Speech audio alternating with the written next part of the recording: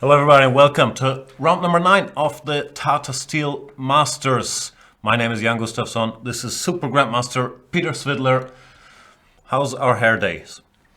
Seems to be better today for some reason. I made no effort to make it better, but it's one of those things. I'm not sure. People will still complain. Yeah. Anyway, we're not only here to talk about our hair, even though that's mainly it. We're also going to talk about the Tata Steel Masters round number 9. Some big pairings.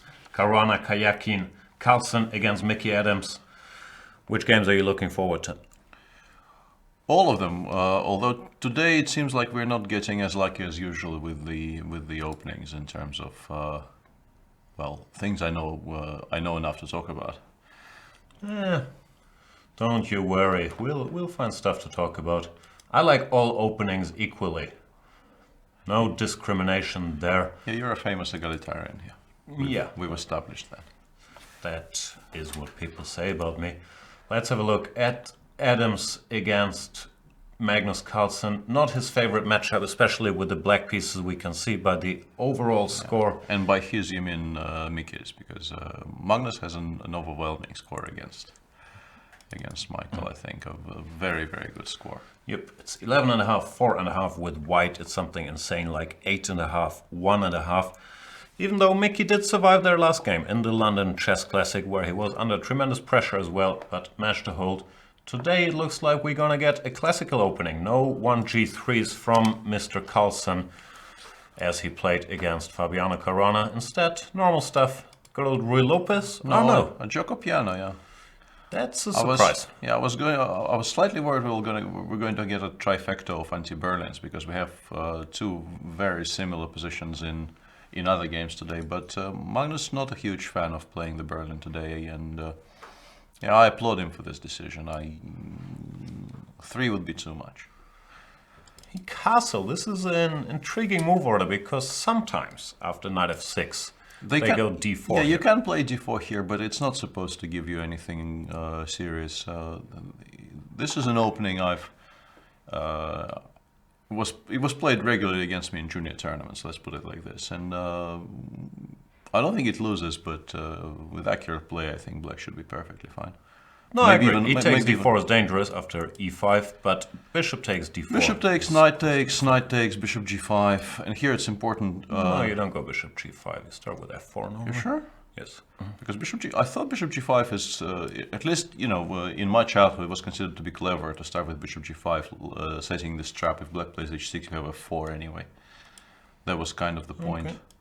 But might transpose to the same things, and even in this position black can play d6, and he did spend a tempo on h6, which is not really necessary, but even this probably is not that bad for black. Okay. Anyway, what Adams did is something that I also have done in the past. If you're afraid of this knight f6, d4, you can start with d6, and that's what he's played, which avoids any shenanigans, but it gives white the extra option. c3 knight f6 d4 though. To play this, yeah. Yeah, and you get a position which you normally do not get in an Italian. On the other hand, this is a position which is similar to knight f6, bishop c5 in the Spanish with the bishop on c4, which probably shouldn't worry black all that much because there's less pressure on the e5 pawn with the bishop not attacking the knight on c6. Yeah, no, this is supposed to be fine, but it is an extra option that white has here, rook e1. It's important to know that d e5 doesn't yield anything because after mass exchanges, black is fine, king e7. At the very least, rook f8 is also possible, I guess. But yeah, maybe king e7 is slightly more careful. Let's see if Magnus decides to go d4 here. I feel that having tested Mickey for this move order, he will still go d3. I think it's more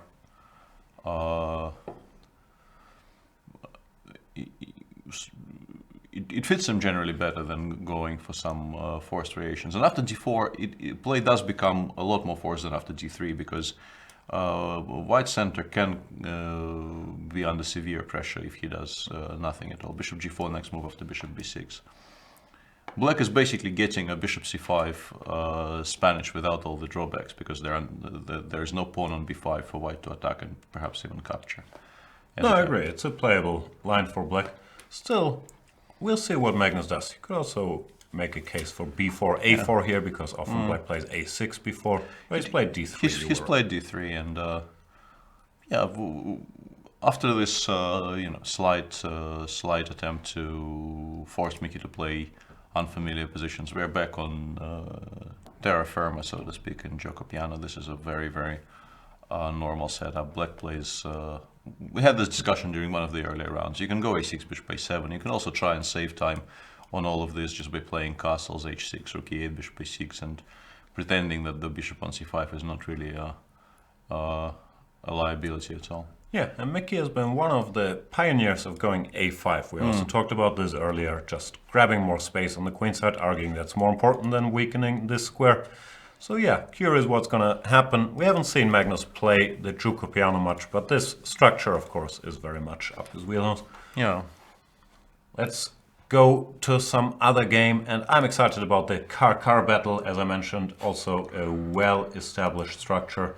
Fabiano Caruana has a good score against Sergei Karyakin. Amazingly, we have this position on two boards simultaneously, if we can believe the transmission. Not sure we can, but for now we're gonna operate under the assumption that everything is correct. This is Fabiano Caruana against Sergei Karyakin, good old anti-Berlin. Yeah. Yeah, we've told the story. Yeah, like London buses, so to speak. Yeah, 7 rounds without Berlins in sight, and now we are getting. Well, it's still not a proper Berlin, but people are threatening it more and more, I think, as the tournament is dragging on, because people are retreating to the safety of things they know and well. Yeah, and know and understand well. Guys getting tired, but you can always play a little Berlin. They, more often than not nowadays, I would argue, go d3, don't allow this endgame.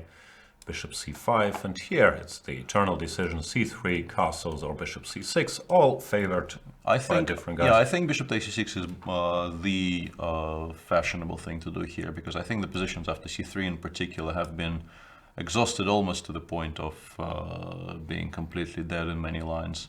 Sadly, I mean, in top grandmaster practice, we need to make this proviso constantly that, you know, when we're complaining about the fact that Berlin is a huge problem against 1e4, we are talking more or less specifically about tournaments like this, where when you play the Berlin with against the Berlin with white, you are playing against people who have played dozens of games with it, they have analyzed it extensively. It's not really a problem at you know, even one remove from the very top echelon tournaments. Yeah, no, I think someone, maybe Mickey Adams, told me that no one below 2750 really has any clue about the Berlin, which is fair, maybe. Bishop takes c6. And many people with 2750. I think I currently have 2750, so I can include myself in that list. Yeah, I have no clue. Bishop c6, dc6. This is an eternal Spanish structure. Black has the 2 bishops, but he has a spoiled pawn structure, slightly spoiled because of the double pawn. And very often, white wants specifically play against this bishop on c8. After h3, it doesn't really have a natural square from where it can do stuff. On e6 is the most natural base, but e6 is also the square where black and main lines would like his knight to go. Yeah. So it's tricky to play. Yeah, I think in many cases black just forgets about this piece for a while, and exchanging it for the f3 knight also has its own drawbacks, of course, because then you have sort of the same light pieces are left on the board, but white has a slightly more mobile, slightly better pawn structure. So at least statically, white has a slight edge. Yeah, a lot of theory even attached to this. Knight b2 is one of many played moves here, castles, but knight b2 is a trendy thing. I believe that Vichy sort of brought this into fashion by getting an overwhelming position against Giri in Bilbao.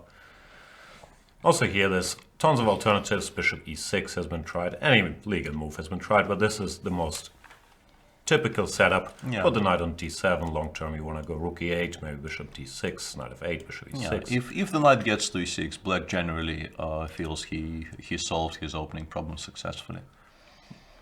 Yeah, I'm trying to do some research, because it feels to me that there probably is something weird with the broadcast, because this is a very, very specific position they have on the board by move 9, and to have 2 games which reached it at the same time as well, at least timings would have to be slightly different. But Yeah, for now we have nothing to disprove this. So everything we said about the Caruana-Karekin game still also applies for now to the game between Wei Yi and Navarra, which seemingly has exactly the same position on the board after move 9. They even played rook e8 and bishop d2 in this position on both boards. We'll hopefully find out if anybody in the chat knows if this is the actual position both games. Please fill us in. For now, we're just going to explain the chess part. Whatever game this is, queen e2 is sort of a fashionable approach, not determining which side white is going to castle to, which can be a little tricky for black to meet, because in some lines, white in fact does want to castle queenside and push his g or h pawn up the board. Yeah. So black is left a bit guessing what setup to react to, because you don't want to push your queenside pawns and then you see white castling kingside and you left weaknesses. So it's a tricky little line, and that's the position they apparently have in Wei Yi against Navarra, this Wei Yi Navarra, and one move further in Caruana-Karekin. Yeah. But as we said, some doubts.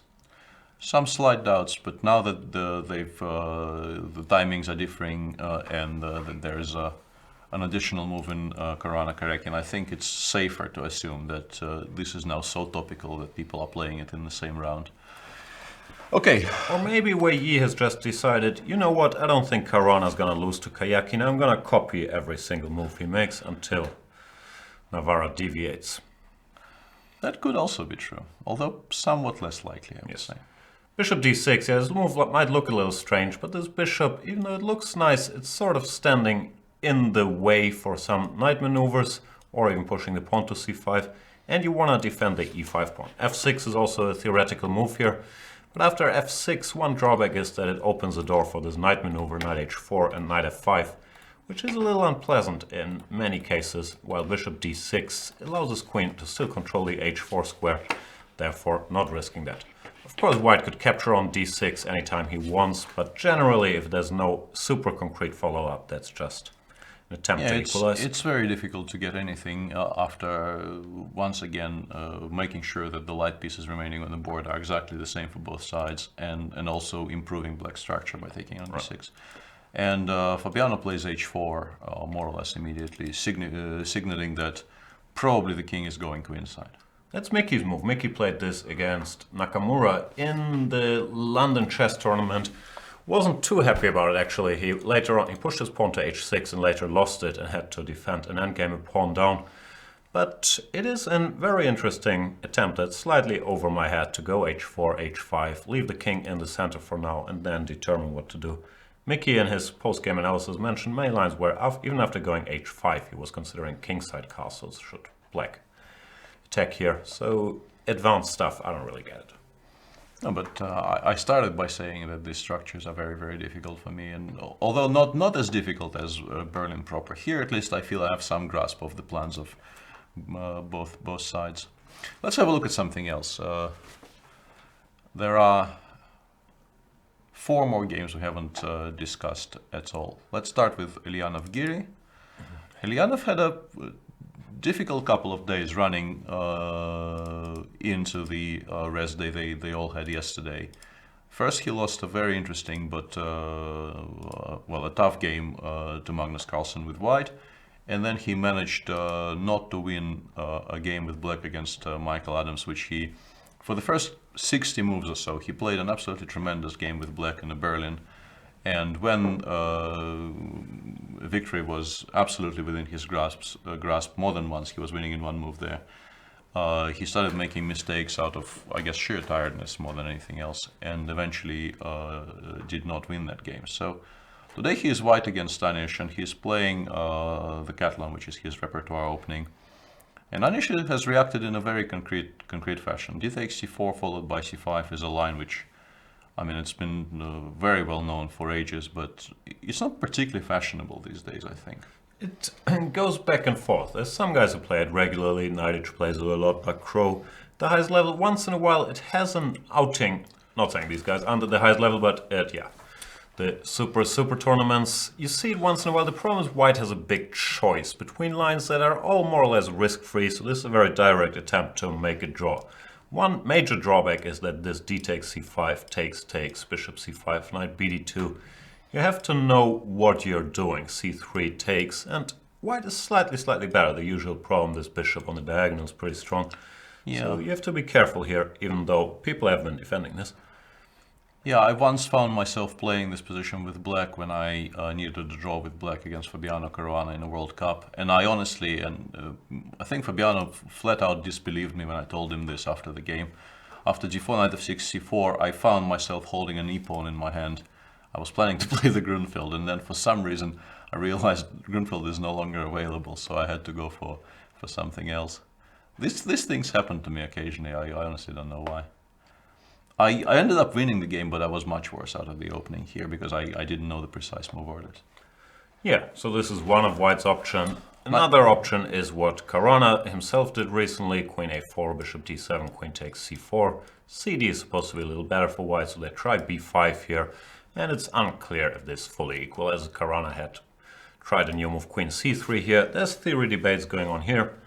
There's also knight e5. That's the third option, knight e5, bishop d7, Knight a3. knight a3. This I actually played with white against Okay. Arkady Naiditch in a previous World Cup. I think in '09 that was. I think I lost a game with white where he introduced an interesting novelty somewhere around move 15, and I also had a good position once, I think, in that match. And Elianov played knight a3, which is, I think, a slightly rare move order, because compared to knight e5, if you do this, you're not forcing black to waste a tempo on bishop d7, right? There were very specific pros and cons. Sometimes, well, black has to decide what he wants to do here after bishop c5. Sometimes white doesn't go bishop f4, but I believe they've dabbled. Sometimes white goes bishop f4 and then rook c1 first and only knight e5 later. So it is an independent line, but it's the fourth most popular move by a long shot in this position after dc, knight e5. And Anish continues blitzing in reply, so Anish knows stuff. yeah. It would be very strange if he didn't really know his theory, even after what is not the most popular move white can make in this position. So we'll keep an eye on this. In the game between... Oh wait, let me briefly interrupt. Quick shout out to the chat and the people watching us. Since I'm always freaking out, can people hear us, see us, is everything okay? Give me a quick feedback that the sound is fine, our ties are fine, our hair days are fine, all that good stuff, and I can rest much easier. Was that English? Yeah. That was English-ish. Rest much easier. Nah. Sorry, which game do you want to go to? Just, yeah, Luki against Wesley on... Oh, another position I've played. Yeah. Fashionable Ragozin, and there's many very sharp lines. CD, ED, bishop g5 is the main line played in this game. We've seen queen a4 check earlier in this tournament. The immediate bishop g5 has its own theory. But after bishop g5, h6, all the sharp lines start with bishop h4. When black has a white choice, once again, you can go for the immediate c5, you can go g5, bishop g3, knight e4, knight d2, that's a trendy line, and so on and so forth. You can start with knight bd7, but white has an option if he doesn't feel like discussing theory, comparing notes, to play it more safely with bishop takes f6. Luki Boy has a terrible score against Wesley So, as we can see here. 1-5, lost 4 games, never beat the man.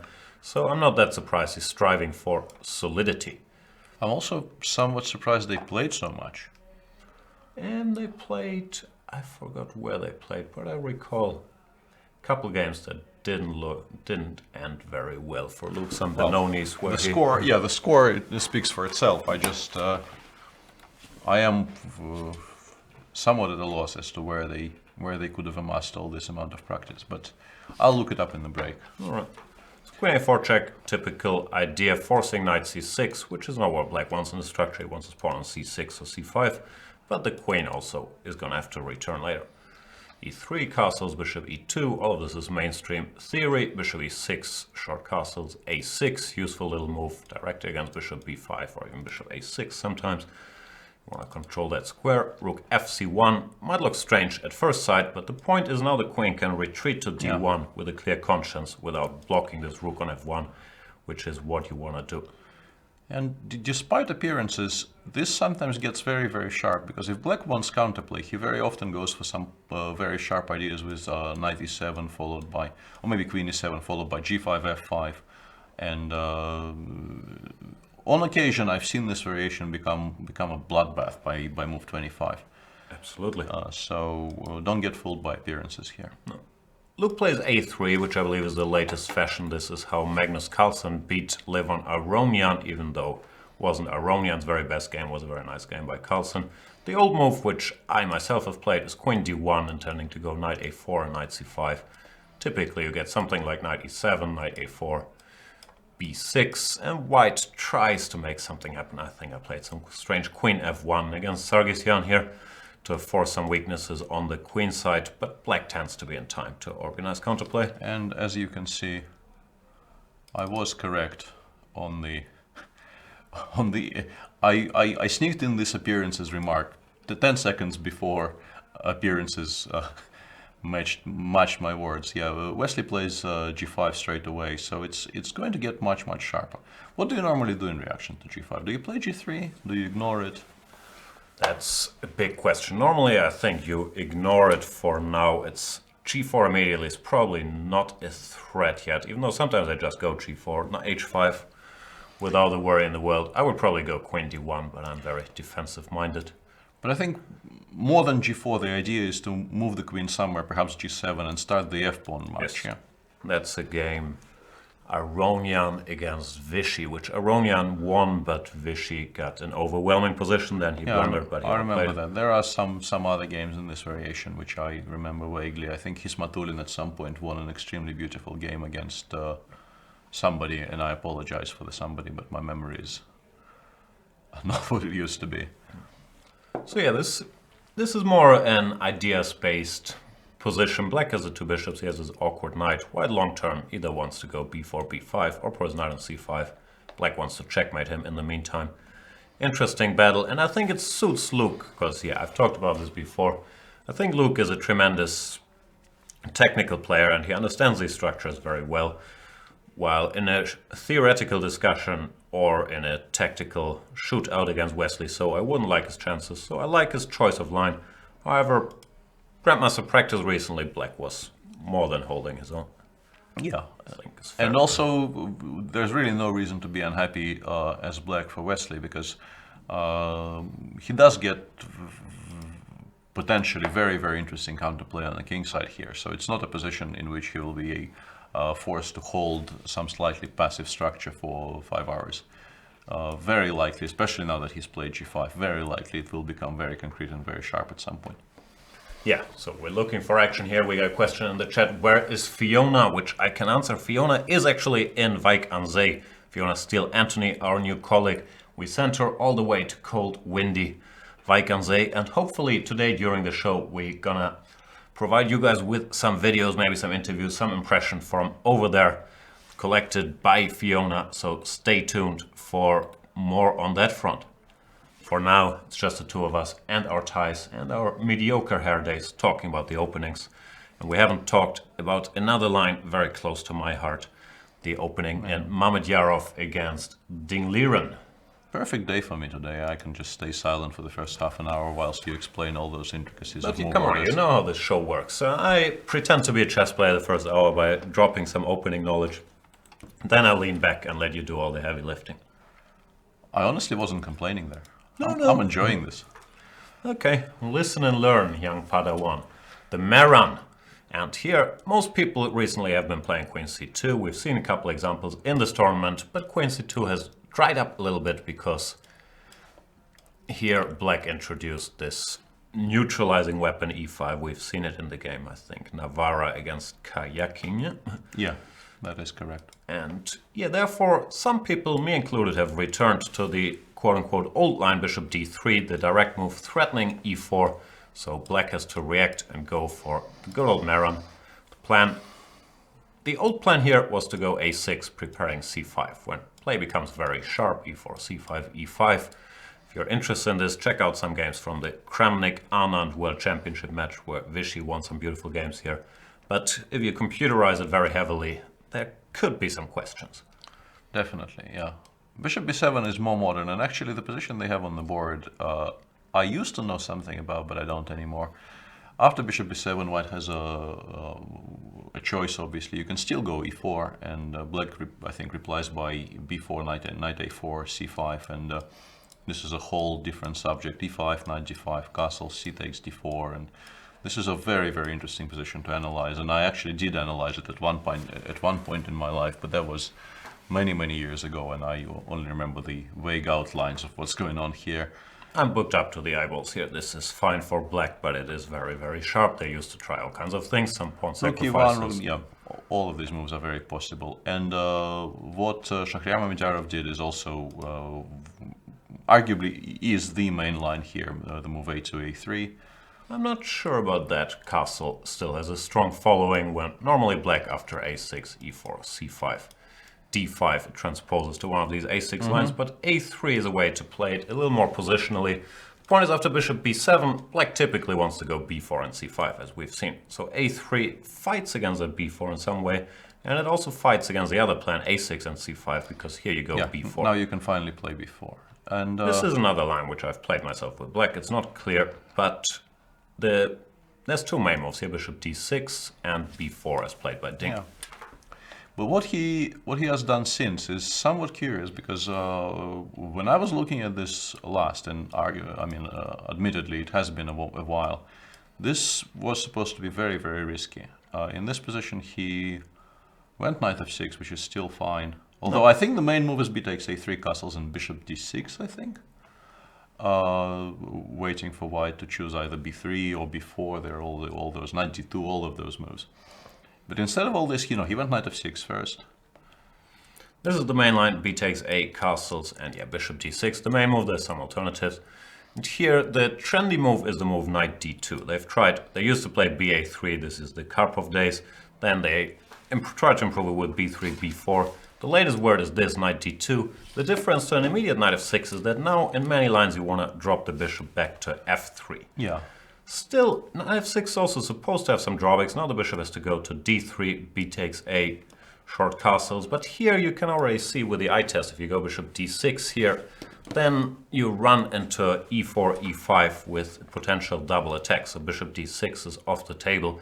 I believe what they try to do here is take and then play bishop to b4. Yeah, this I vaguely remember. And instead of this, Ding played a5 straight away. That's also legal. It tends to lead to the same position. There was a game in some of these positions where white just played d4, d5. Yeah, it's an old Magnus game. I believe it was after bishop b4, not against a5, but I could be wrong. This has the potential of becoming very, very crazy if both players want. It could also dry out and lead to mass annihilation on the queen side and a draw. That's what black wants. Yeah. Like, play bishop b4. If you manage to get in castles and c5, even returning a pawn, be it the c pawn or something, you normally equalize. So white wants to do something very direct about it. Either bishop a3 long term, it's fine to, even if you're pawn down, exchange the dark square bishops, try to control the c5 square, and this structure, as some model games by Gelfand and so on, is dangerous for black. So white has to decide what he wants to do here. I believe there's plenty of theoretical moves, queen c2, queen b3, e4, knight e5, maybe d5, I would have to look it up. I analyzed this quite deeply in the old days, and we decided that this is dangerous for black. Like, I wouldn't be able to recall a thing here now, but I'm slightly surprised that Ding is going here. Yeah, that was my impression as well, because I thought, and once again my knowledge, so-called, is very old here, that there are safer ways to navigate this position. But Ding is a very, very concrete player, and he also, I think he brings that approach to his opening play. Taking on a3, b2 and playing a5 is, well, you could argue that this is maybe the most direct way of dealing with what white is doing. You grab the pawn and you say, I've analyzed it properly. The best you can do here is recapture it, exchanging everything. Yeah. And this holds. I don't think that's true though. Like, could turn out not to be true, but that's the approach I believe he's going for here. And we'll see if his preparation is better than Shahryar's, because as we continue mentioning Shahryar, who I think began as a kind of a wild diamond, he was always supremely gifted as a chess player, but I don't think he worked on chess very much in his early years. But now the Azerbaijani players, they have a lot of support, and they have a lot of coaching support in particular, and I believe he is in Vaikanzev with Alexander Harifman, one of the best theoreticians around, one of the best. He has tremendous amount of general knowledge, fantastic analytical abilities, and I see his influence in what Shahryar does these days a great deal. Yeah, we'll stay tuned. This is exciting for the theory nerds amongst us, but bottom line is, even though white is a pawn down, he's not risking anything here. Black is trying to equalize. Yeah. Mickey Adams, in the meantime, has played a5 as we sort of predicted, even though under different circumstances. Yeah, it's slightly different because he only did it after white played a4. h6 might look strange here, but it's a very typical move, because if you castle in this position, you have to be ready for all sorts of mayhem. Like, typically, you still go g5, but in this particular position, if I'm not mistaken, even this piece sacrifice is a very serious option.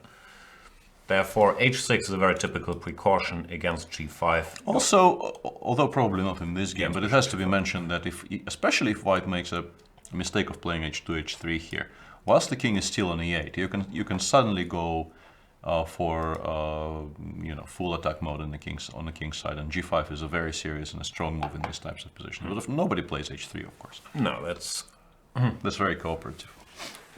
Kind of well known, even though in that particular position, who knows, but Magnus never going to do that.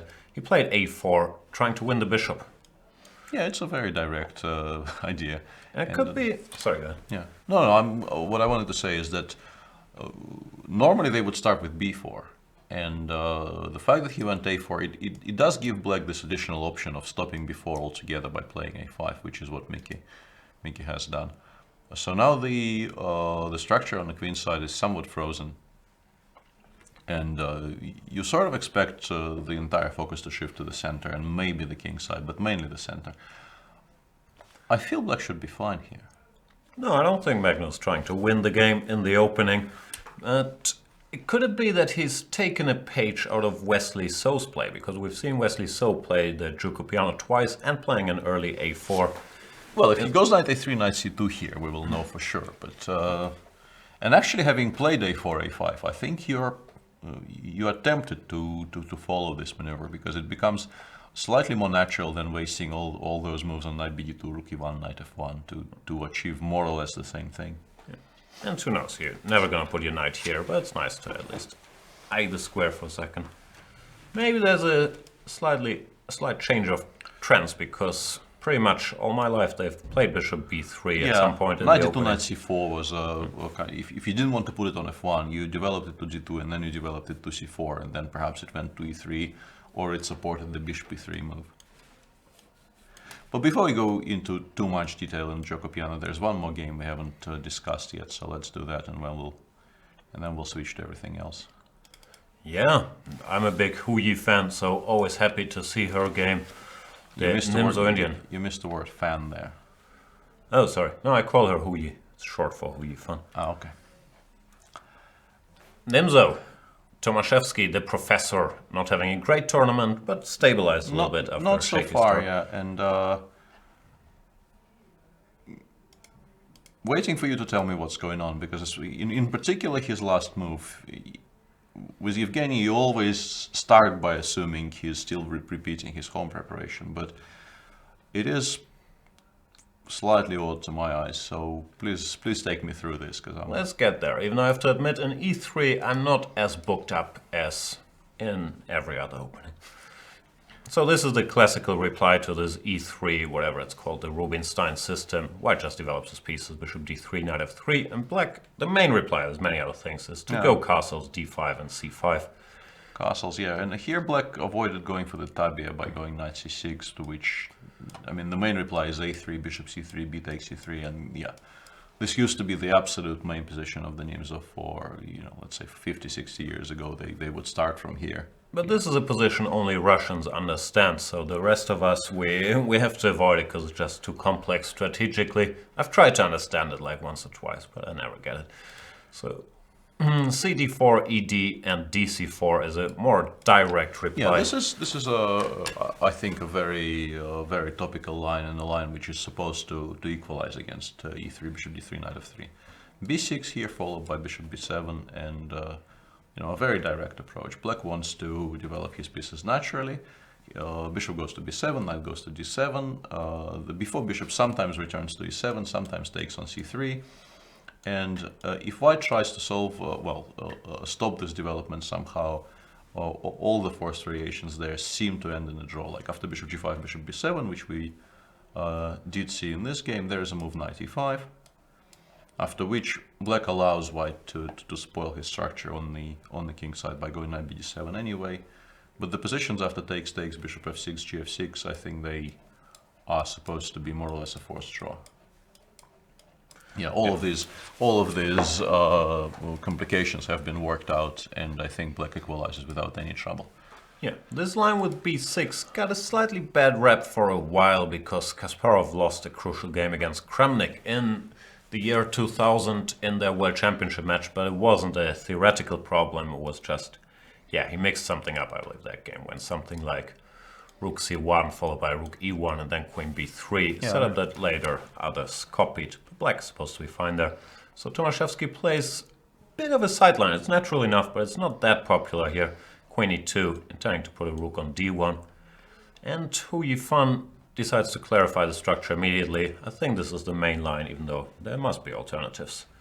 Yeah, there's definitely alternatives, but this is what they generally do, I think, in this structure. They take on C3, place their knight on D7, play Queen C7, and claim that despite White having the two bishops, Black has enough counterplay against the hanging pawns in the center. And, Black's structure is obviously extremely solid, no weaknesses, no targets immediate targets for attack anyway. Yeah, and I have to admit, Tomaszewski is blitzing, so all of this must be his preparation, but I have to admit the next three moves are a little confusing to me as well. Normally when you see this position, they go for something, like sometimes the bishop goes to b3, but normally they play something like this. And you get a slow maneuvering battle where Black is supposed to be okay often. The queen coming here is an option, sometimes bishop h4, knight h5 is an idea. All of this has been seen and is supposed to be playable. But Tomaszewski went for a plan that, at least to me, is news, but as I said, I don't follow this line so closely. Knight to d2. Rook c1, knight g5, and now he stops the idea of knight, well, doesn't stop knight f4, but takes the sting out of it, so to speak, by playing f2, f3 after knight g5. Slightly confused about knight d5 already, but one point of knight d2 could be that this typical move here, knight h5, is no longer possible, stopping the bishop from coming to d3. Yeah, this must be a large part of the reason for the white setup. So Hu Yifan played knight d5, which, yeah, I'm not 100% sure about. Like, if you can get here, it's fine, but generally you don't want your pieces set up that way. You want this bishop to breathe. And f3, as you mentioned, stopping knight f4. Well, not really stopping it, but it doesn't really make much sense because White can just play Queen e3 or Queen f2, any of those two moves. And g2 is not hanging. I don't know. If White gets... what does White want? I was going to say if he gets a move for bishop b3 or bishop d3, but bishop d3, f knight f4. Yeah, I was going to say knight e4, but after knight e4 as well, knight f4 gains in strength because the bishop on c4 will be hanging. I'm not entirely sure. Maybe bishop b3. Yeah, arguably followed by c4. If White does manage to expand and get the pawn to c4 without losing any of, well, not losing, but I mean trading for a knight any of his two bishops, he probably should be slightly better. And Hu Yifan, after some thought, goes for a very direct reaction. She goes e6, e5. Scary move though if you're playing against your opponent's home preparation, which you always are if your opponent has 138 on move 15 in a complicated position.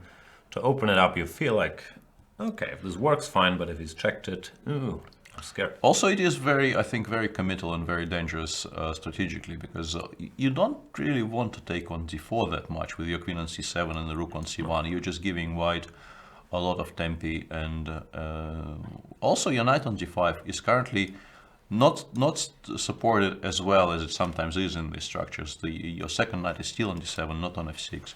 So after something like knight e4 here, for instance, if black complies, which she would never do here, and takes on d4, I think her position is already very, very critical because, yeah, her pieces are misplaced. Bishop takes d5 is a huge threat. You can't really. I mean, queen b8 seems like it's maybe the only move, but after even something like bishop h4, queen d2 intending, bishop h4, bishop g3, I would say white is, has a tremendous advantage. I wouldn't really feel completely ridiculous saying white is close to winning here. No.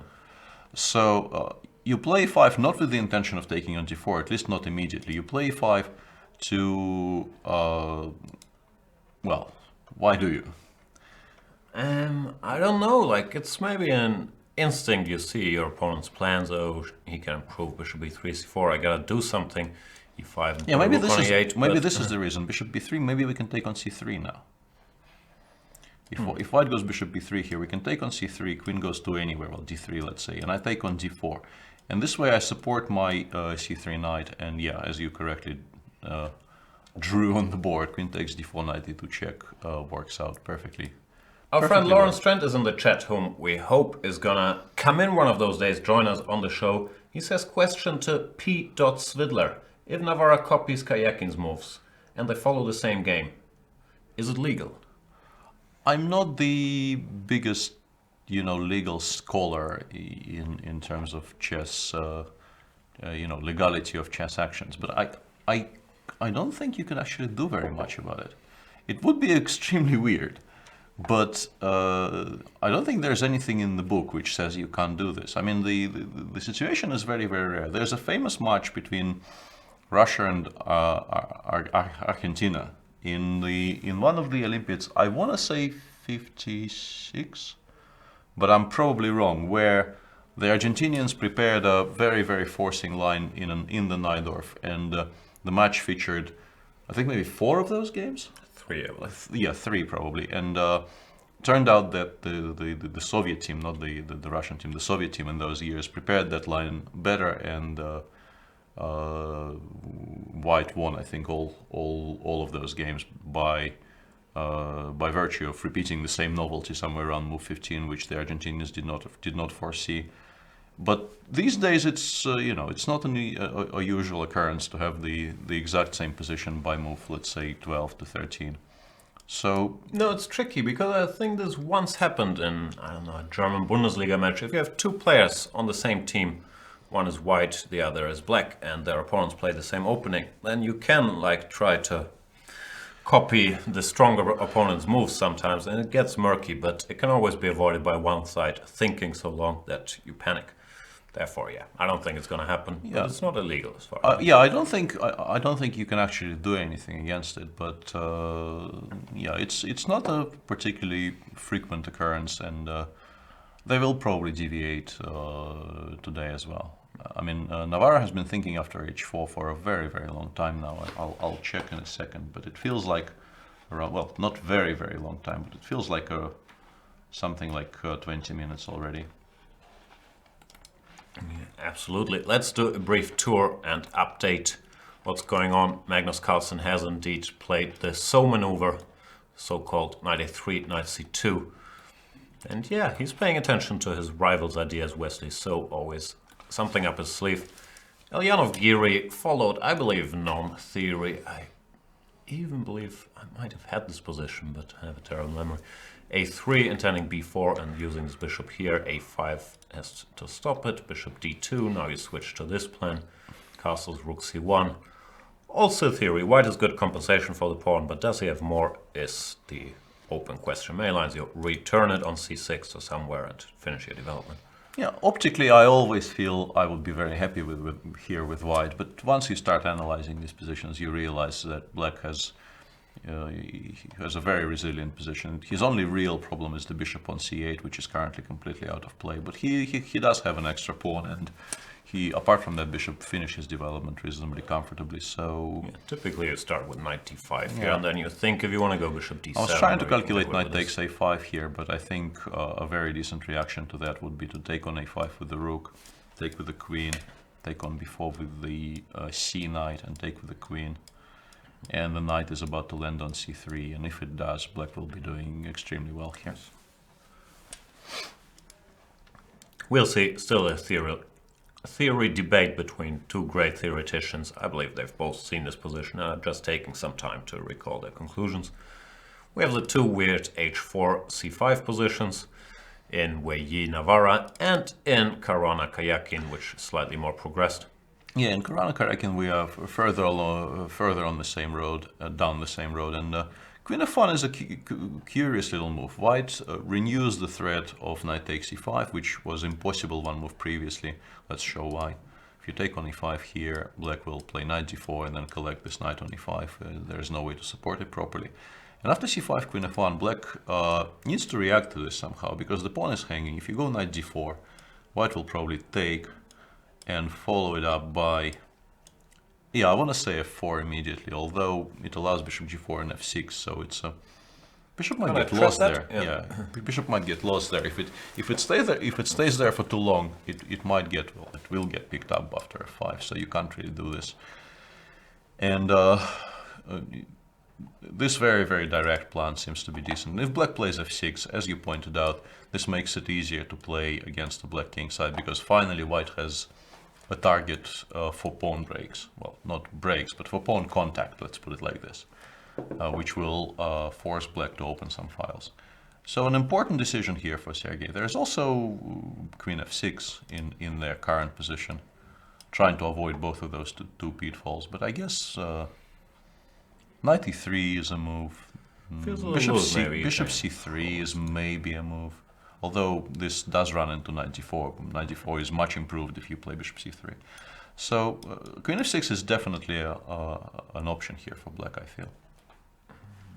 Yeah, if I do something too clever, then you jump somewhere. Yeah, I think knight h2 might be a bit too slow. Although it probably is the move white will very heavily consider, since I don't really see any other options which make much sense to me.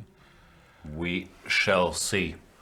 And the Van Veli's Wesley So game also develops along typical lines a3, g5 we've talked about. Queen d1 is a standard maneuver, intending knight a4, knight c5, and black meets that either with b6 or with a more ambitious plan, which So is playing, to go rook a d8 and then put this bishop back. You don't want to exchange on c5 because... Why can't I do this? Because black to move. You don't want to exchange on c5 because this bishop is sort of your pride and this is your main piece right now, and you probably play knight e7 here because knight takes a6 is in some positions a threat. Maybe not immediately because there's bishop takes h2 in the end there. But let me just show. Yeah, it feels like white is winning a pawn, but he's not actually. So even this, some people would argue there's compensation here, but probably. Yeah, there's definitely compensation, but you don't really want to do this with white. It's a full exchange. No, still. As you say, this is part of the plan anyway, to use this knight on the king side to go c6 if needed. But queen b3 right here actually poses a serious question, because b7 is hanging. It's I think in this position it is a serious threat. Although maybe you could argue black could ignore it, let white take twice, and then go rook b8 takes b2 and pretend he has an active rook, which will give him additional counterplay. But defending this pawn on b6 is not trivial, because you don't really want to play b5 and give white an entrance on the queen side, and b6 loses the a6 pawn. Yeah, I'm trying to think if we could already spice things up with g4, but nothing direct, so maybe we have to improve the move order a little bit. Not sure how though. 97 feels right. Yeah, it does have the correct feel, so to speak. Here, you want this knight closer to the queen side, to the king side. And you could start with queen g7, hoping for immediate play with f5, f4. But then this is hanging. Yeah, first of all, this is hanging. Also, queen b3 becomes more of an issue because, well, if you play f5, g5 will actually be hanging this check. So, queen, I think, is quite well positioned on f6. You don't want to move it too early. So, yeah, knight e7, queen b3, and I'm sort of wondering what the plan is here. I've seen games, but I don't think it works here, where black goes b6, knight a6, and tries to push c5. But here I can't make it work because you just take twice on c5. I take twice on c5, and it seems to be completely winning for white. Yeah, I can't do it. Not gonna be able to do that. That's correct. Yeah, I'm not sure. Yeah, let's. You can take and you're not losing, but it's really not what you want. Like this position tends to be just better for yeah, white. it's a form of a micro resignation. If you play g5 and then you're forced to make 3 defensive moves in a row, culminating by bishop takes c5, it means you've misplayed it quite badly. Because if you wanted to take on c5, you could do it without ruining your kingside first. Yeah, I'm slightly, maybe g5 is correct, but I'm slightly curious about the order. Could be that normally they start with knight e7 and then do something else first, but I'm not 100% sure. So yeah, some interesting challenges ahead for Wesley. And the Maran is progressing merrily towards something. We're not sure what. All looks still very, very familiar. I wish I could check my notes, but it's not allowed during broadcast. Not at all. Queen b3, hitting the bishop. Bishop b4 is the idea. And bishop a3, as mentioned, this exchange favors white. There's also queen takes b7 if white wants, Might but win I think directly, but queen a3 is also strong. Well, not win is strong. Bishop d6, king e7, but yeah, it's an option. But yeah, I also have a feeling I've looked at this precise position they have on the board in the mid-aughts at some point, and I of course remember nothing at all. No, I've checked this in great detail, but I can't remember a single thing. What I do remember is a general conclusion that this was dangerous for black, but I don't remember if it was because of queen b3. Anyway, c5, dc5 is one obvious choice, bishop b5 check is another obvious choice. There are awkward check. There are other moves, but I think those two must be the main focus, because allowing black to castle would feel strange. Yeah, this looks very normal, and yeah. Probably Knight king d7 doesn't work because here, Yeah. this you don't even want to contemplate. No, this is too painful So for the words. king has to go. Probably king e7, I think, and after dc5, maybe something like queen d5 or bishop f3 and queen d5. Yeah, that last one feels like it might be okay. Takes. Well, maybe you have some intermediaries Thinking here. if I can take on b4, but let's show this first. Queen d5. The endgame should be equal. Bishop c4, queen c5. Even queen takes c5, yeah, or check and then something, rook hp8, I don't know. But yeah, queen c5 is the simplest, and it does feel like black is getting out of his corner here, and if he does, he shouldn't really have too much of an issue. No, play probably continues some move, but yeah, I agree. Play generally continues, but the assessment should be black should survive this. So maybe there's a threat and white has to react. No, some knight e5. Knight e5, queen d5 trades the queens off straight away, which should, well, I wouldn't say favor black, but black will not be unhappy about this development. Yeah, curious position, but we can take here, hoping for takes. cheapos. Oh no, we can't. I was going to go rook a5 and resign after queen a5. This idea. That's a plan, yeah. It will work exactly as described. Yep. Nah, then I think it's too sure slow. I believe it, yeah. Too slow, because queen b6, rook hc8 comes very fast. Now dc5 looks very natural, but maybe this check, as strange as it sounds, is premature. Yeah, I was wondering the same, but how much does it change if we start with dc5? If I do the same, yeah, I probably can't do the same. Yeah, queen d5. No, I would check on a4, which I'm not sure is good, but at the very least There's actually plenty of moves here which I'm extremely worried about. Yeah, it looks risky. I don't see how I lose, to be honest, but yeah, I'd be extremely worried here with black. After dc5, I guess you could maybe try to just simply castle either immediately or after the inclusion of bishop f3 gf, I don't know. Castle and pretend that, nothing drastically bad has happened to me yet. But what I wanted to point out once again is that I quite like this as an opening choice for Ding, because I think he is a very concrete player, and he is playing a line where analysis and your ability to calculate will, dominate. Will determine the outcome more than anything else. Then again, also not territory that Schuck is very averse to. No, not at all. Yeah, I don't think anyone is unhappy here, but it is a position where you feel there could be a concrete answer available, and if one side actually knows the answer, it's easier to be that side. A lot of action we missed in the chat. Our friend Lawrence Trent says he's gonna visit us if we wear more colorful ties. that can be arranged for you, Lawrence, even though I'm not sure we have as much pink stuff as you do in our wardrobe. I have some. You do? Yeah. Okay. No, we're actually very... Ilya Zaragatsky is also in the chat. He pointed out there was another famous match copying moves, including Grandmaster Darren Brown, whom I've never heard of. Sorry, Darren Brown. Have you heard of Darren Brown? No. Doesn't ring a bell. And Lawrence is also talking about the Gibraltar tournament, which is starting today. Open tournament where Vishy Anand is the 3rd seed. Yeah, that is... I think this is even somewhat weirder than the fact that Vishy is playing an open tournament. I've seen somewhere a figure of 23 years mentioned. I haven't fact-checked it, but this is what they say is the time that passed since Vishy last played in a proper open tournament. But the fact that he is finally playing an open tournament and he is not in the top 2 seeds of it is I think even more remarkable. Number 1 seed there is Hikaru Nakamura, and number 2 seed is Maxim Vachier-Lagrave, and they're both like 2 and 1 points ahead of him on the rating list. So it's very tight at the top there. Very interesting tournament, which we encourage you to keep in a separate tab and have a look at the games, because lots of very exciting players are playing there.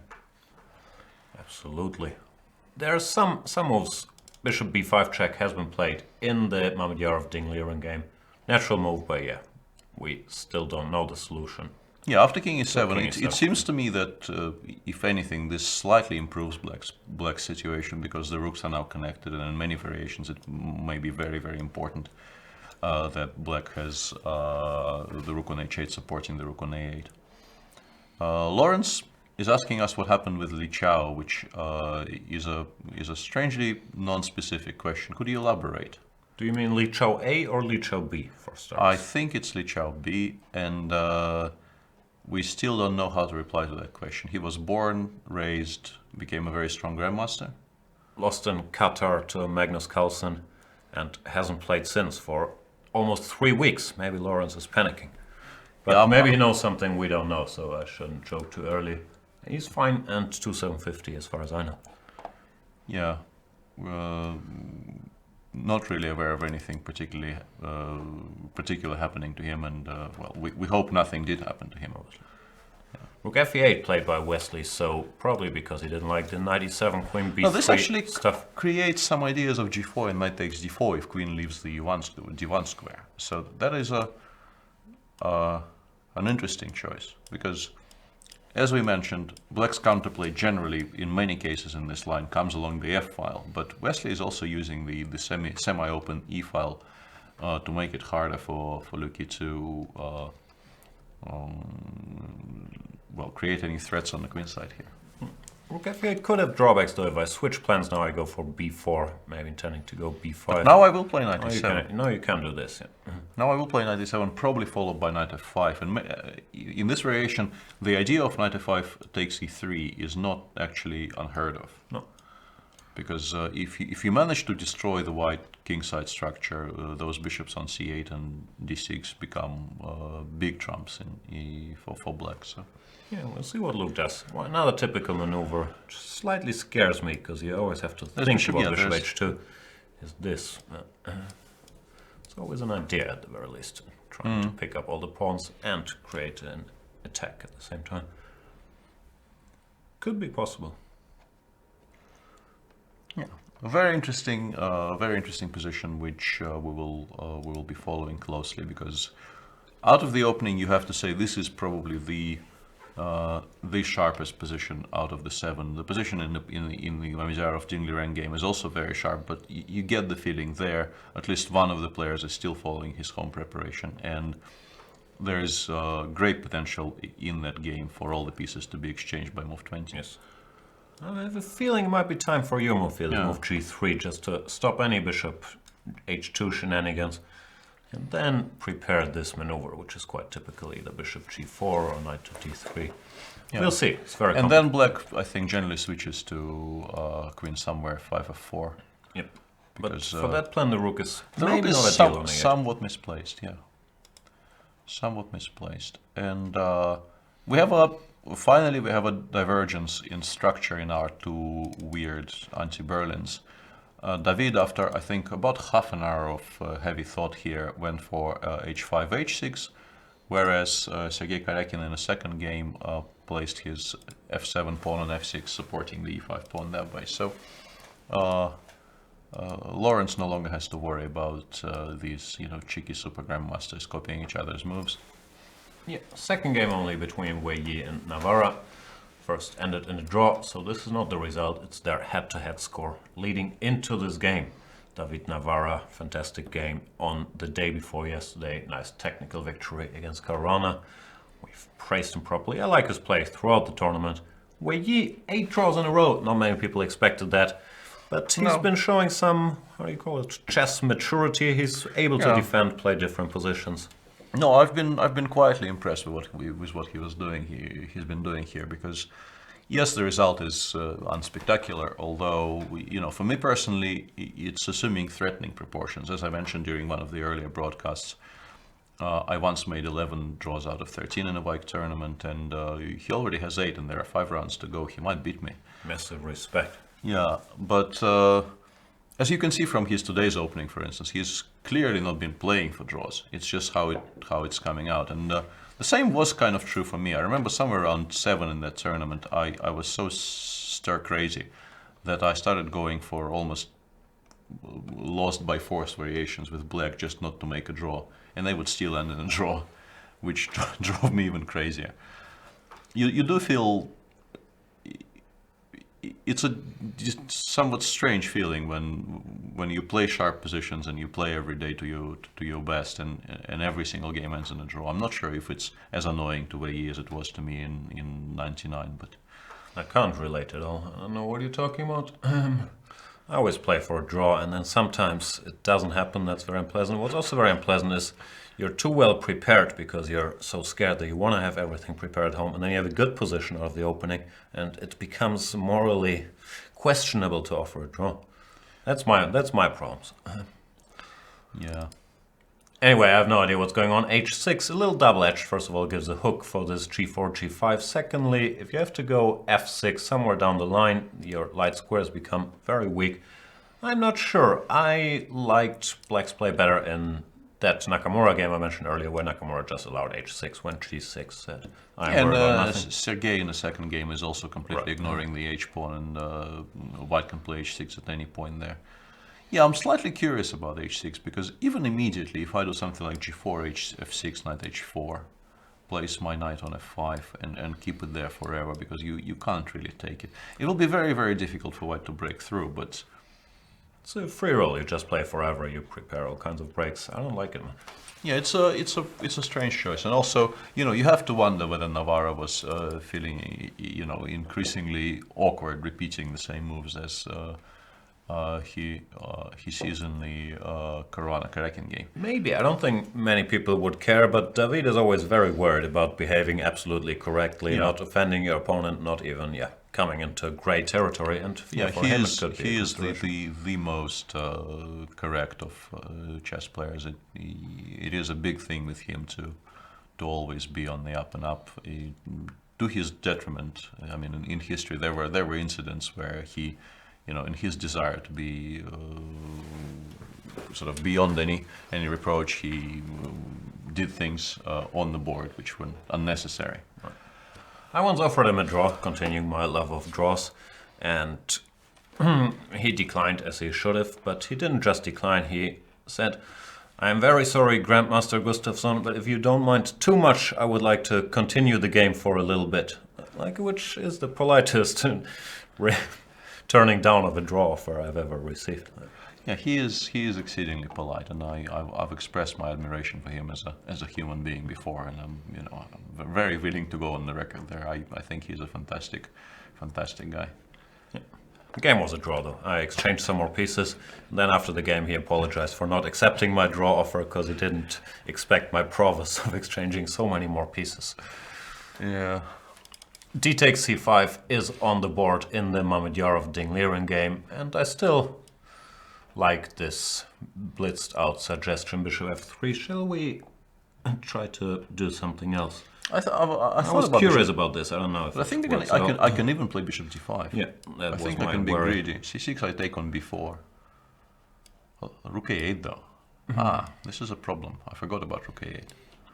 I'm bad Oh, at no, counting no, pieces. sorry, queen This b3. is Yeah, just sorry, winning it. bishop b3 is just winning. Sorry, and if queen b4, queen d6, black also emerges with a healthy piece up. Too many pieces. Yeah, so does not seem to be working to my eyes. Does not work. Yeah, and Tricks. if you're forced to go, well, black is to move, and if bishop d5 is winning, you really should not be looking for a better move here. I'm looking for tricks, but I always lose a piece with all my trickery, like bishop a3. Yeah, takes and queen c6, d6. Queen d6 doesn't help. There's no tricks. Rook a5. Rook a5, no, queen a5 might be a problem. Nothing works. Very sad. Bishop b3. Bishop might also b3, be a c6, queen problem. d6. Yeah, actually, it doesn't really matter that much. Yeah, it does seem, at least for unplugged all does, that bishop f3 followed by queen d5 should be a reasonably clean solution here for black. Maybe the immediate queen d5 is not even much weaker, but it does seem that playing bishop takes f3 solves black's problems mathematically, so to speak. In the chat, the Trendmaster General is saying there was some talk about controversy involving Li Chao.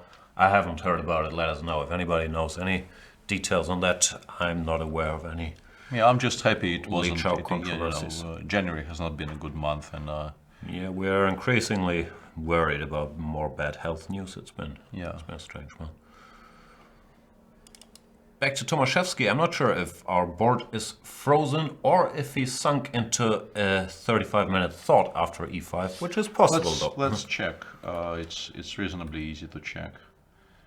27 minutes and counting, but he does like to think, and also e5 is not really the most obvious move in the position. I think, we mentioned it's extremely risky positionally, and probably was not the focus of his investigation here. So it's understandable that he is now taking some time here, because suddenly his position optically looks very, very promising, but you don't want to spoil it by a hasty move. Yeah, now you need precise moves. It's no longer general regrouping. Rook f1 looks very logical, knight e4 looks very logical.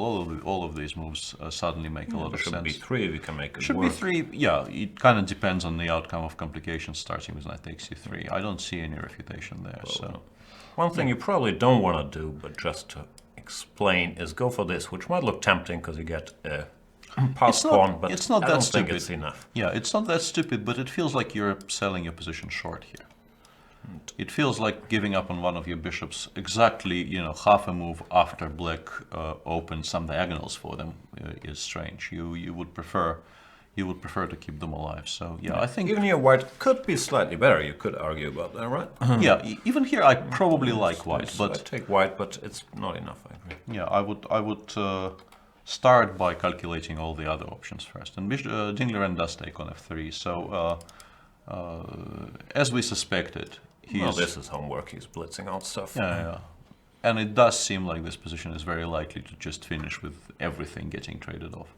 I'll check my notes in the first break, because I'm very, very curious about this, and I know I very seriously, for my standards, analyzed this position and thought black can't get away with this, so I'm very curious. Lucky Boy has played rook c3. That's a useful move. Typical move here, yeah. Brings the other rook potentially to c1, which is a decent square. Supports c3, which, as we mentioned, sometimes becomes a target of black's counterplay. So, yeah, all very solid and natural by both of them.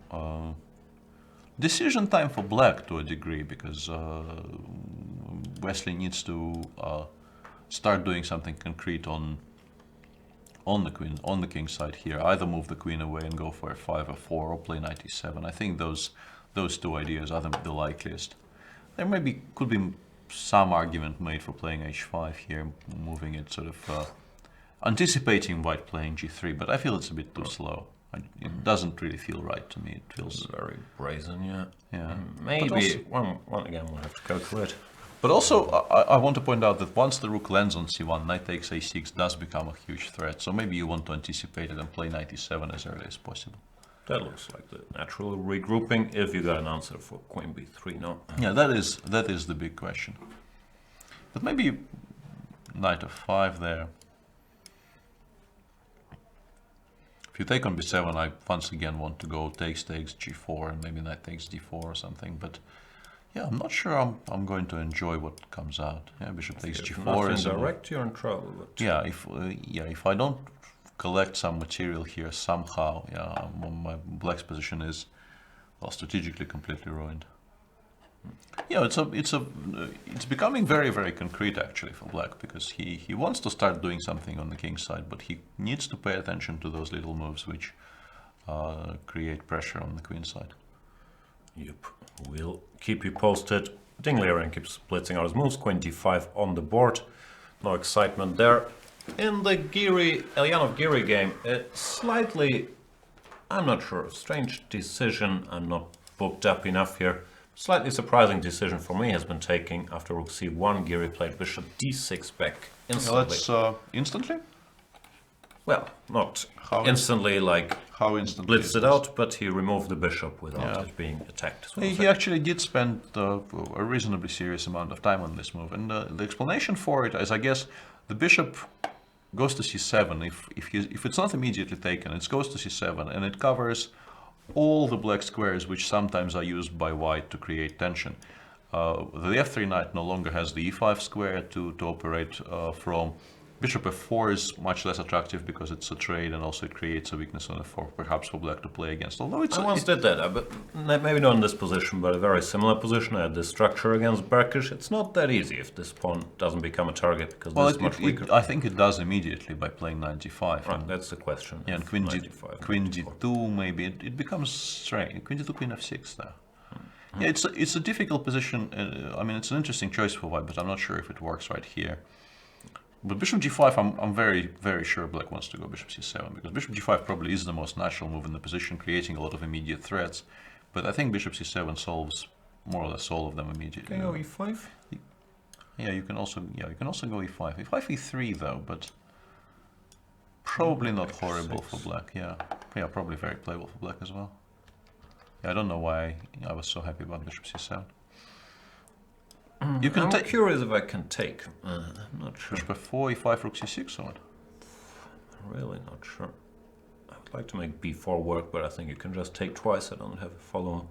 Well, if black gets e5 in, let's say a b4, e5, e5, knight e7, followed by knight g5. You could actually start regretting your decisions somewhere around here, because black is a pawn up, and it's a healthy central pawn. It's not some weird outside pawn. It's a very healthy one. So if the knight lands on d5, bishop goes to f5, or I don't know, g4 or d7, any of those squares, black is just better. Yeah, too slow, too weak, too slow. And yeah, let's look at this stuff. e5 looks natural. Yeah, well, and the only way to justify it is to take on c6. I guess queen takes. Yeah, because bc, even bishop e5 is tremendous compensation. Bishop e5, yeah, I think. Knight e5 looks good too. Also knight e5, yeah, also looks interesting. Yeah, queen c6, bishop e5. I have a feeling white is not worse, but he also should not really be better, because it's only one pawn for the exchange. And yes, he has beautiful bishops, but black really doesn't have any weaknesses left. Knight takes d6 has been played by Pavel, and now is a curious question. He goes e3 straight away. Oh, that also makes sense, of course. e5? I was kind of wondering about that, because this is always tremendous compensation. This is fantastic for white. Fantastic as in never worse. I'm not sure if white is much better, but definitely never ever worse.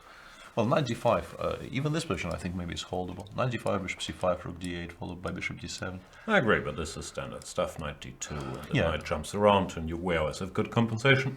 Yeah, but white will enjoy himself here. So e3, main move I think should be e5, e takes d4, and there's lots of moves here. Bishop g4 is a move. e4 is a move, bishop g4 is a move. E takes d4 is also a move, but I'm very interested about bishop g4, because it's a very concrete attempt to sort of refute what you're doing completely. If white takes on e5, let's start with the simple stuff. d5, knight e5. It's actually, I think, very awkward for white to unpin himself. I can't do this because we're losing a piece. And yeah, bishop f3 is already a threat. This does not seem to work. And a3 you can probably just I can take on d4 with, well, more or less anything, to be honest. I let's would say probably queen prefer with a takes, knight. takes. Yeah, queen b7, rook b8. Only black can be better. You get Also, this we pawn. blundered knight e2 check here, Yes, which was yeah. winning on the spot, so this is not really legal at all. And seems like Fiona arrived at Wyke, so we might start getting video material at some point later today. Very curious. Our roving reporter has roved all the way to... Yeah. Let's do a very brief tour, then we'll go on a quick break to check in with our roving reporter. I think we also have a video by our friends Miss Strategy and Miss Tactics giving you some impressions from on the scene. So we're gonna play our favorite game, Peter Svidler, quick evaluation. It's your favorite game, should be around equal. Yeah, maybe it's your favorite game. I actually quite like this position for black. Not the Adams position. This is fine, but here I start feeling that, you know, if e5 bishop g4 works, black is very comfortable here. I probably prefer white slightly in this one, and will probably go for close to equal in this one. I like this setup better for black than the one chosen by Navarra. I have no idea what's going on here. Am I allowed to use this as an evaluation? Yes. I will be using it a lot then. Should be a draw. And I like white here. Thank you guys for watching the show. Become a premium member to get the full Chess24 experience. We're gonna be back in a couple minutes. Stay tuned. See you guys soon.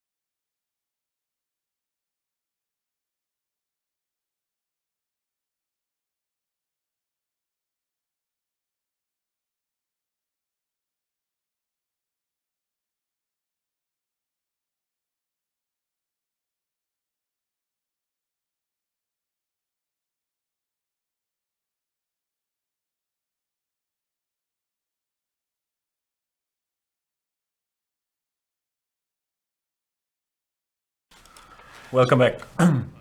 Seems like we expertly made you watch the video of Miss Strategy and Miss Tactics without audio. So there was a link posted in chat if you want to rewatch it with the sound on. But I think guessing what they're saying was the purpose of the exercise there. It had subtitles for the first 8 seconds.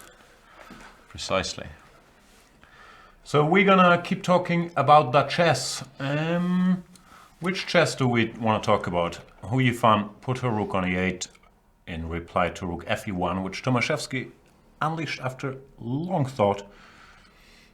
Is she threatening he takes d4? I'm not that sure. Not yet, no. I think it's just protecting the e5 pawn, and also, as we pointed out earlier, taking on g4 and including the rook on c1 forcefully in the game is unthinkable. So black needed to do something with a very direct threat of d takes e5. Yeah, her position is very, very risky here, I think. Even, I'm trying to think if bishop b3 has gained strength by the inclusion of rook e1, rook e8, and it's unclear. After knight c3 I can play, queen c4 might be incredibly strong here, potentially. I don't know, maybe not. If you take, I take with a knight, eg4. At least, at the very least, I have bishop b7, but it might not be enough. And after knight d6, there is rook e1 followed by bishop d5, which might hold. But bishop b7 might not be that stupid. Although it does feel like maybe black will be able to survive this, just something like knight c5 here. And yes, white does win the exchange, but it's an exchange for 2 pawns. Even just rook takes, right? Yeah, rook takes and rook e7, bishop d5 or something. There's a knight d3 threat. Yeah, I'm not sure if this is the best approach for white. Just before we go very deeply into this position, the Mamedyarov-Dingler game saw a lot of simplifications there. So yeah, Ding did play bishop 3 queen d5, and Shah replied by taking on g5 and going bishop c6. Ding is still playing very, very fast, so even this probably has all been analyzed by him properly.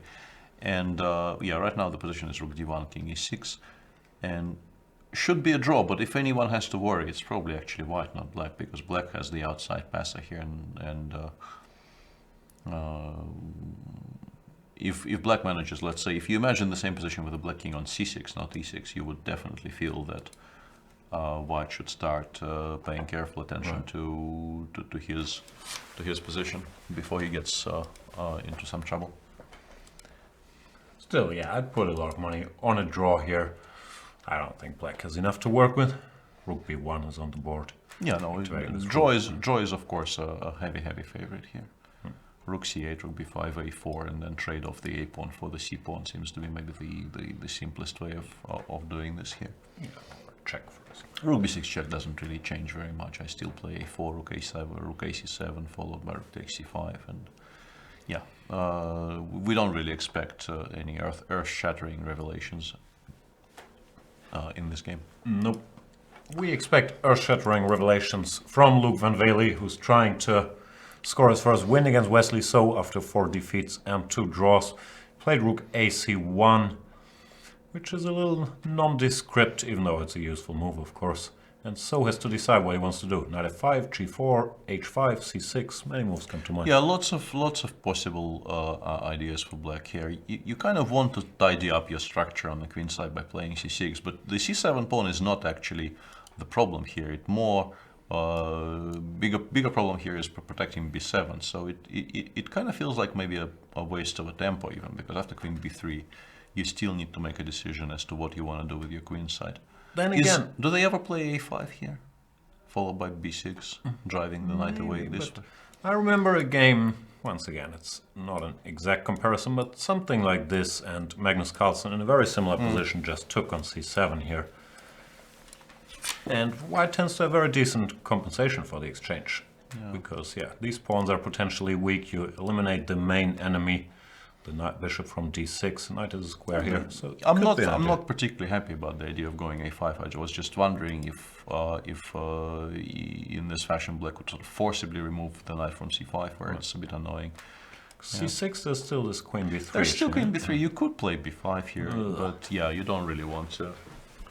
And knight f5 is what Wesley finally settled on. Yeah, we kind of expected that move because it Stops queen b3, no? stops queen b3 because of g4, knight g4. So, in reply, is it... how do you feel about going knight 5 g3 and maybe trying to plant something on e5? Pretty good. As you've also mentioned, there's always these considerations, but here they don't seem all that worrying. I guess the normal plan for black is to play queen g7 to potentially have f6. Sure. Yeah, that's why I wasn't so sure about Once again, this is always a question. No, yeah, it's definitely playable. I don't know if it's the best approach for white, but it's definitely playable. Maybe you start with c6 now that b7 is no longer hanging, and then you go here and start pushing something. Yeah. We're about to lose one board today because, as described, the game Amidyarov Dingliren now reached a 4 against 4 rook endgame, and it seems to me like draw will be agreed very soon. So very decent opening preparation by Dingliren. Yeah, and the game has been drawn. Yeah, not a big loss. We were slightly bored by that board, so life continues with 6 games still going, and you've expertly mentioned an idea in the Ilyanov Giri position here, not recapture on d4, but pin. Yeah, bishop g4 looks very promising here for black, to be honest, because ge5 seems to be outright impossible, or at least I don't see how to even keep the material for white here. Maybe you can play rook c2 and hope to survive like this, but it's an incredibly unpleasant pin. Rook a g8 is a move. Rook a c8 might be a very strong move even. It's just winning. Yeah, looks like black will be just picking up material here. So bishop g4 appears to create a rather large issue for white here. You think Ilyanov missed bishop g4 from afar? I'm not sure. It's possible, but you know, we thought David Navarro missed bishop g4 in the previous round, and it turned out to be completely untrue. No one ever misses bishop g4. Yeah, so I think it's safer to operate under the assumption that these people don't really miss simple moves which create pins. Still, it would be a natural reflex to calculate ED and knight d4 and absolutely, take it from there. But yeah, bishop g4 should spring at you at some point, because you know, white's pieces are positioned in such an awkward fashion that it should occur to you that bishop g4 is at least worth. Yeah, and bishop g4 has been played quite quickly by Anesh. So it looks like Pavel, something's gone wrong. He's also spent a lot of time, and he has to be careful not to end up much worse here. He has a pawn down, knight takes d4 as a massive threat. You probably should play h3, sad as it is, because at least you have 2 bishops for the 2 knights, and you will always have some compensation because your light pieces are... I would take with the queen maybe and go queen d3. If at all possible, I would maybe prefer... I was worried about e4 there, but... Yeah, take... Oh no, there's knight e2 in the end, yeah, there's knight e2 in the end. Yeah, e4 is a problem then. There was a suggestion on Twitter that the show can be improved by us altering our mind state before starting the broadcast. 2 questions. First of all, what makes you think we haven't? Second, do you really think this show could get even calmer by us altering our mind state? Yeah, that's what I replied. That's what I replied with already. I can't really imagine this show being any chiller, but seems like there's still some heights we haven't reached in our pursuit of total laid-backness and dudeness. Maybe he wants me to blunder less pieces, but I've never been convinced that wheat actually helps with that. I wouldn't know. Me neither. I'm you know, very, very square. Who else is very square? Where you put his king on the c1 square. No big surprise there. That actually rhymed. I don't know if you intended it to rhyme. Of course. I like white's position. I really dislike this h6. It gives so many possibilities. Yeah, although knight f8 followed by f6 and knight e6, you probably will have to play f6 at some point, because allowing g4, g5 would be, well, horrible. But let's say you just play it in the most mechanical way possible. f6 followed by knight e6, and breaking this down will not be an easy task at all. Also, black could have some counterplay. I'm not sure I played any sensible moves, but at some point you start considering b5 and doing stuff on the queen side. Why did he start with long castles, not with g4? I'm unsure, to be honest. Now Maybe after knight of 8, maybe you can go g5. No? oh, Black can still play f6. It doesn't really. If Black wants, he will get a similar position And I'm anyway. a couple tempi up. You are, but it's not a position where a couple of tempi will decide much. I think, at least not originally. Here. So knight of 8 looks natural, and could go either way. Well, there's an argument to be made for going g4 straight away here, to be honest. Oh, Because if you take rook dg1, I start liking white quite a series. Because there's no real way to support this bishop on g4, and if it gets traded on f3, the pawn on h6 actually falls. You can't protect it properly, and this looks very good. So g4 probably forces Black to once again switch to the same plan and maybe go f6 immediately, and we can go knight h4 and get the opposition which you just wanted to get a moment ago.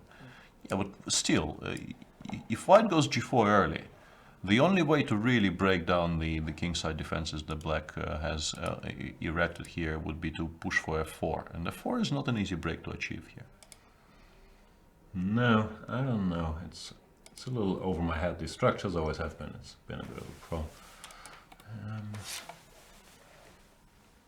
Still, this is more fun than your regular Berlins, so we should applaud these guys for coming up with a new, reasonably sharp plan. I believe Vichy was the first to pioneer this. I think, long castles. Vichy in general has done a lot for this line, because I think he was one of the, we all got slightly bored with the old d3, c3 variations, and he was also doing extremely well there with Black. I personally failed to equalize against him and hunt the candidates with white in the old main lines. So he's looked at this position in very great detail from both sides, and his ideas are always, very, very worth watching and repeating in this. I just copy whatever he does, like Vichy or Wojtaszek, who's his trainer for a couple of years. Fantastic theoreticians, and you can follow their games. Maybe not blindly, but it's a very good hunting ground for ideas or understanding. It's a decent idea just to lay the groundwork by looking at what they're doing and trying to understand why they're doing it. Why is Magnus Carlsen doing what he's doing? Well, this I think has always been the issue with playing the Giocopiano in the way he is currently playing it, is that if Black doesn't feel so bored that he aims for more ambitious plans, if Black just tries to exchange off all 4 bishops, it's very, very difficult to actually get anywhere.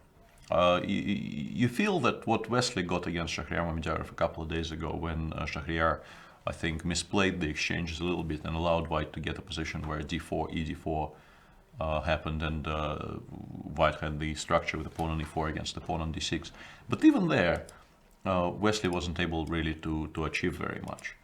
And the way Mickey is doing it, I don't think even this is very easy to get for white. And then what you have is a position with a reasonably symmetrical structure. Only knights are left on the board, which makes it very hard to create imbalance. And it shouldn't be a lot.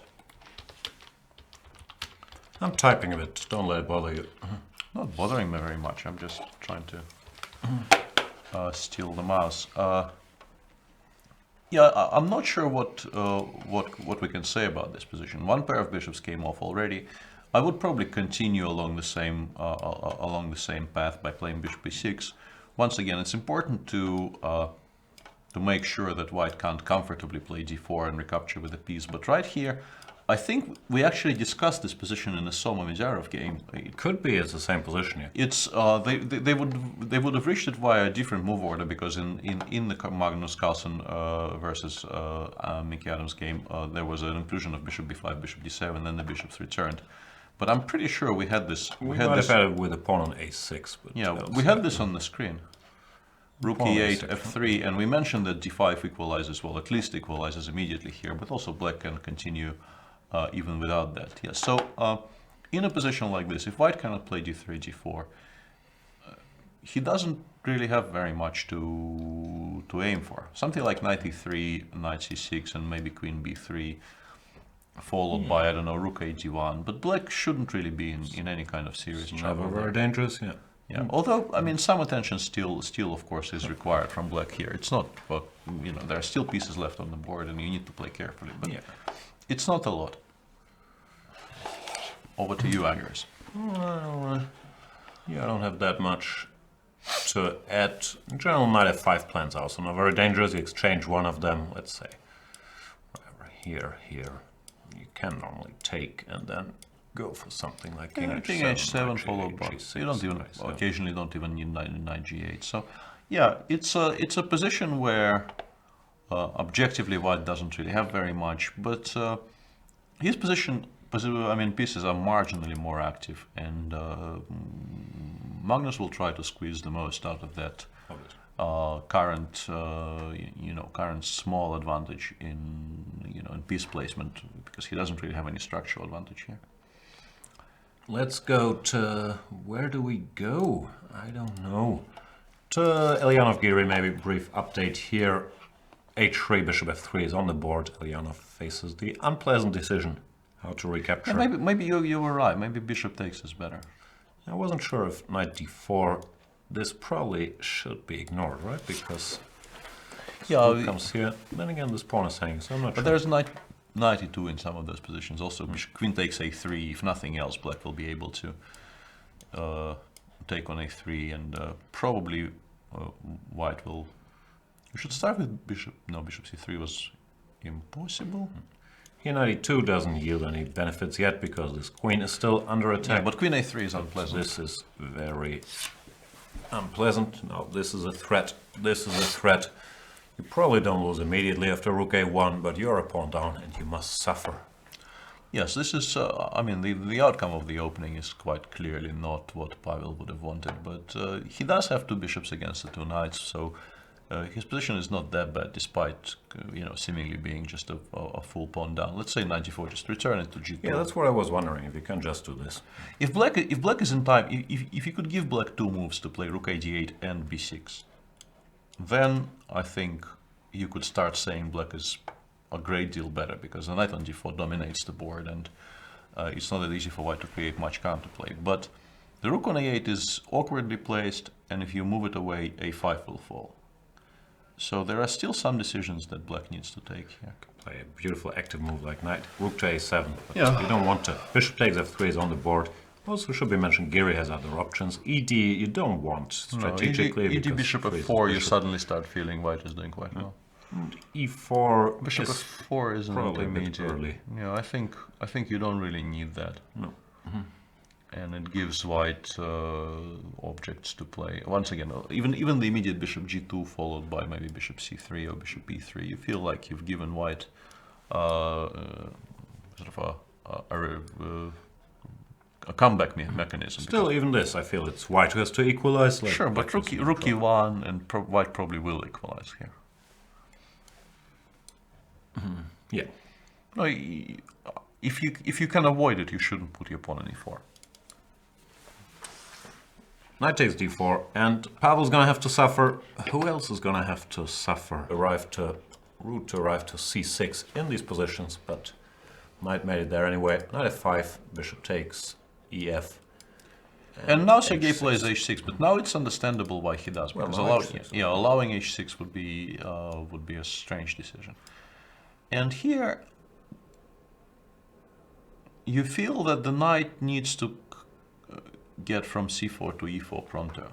Like bishop e3 would be my first candidate here for sure, because it's much better on e4. But even if you achieve that, getting anywhere on the king side is not a given. And black will start his play on the queen side. b5, a5, a4, all this will happen. But And c3 is not ideal because it provides a hook for black counterattacks with b5, b4. the bishop is very, very dead on d6 now. This is a purely defensive bishop and will stay that way for a while. And the good thing for white is that once the knight leaves the c4 square, let's say go bishop b3, if you, just to demonstrate, it's a horrible, horrible idea for black, but if you go b5, b4, c4 seals off the queen side entirely, you put your knight on e4, if black pushes his a-pawn all the way to a4, we ignore it and we react to a3 with b3 and to b3 with a3 as usual. So there is never going to be any files opened on the queen side, whereas on the king side you can contemplate, even piece sacrifices on the g5 square in the future. Although if black places his bishop on a7 here, Conversely, opening up the king side will also be very hard. On all these lines, c5 was hanging, but... Yeah, but we're just great demonstrating solution. structures. Yeah, we're not talking about concrete move orders here. And what I was trying to say is that opening any kind of files on the queen side will be very, very hard for Sergei. But his position on the king side is, on the other hand, rock solid. Yeah, typically you probably... Yeah, you don't go b4. No, you don't go Start b4. pushing this guy. But even if you play a5, a4, I go knight e4, a4, king b1 for like king b1 here, a4, I go, I don't know, g4, a3, b3. I'm not really that concerned.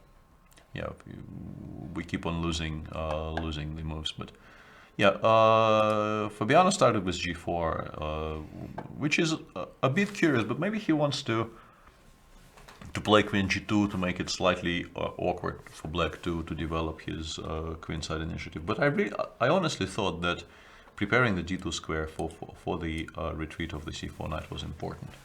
Fabiano doesn't share that belief with me, so b5? We Does can he want to go queen g2? we can have you can play queen g2, but I'm not sure if it gives white anything. Queen d7. I'm not sure if it's that important. Check. But it's just a check. Well, everything I said about it being difficult for black to open files on the queen side will still hold true even with the knight on e3.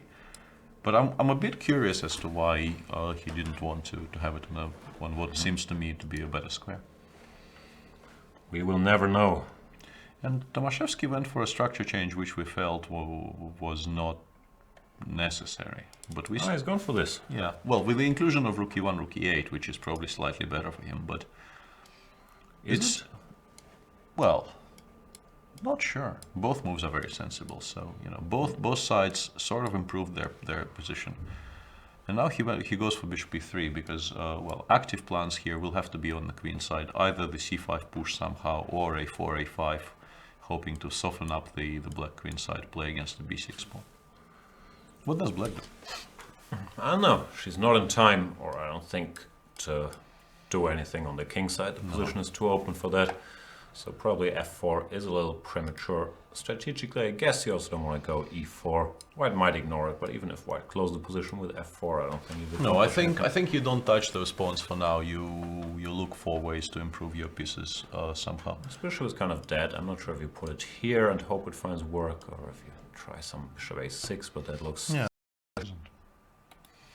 We're back on the air, hopefully. Apologies for that, the good old internet freeze. Always fun in the middle of a great strategic explication by Mr. Svidler. I forgot everything, but I hope you guys can see us and hear us again. Yeah, give me the live position in the weigh-in of our game, please.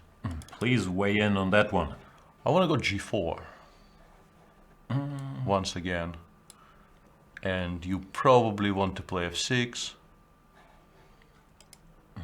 Getting mixed messages here. Are we back? Still bumpy. It might be bumpy for a while. We seem to have we are slap bang in the center of continental Europe, where you don't expect to have any connection problems. In Nah. To have any internet. I thought you were gonna say. No, and Wei does something similar, but I thought g4 was even more forceful. My point is, if you play f6 here, I want to go rook dg1, and I actually want to try and go g5 next move. Wow. Knight c6. Caveman style. Yeah, knight c6, g5. Is this possible? No idea. FD, knight takes. Could throw in this. Yeah, you can probably go knight g4 here. I'm probably not fast enough. Queen d1, bishop g5, bishop b7, I suspect. Yeah, takes h6 though. It's not utterly ridiculous, but probably doesn't work. Very, very scared. But you can take with the yeah, you have rook takes. I forgot about that. Also, queen takes on h5, g5, placing your king on h8. But yeah, it looks scary. It's somewhat surprisingly to me, even an approach as simple as this is not entirely out of the question here. So. And we could get a similar, well, exactly the same position, because we expect David Navarro to go knight c6 after rook dg1, which is what Wei played instead of the immediate g4. And after knight c6, well, having played rook dg1, you probably go g4, plays f6. and we're back in the same position where there is this option for white to start giving away pieces for free, but you are not obliged to, of course. You can play knight h4, you can play knight e3 as well. I'm not sure which knight is better on f5. Do you go c3? Do you consider knight d4 a threat or not? I am not sure, because let's say if I go... Yeah, I probably don't want knight d4, because I want to keep as many pieces alive as possible, probably. c3 is not a particularly pleasant move to make, because as you mentioned, it creates targets on our own queen side for black to try and exploit. But knight d4 trades one pair of... Although I can go knight e3, knight d4, yeah, about this, and queen d1. Simply queen d1, and we can play c3 later if we want to. We have to, we do this. Maybe this, who knows. Yeah. So, an interesting strategic battle on both of those games.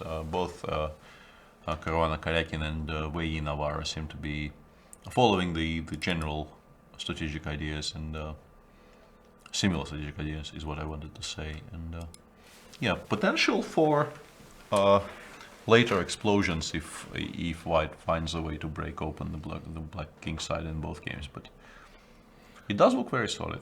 We all know that cool guys don't look at explosions, so I don't think either side is particularly worried yet. But it's a very weird structure to play, and I feel it's one part of passing this 2750 Grandmaster test to master these structures with both sides. It's very, very difficult. Yeah. Lukey boy never took that test. What's happening in this Rogozin? Time for you to tell us the truth. What do you think? I don't know, I'm confused by rook e7. Like, I understand it's prophylaxis against potential exchange sacrifices, and he probably wants to put the other rook on e8 to introduce ideas of knight takes d4 and knight takes e3. So maybe it's a good move. It just feels slightly, I don't know. It's on the slow side. Can I play bishop slow, g4? Yeah, that's what I was wondering. Because strategically, you want to stop any g4, h5s. And I believe even though technically this is your good bishop and black's bad bishop, we want those exchange, especially because it immediately weakens the structure on the I was queen wondering side. if I can actually support it there for long enough to force black to allow white to exchange the light square bishops. Are we blundering stuff? Knight takes d4 or something? I wanted to go Probably bishop not. c8 and I couldn't really see how I'm losing. No tricks here? No, me neither. With the inclusion of rook d8, this might be more threatening, but I still don't see how I'm losing. And I was also wondering if I can even go h3. I understand it's a weird move because we probably prefer g3. But to support this bishop so that it never hangs in any kind of a variation. I was curious about winning by pinning. That also comes into consideration. Yeah. I'm not sure if I have anything direct, but it feels like You like could. it's slightly stretched. Yeah, you could. Maybe not though. Like e4 is a move you have to think about, but Yeah, with the black rooks doubled on the e file, I'm not even sure if you're threatening to take on f5 all that much. Bishop f4 might be very strong here. queen d4, bishop f4, yeah. Doesn't seem to work yet. Still, the drama continues. If black manages to get this stabilized play c6, I feel he's in good shape because the white play on the queen side is very slow. And if black manages to slowly but surely advance on the king side combined with these constant sacrifice ideas, white has to be careful. Yeah. But yeah, I like your move, bishop g4, just... It's an interesting choice because it seems like we've, as white, we've achieved everything we could have achieved for now on the queen side, and it hasn't really given us anything concrete, and we need to start switching to, playing against the black ideas on the other side of the board. Sorry, I have to interrupt you. We have breaking news in the chat. A user has said, "Go Geary." That's the first time ever we see a sign of affection for our friend Anish in the chat. Slightly exaggerating, but it's a good day because only he can be better. Bishop takes d4 play. Yeah, you probably take with the pawn because you feel that with the bishop on f3 being so much better than knight on f6, black never really threatens to win any of those endgames if he takes with the queen. So you take with the pawn. Bishop b7 still runs into queen b6, so bishop b7 I think is extremely unlikely here. But a move like queen b3, for instance. B or D? I'm not sure, because I think if you push this pawn forward, I will probably be able to pick it up. d3 rook f g1, g2 rook c2, followed by queen c3, and just collect it without even giving you the 2 rooks for the queen. So yeah, I think queen b3, because it might actually now create the threat of queen b7, rook a8, rook b8, queen a7 or something. I also just want simply to play rook fd1 next move. So it's not horrible for Pavel. His bishop on f3, as I mentioned, is obviously much better than the knight on f6. So what does black do? Something like this? Maybe? yeah, I thought rook d7, but then rook fd1. Queen b5 is an annoying idea for my next move. b6, rook also c6. you can never calculate when you might actually want to take this, like after rook fd8, maybe. At least I'd consider taking. Queen b5 I think is very awkward here for black. Because there's really no easy way to protect this pawn on a5. And if white collects on a5, you start liking white suddenly. Well, yeah, you don't really want to do that, I think. Even bishop b2 might be so. I mean, black probably could make a draw here, but yeah, you don't want to subject yourself to that. So Pavel is not in a lot of trouble here, but still, this is probably not what he dreamt of when he played this opening. What do you dream of when you play the Catalan? Well, you dream of a position where you regain the material and your bishop on g2 is much better than the bishop on c8, and you have control over the c file. Anish himself won a great many of those games with white. Pavel went for queen d2, which is a variation on the same theme, but has the added advantage of controlling the d pawn very well, so it never reaches d2. d3, rook fd1, followed by rook c3 will just win it immediately. Black could hang on to the pawn with b6, but it's very passive. Rook c6, queen b8. Yeah, you don't really want to play like this. It just feels miserable to be doing this. Yeah, rook takes f6 becomes a bit of an idea. Let's say maybe not immediately, but if I play rook e1 first, I think it does become an idea. Followed by queen h6 and bishop e4. Black needs to be careful, and black still has no real active ideas here. Yeah. So, you know, very possible. Queen b6, yeah, queen b6 maybe. This was the reason why I was happy about queen b3, because I think this is a good square for the black queen, followed if possible. And queen b6 has been blitzed out by Anish. Yeah, keeping his position under control, and I think white wants to go b4 and queen takes, and it probably should be close to a draw. Let's not forget the golden rule. Yeah, you go on.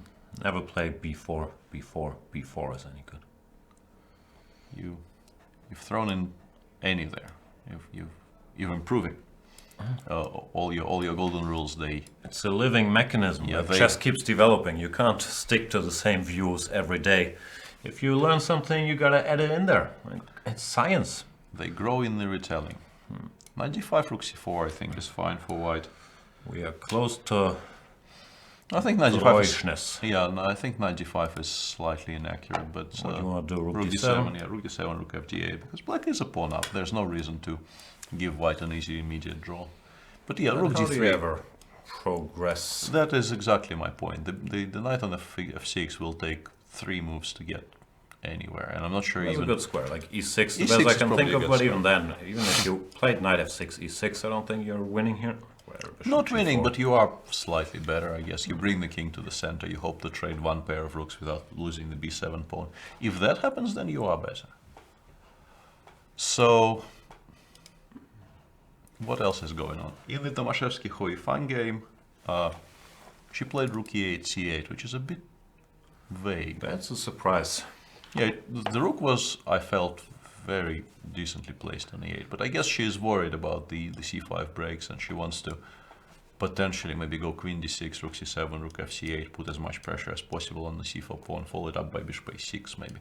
That'd be a good plan, but it's a very defensive plan. And also very long. Counterplay, yeah. A lot depends on white not doing anything for the next 5 moves, so to speak. I'm not sure if Tomaszewski is reliable in that regard. Yeah, I wouldn't bet on that. And in the Wei Navarra game, they have actually reached the position in which my probably incorrect piece sacrifice is possible, and Wei is. He's not shy normally in the attack. No, he will definitely consider it, but sadly, my apologies, it probably doesn't work. If you haven't seen it, check out Wei Yi's game against Lazaro Bruzon from last year, where he sacrificed a rook and a bishop to hunt the black king. I believe took a tour, something like this. Yeah. And here it. No, in the end it was on h3. So yeah, check out that game. There was a fantastic attacking masterpiece.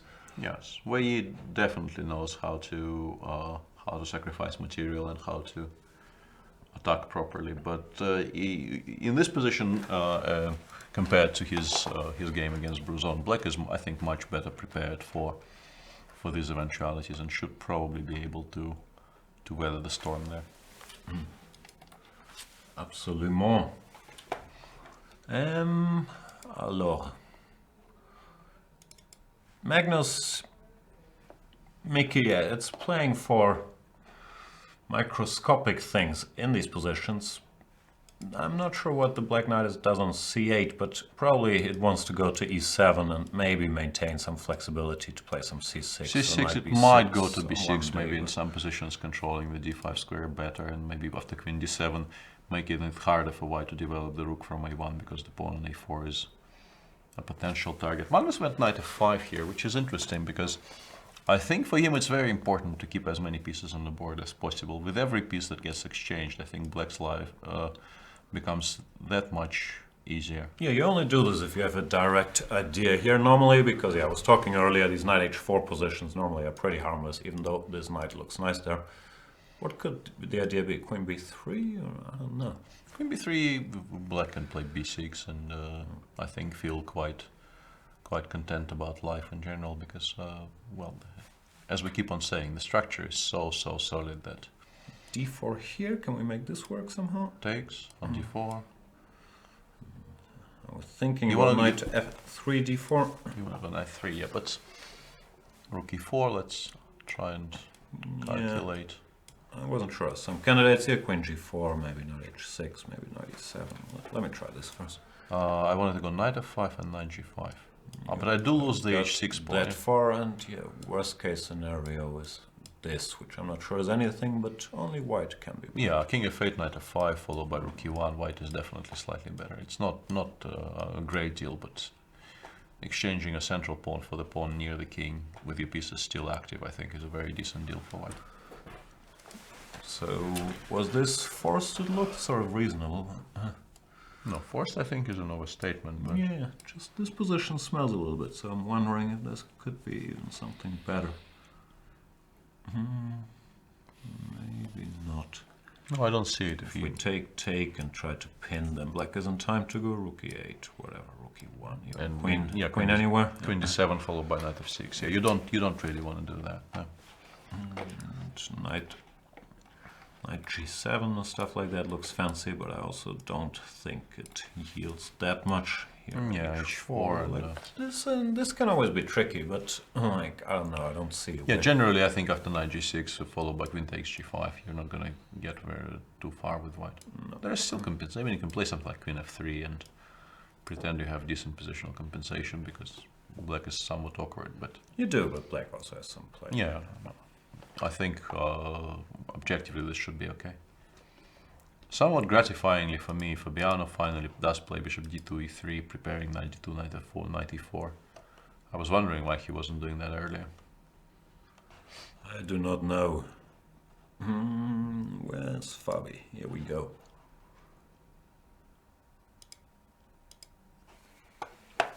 And Kayakin did not push b5 immediately. Yeah, but he will have it at, well, yeah.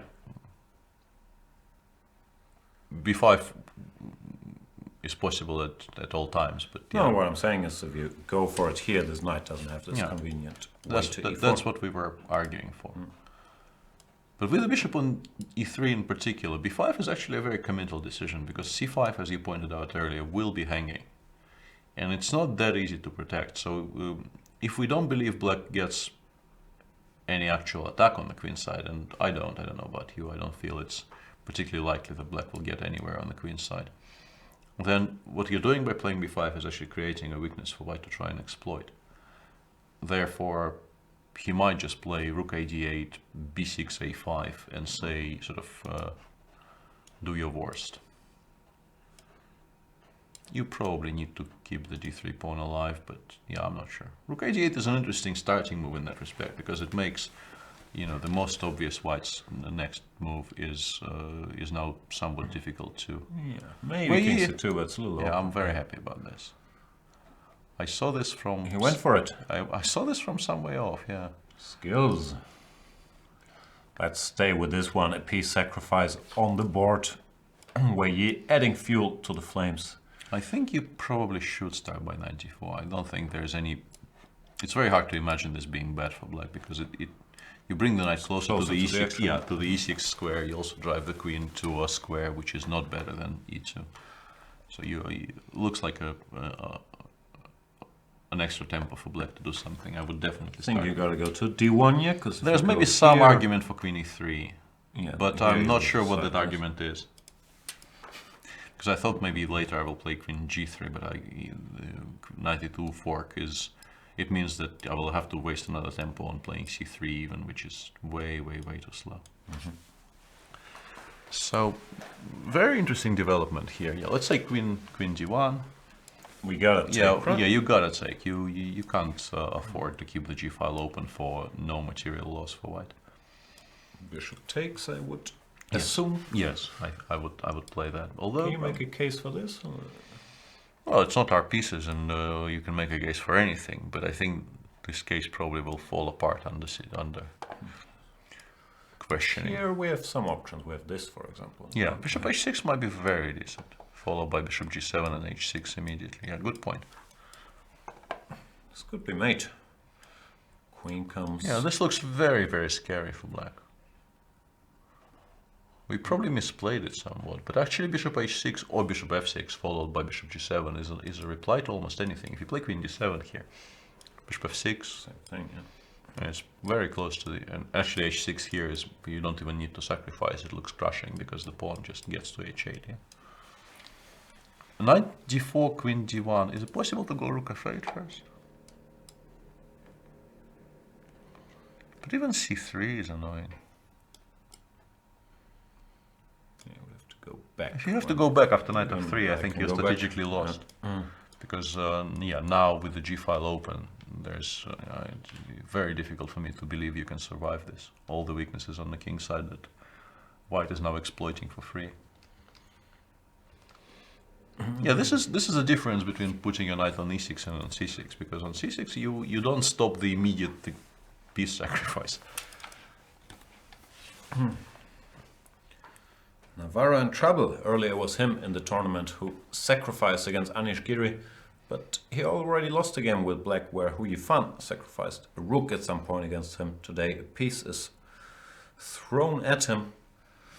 And yeah, very, very interesting development, and yeah, you get the feeling he is somewhat tired of playing correct chess, yeah. Normal chess, and either defending or pushing in slightly boring positions, and he's been doing that very, very adequately, and I'm understating his case there. He's been definitely holding his own in a very strong tournament, but I think he is now in his element finally. What we're seeing today is what he wants to do in every game. Well, they needed 9 rounds to sacrifice a piece. In fairness, he sacrificed a piece in round number 8 against Ding Liren, but that was all home preparation. But today it's inspiration. In less exciting news, we're gonna come back to this in no time. Pavel Ilyanov played b4, a takes b, and queen takes b4.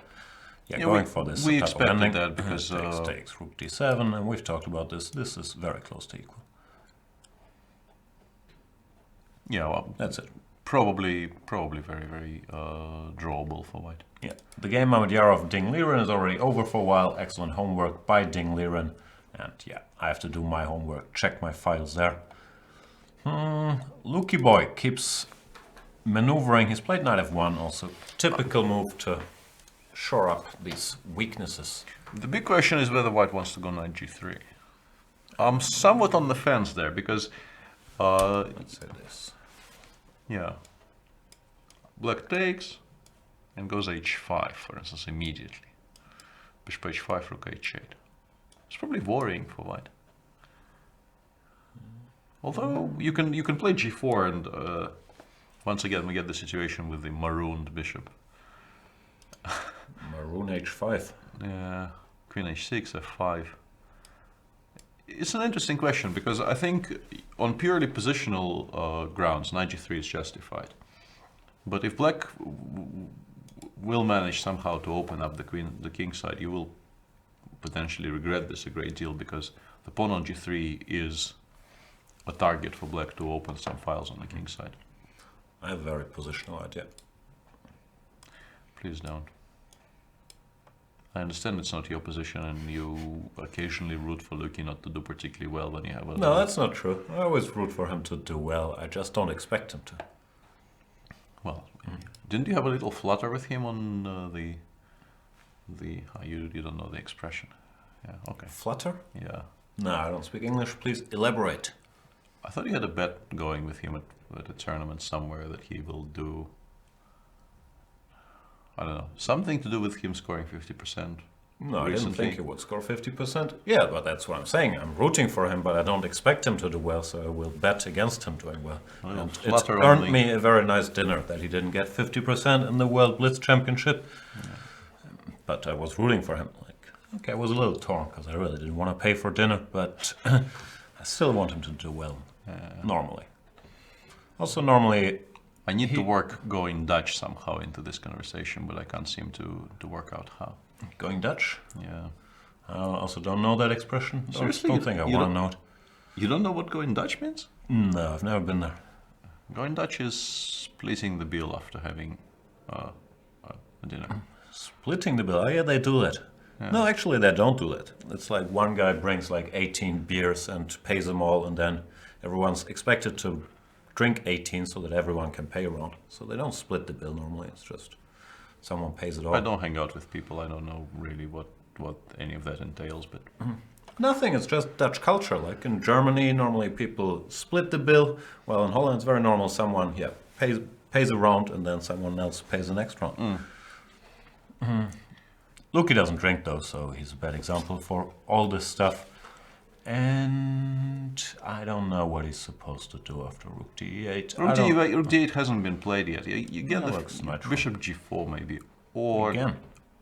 well, I mean the pawn is hanging. You kind of need to do something about the threat of knight takes D4. So your choices are not as wide open as one would think. And Wesley actually plays Rook H8 instead of Rook E8. Even more reason for going Bishop H5. Yeah. Catalan style. Block the H pawn before it can do any damage. It's definitely a very decent move in this position. I actually quite like it. Thank you, sir. Yeah, followed by, I guess, I think the knight has done its job on C5. I would bring him back to D3, play knight D3, knight G3, and with the bishop on H5, I think creating any kind of an attack on the king side at all will be hard for black. Yeah. No. I think Luke's gonna do that. Yeah, and Because you don't want to push your luck and even think about stuff like this. No. White might be okay here, but why would you allow this? And David played bishop e7, so let's try and figure out what he wants to do after bishop h6. Yeah. Bishop h6, bishop f6, This was this, no? bishop g7, bishop g5, check. Oh, Zwischenschach. Yup. Any Can good? take, but f4. No, my might problem be is running out of f4. Pieces. Because e4, bishop h6 seems like it should be game over. Bishop d4. Yeah, or Yeah. any more, frankly. And bishop f4, king b1, you suddenly cannot take on g7. But what if I play king h7 here? What is this position? This should be very bad for black. You think? I'm not entirely convinced. Because we actually managed to avoid allowing white to open the h-file. And the h5 pawn is working as a very decent cover. As a very decent cover for a king on h7. Oh, checkmate. Let me make some move. Okay, now I'm very confused. That's okay. Not because of what you did, that is actually sensible, but because of the way you did. You went back? Why? Exactly. Might be just a bigger genius than the rest of them. Why wouldn't you go with tempo? He feels he doesn't need to. He wants to go h6 and checkmate.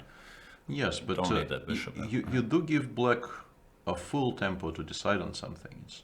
But on So- what? It's a Very interesting choice and a very surprising one, to be honest. Does he threaten rook g7, queen g1? Not yet, yeah? King Probably h8. not, and black will most likely make a move which covers the g7 square, so... I was wondering if whatever, king h7 and intending h6, g6, then some ideas are in the air, like rook g6 might still work, yeah? Well, there's Probably bishop go g5 there. I like your initial idea more. It might actually work, I think. Rook g7, queen g1.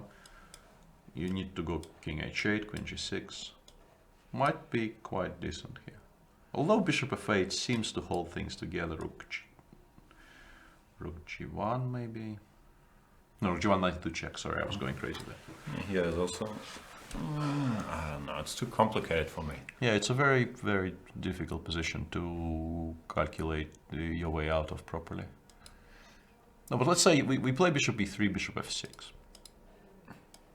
You go h6. And I want to play g6 here. But yeah, I'm not going to survive queen h5. Probably, yeah. King h8, queen g6, bishop b6, and then queen g7 is almost made, but not quite this is made. checkmate, not yet, but not yet. very Yeah. close. Actually. Let's show Knight this. takes e5. 92 knight g1 probably saves black. That's what I missed originally. And if check, king f7, knight e5. You have to return a lot of material, but you're still okay. Yeah, King f6, rook h6. Can I take on e5? I think I can. Hang on. Ugh, I wish I was better. A little bit taller? No, I'm tall enough. Sometimes I do. Bishop g5, king e5. Yeah, almost, but not quite. There's no mate, yeah? Like this, I can't cover all the squares. Not that I can see, but it's incredibly scary. It's incredibly scary for black, obviously, to play like this.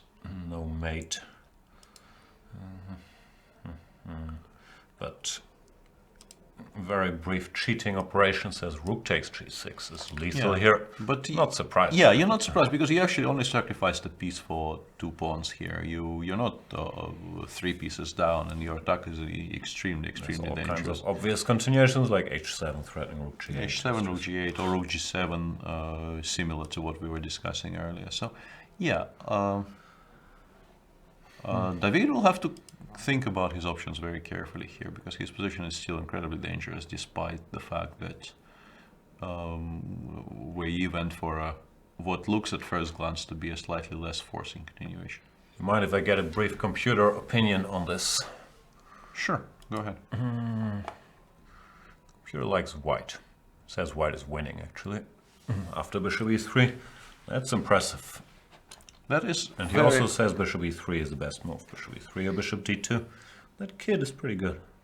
Never doubted for a second, especially in positions like this. I'm happy I found the g4, g5 idea before it was played, but bishop e3 would maybe eventually occur to me once I figured out why bishop h6 is not winning. But to play it as instantly as he did, that is very, very impressive. He does understand how to attack because having given up a piece for a pawn, you generally want to start immediately taking some of your opponent's pieces. But he is saying your position is so discoordinated, your pieces on the queen side are so far away from the main theater of action, so to speak, that I can even continue with quiet moves and you still won't be able to do anything. And it seems like he's correct. Tremendously interesting idea by him, and we already know that mathematically he is correct. Whether he will actually win or not is a different question altogether. But I wouldn't bet against him in such a position. But I mean, still, game is ongoing. It's possible to make mistakes, but tremendous play so far. And perhaps David slightly underestimated just how dangerous direct tactics can be in the structure, because as we said, there was really no real reason for him to go h6 as early as he did, giving white all of these options. Yeah. No, this move felt wrong by way you... Yeah. And also, once again, let's make a point that had he gone for knight f8, f6 and knight e6, all of this probably would have been impossible because black controls the g5 square much better. Yeah. Maybe it looks nicer if you have all the time in the world, leaving this bishop open, but he was punished. Yes. It seems like this... I think it's fair to describe it as seemingly a very minor decision. You choose between two moves which seem to lead to very, very similar structures and very similar positions, but it does seem like it may have been the decisive moment in the game to a degree. Yeah, kudos to you for spotting this from far away. Kudos to Wei Yi for spotting this bishop e3, which he played very quickly. Yeah, no? I'm much more... I think finding bishop e3 and understanding it so great is much more impressive than finding g4, g5, because you do want to give mate, and realizing you can start sacrificing pieces is something all of us do. But I think this entire operation has taken him something like 15 minutes. So in that time, not only did he realize he has this option of sacrificing a piece on g5, he also realized that his attack is strong enough for him to simply retreat with the bishop to e3, creating a threat of h6 which cannot be parried properly. Come on, Ant-Man. All the chess stuff goes over my head, but CeeLo references I catch left and right. Don't you worry, but I really don't want to be taller. I want to be a bowler, but not taller. That's very insulting. I'm joking. Bishop h5 played by Luki Boy. Yeah, we expected that. Yep. That is a very, very natural move in this position, not allowing black to expand on the queen's side. Especially after rook h8 was sort of asking for it. What else we got? Karana is not yet following Wei Yi's footsteps because Kayakin, well, somewhat curiously, with the rook on g8, and can we scroll back a little bit? g4 bishop f8, that was, I think, the first position where this happened. Yeah, move 18. If white plays bishop e3 here, he actually, I keep on harping on that, but it's kind of important. If he plays bishop e3 here, he does get the knight to e4.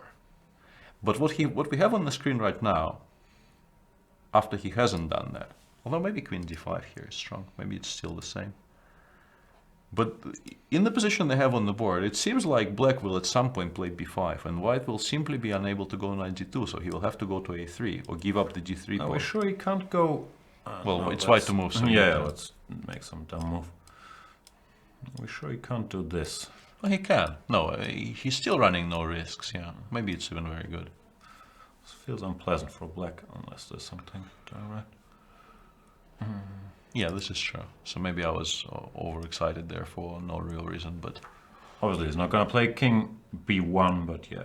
I'm not sure. I'm not sure, because a2, if black plays queen d5, a2 starts hanging in a lot of lines. So king b1 is not a ridiculous move at all. And you sort of want to wait for b5, right? I was even thinking about this, but here... Here I will take on d1 and play b6. Exactly. Yeah. Black seems very solid. Yeah. White is still not worse, but... Yeah, with the bishop on f8 being what it is, it's very difficult to imagine any kind of a situation where black is actually better. But he is a pawn up situation where white is better here, but probably not really. Probably not. I trade the rooks off and I start my slow crawl from h7 to d7, but there should be time enough for black to do that. People are speculating if Wei Yi prepared this. No. Absolutely not. No. Because it's also very hard to take all your opponent's moves into account. Like if it's a forced computer line, people can prepare very deeply. But how can you expect c5, then h6 as decision, and then knight b8, not knight f8? No. Actually, not taking anything away from his decisions in that game, but it's possible a lot of the stuff he did against Bruzon he actually knew. That's very possible. Yeah, but not today. But not today. No. Not today. It's his imagination which is fueling this, and it's very, very impressive.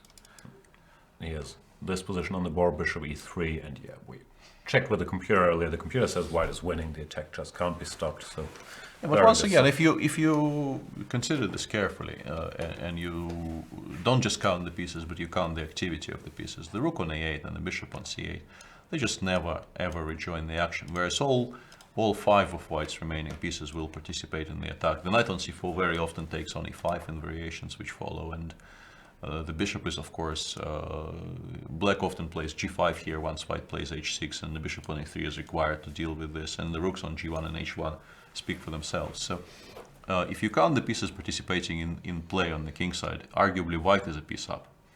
because white has 5 against black's 4. And counting pieces like that is actually not as stupid as it may sound. No, it's good old, attackers versus defenders, and invite everyone to the party, which everyone's invited this time around. Oof. Poor Navarra, really roller coaster of a tournament for him. I think he's been playing good chess, but he's can be on both ends of brilliancies, like we've seen that in the past. Actually, in terms of standout games, I think Navarra's tournament has been spectacular. He played an incredibly interesting game against Anish Giri early on, which he probably should have won but didn't. Then he lost a very interesting and a very well played game against Hui Fan, where she demonstrated just why everybody is raving about her. And yesterday, his game against Fabiano is very, very interesting. An opening idea which we honestly felt was a blunder for a while, and it quite clearly wasn't. I still don't believe black was better if Fabiano actually took the proffered exchange. He probably was fine, but still a very interesting, very imaginative idea in the opening, and an excellent conversion once Fabiano misplayed his position a little bit. And today, on the receiving end of a very, very beautiful attacking idea by Wei. Even his first round game against Magnus was sort of a quick draw, but was a very exciting, sharp fight. So he's entertained us, but it's still painful to lose. Yeah, very much so. Luke, yes, C6 is a move that we expected this to happen, and played. And we don't know, knight d3. I don't think you're ready yet to go for the good old minority attack, because it distracts too many resources, and I'm worried. I'm not sure if we need queen b3. I would consider A4, going B5, a4 and b5, because I don't think black wants to take almost ever.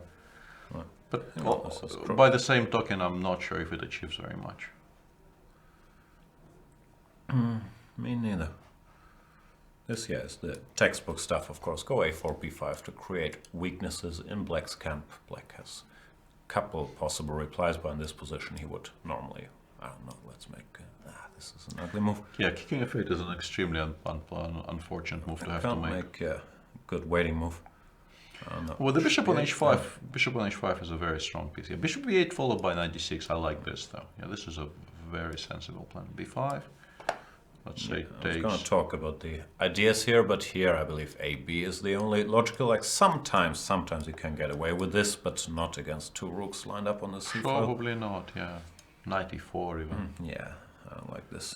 Yeah, it's very risky.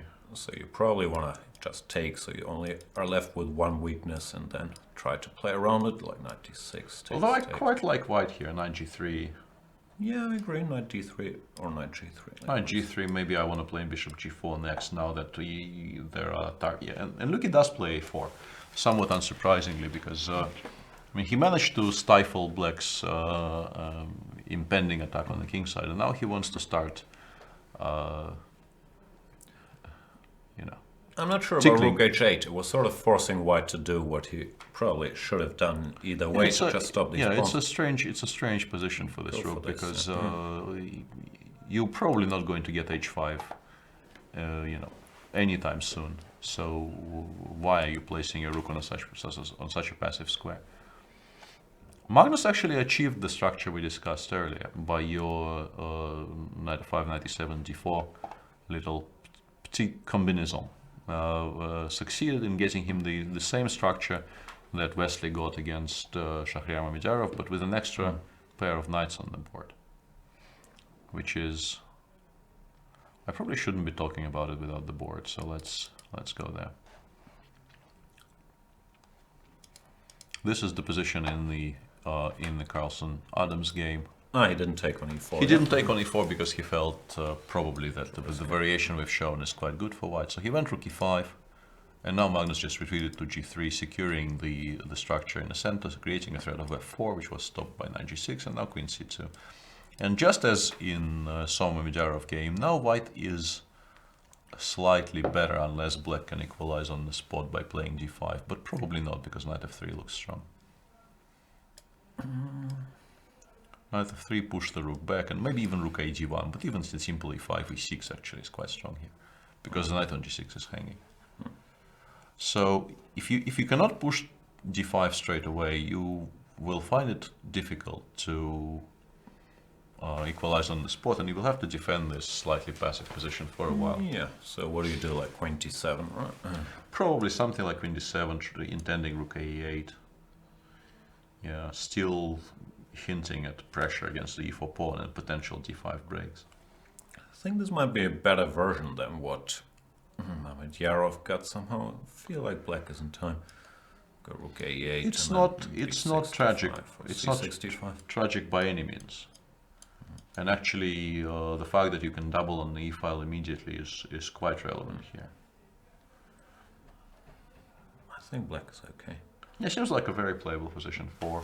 I just lost a black. very, very similar position. I'm an expert in all these things and how to lose them against Nisipiano, where somewhere around here I played c6, which was a mistake, as I realized later. b7 was weak in many d5 lines and it created some weaknesses, but if you go b6 here... If you go b6 like followed by Patzer- rook e8, yeah, it looks still extremely very solid. solid. Extremely solid. Yeah, it does not, and just as you said that, Mickey starts with Played c6. c6. I'm very surprised by that, or not that surprised because I did the same thing in a very similar position, but in my game, it might depend on the specifics, but this was a real problem in these queen b3 Yeah, I lines. remember that game. I looked at it when I was preparing for Nisipiano during the World Cup. I guess he wants to place the queen on c7 and then go rook a8, and this way he keeps all of his pawns under control. a5 is under double control by the queen and the rook, and then with the queen on c7, I think it's also easier for him to control d5, e5 variations in the future. Still don't like it. c6, you don't need to control the d5 square. We shall see. Maybe People asking us if we've seen Weeds. I haven't watched it much. I tried. No, I've seen the entire 8-season run, of course, and I'm surprised you haven't. No. Well, what was the plot? A housewife selling wheat, right? Yeah. Yeah, it didn't sound that exciting. I didn't even get excited about a school teacher selling crystal meth or whatever he was selling, so how am I going to get excited about that housewife? No offense to housewives anywhere out there. Yeah, good looking housewife though. Oh, okay, maybe that's the appeal. But you like it? Yes. Well, I mean, 8 seasons was a bit too long. Yeah. If they could manage to wrap it up somehow neatly by season 3, I'd be happier because it would save me some time. But yeah, I think it's a good show. Magnus played rook 81. Pretty. Yeah, queen c7 probably. What do we do? Knight f5s are in the air. Knight f5 d5, I think. Takes. Oh, knight takes. I know all the tricks here for expertly blundering them Rook earlier if they work. e8. I might get checkmated on e1. Although if you just take and go g3, how do I protect g7 ever? That's what I'm saying. I blundered the same idea. It's a problem with this knight on g6. Yeah, Here you might be in time for counterplay with queen e2. I'm not sure, but I found yeah, generally this speaking, I think I surprisingly misplayed awkward. it a little bit. e5. Let me take some of this back. I think I need to play g5. If I don't play g5, I think it's not that clear what I'm doing. I mean, I can play rook d8 and maybe play g5 later. I'm not sure. d5, e5. Can I improve on my play somehow? Actually, it's not that easy because I either allow knight h5 or I play with an Isolani on d5. Neither of those two things appeal to me greatly. Yeah, somehow this construction against this knight is very awkward. Curious. Curious case of Benjamin Button. That's all I got. Yeah. Rook c7 played by Wesley, so Perhaps indicating that he wants to take on b5. But that runs into knight e4, doesn't it? I'm not sure. Let's what it look. was. b5. Well, I mean, having gone a4, you want to at least consider playing b5. Maybe he I think wants. he wants to take twice. Yeah, I don't know. Taking twice with the rook on c7, I would actually play queen b3 probably because I don't really need to worry about very much in the center. No. yes, it's just Yeah. such strategy. Although after b6, my favorite tactic is no longer working because I even want to consider playing knight e4 straight away here. I think it's an interesting idea. Take on c7, takes. Although knight d6 probably stabilizes well enough for black. Knight g3. Well, bishop takes f7 wins on the next move if you don't stop it. So you should probably stop it. Let me just. Yeah, it's even a very simple approach like this, it still gives white tremendous compensation, because now the king on g7 really does feel very drafty. No, I have a feeling Luke won this maneuvering battle, and Wesley... Yeah, you can also start with knight d3 here. Knight d3. Yeah, making sure that black never has any of those ideas at all. I like my knight. I know, but how do you stop b5 next move? It's actually a very serious question. I quite like knight d3 simply because, yeah, well, I'm getting what I'm trying to get here, at the very least. And then I can think again whether, you know, but on the other hand, in the position you just had on the screen, knight d3, bishop d7, b5, maybe black takes, goes rook a8 and says, at least I've included this rook in the game. Yeah, this is sort of the standard fallback position. You try to defend this pawn, but here you have weaknesses on the king side. BC, bishop g4, followed by knight g3.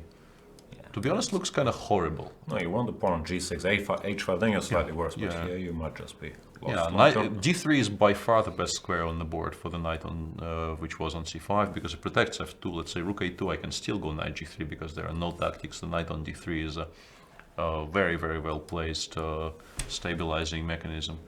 Yeah, it seems like Luki actually outplayed Wesley here, because Wesley's play on the king side never actually materialized, and Luki is making steady progress on the other side. Well, he made natural moves, Wesley, but somehow the details I'm not sure. It's rook e7, also this king g7, rook h8. Often, yeah, we mentioned you want your queen here, and maybe it would have been useful to have the square available for the knight to meet some bishop h5. So I'm not sure, something didn't click. Let's go back to the prodigy. Not the fire starter, but Wei Yi. He seems to be winning after a brilliant piece sacrifice and even more brilliant quiet move bishop e3 against David Navarra. This position after bishop e7. This really is the star move. Ain't worry about nothing. Of the combination, because as we mentioned, playing g4, g5 is kind of the whole point of your setup. But realizing you don't have to hurry after giving up a full piece is extremely impressive by the Chinese youngster. Let's look at some lines. If king h7. I think you can maybe even start with knight takes e5 here, because it actually it improves your h6 threats. It's not just a pawn. It's to make your h6 threats even harder to meet, because knight f7 will be a move, knight g6 will be a move. Yeah, there's really, it's very much in keeping with how Wei Yi was building this attack earlier, because he really doesn't need to make forcing moves on the king side just yet. And if bishop f6, h6, say g5. g5, queen h5. I think you need to do this, and once again, I have seen what the machine says here briefly. It takes on g5. I'll take here immediately. Yeah, and goes f4, and this is apparently extremely strong, because after e4 I have rook takes g5 followed by rook g1. No, hang on. No, this is wrong. Rook g1, knight e2 check. Yeah. This is just wrong. Probably queen a8. No. Yeah, because queen g6 is a threat. Knight e2, king b1 simply. Yeah. And if knight e6, I guess I go rook takes g5 here, yeah? Rook g5, queen takes g5, h7, check, game over. And take on e8 next move, and everything wins. David did play bishop f6, so we might see all of this on the board. Bishop f6, h6 has already been played by them. g5 does look like the best chance black has, because if he allows h takes g7, yeah, or once g6, again, g6 queen h5. G6 queen h5 is just not an improvement. So g5, and this is probably the last big test of the game. If you know, white probably has one solution here, although I wouldn't be surprised if there was more than one way to convert from here. But bishop g5, f4 is not that easy to find. It's you know, not immediately obvious and not that intuitive, but Wei Yi is extremely good in this position, in these types of positions. So. He's blitzing, which indicates he's seen a clear way against the main defense. And bishop f6 was by far the most natural of all the defensive ideas available to David. So yeah. Or when you play bishop e3, you've calculated bishop f6, h6, g5. Yeah. Let's see if Can we win some other way? Not that you need to if you've seen bishop g5, but just curious. If queen h5... I guess queen king h... or maybe knight e6 actually, yeah? Yeah, no, I couldn't see a mate, but maybe you can. Knight takes e5 seems very strong though, just continuing in the same fashion. Yeah, bishop b5, bishop g5. White probably is winning here. Takes, rook takes, king h7, rook g7, followed by queen g6. No, I'm not sure bishop takes g7, white. No, probably we will give mate there, yeah? Yeah, we will give mate there. Bishop g7, hg, king g7, queen h... No, hang on. Rook g1, yeah. This looks like mate in 3. Yeah, rook g1. Rook g1, queen g5. Rook g1 followed by rook g6 and queen h7. Good enough. Mate is mate. Yes. So maybe queen h5 is also good, but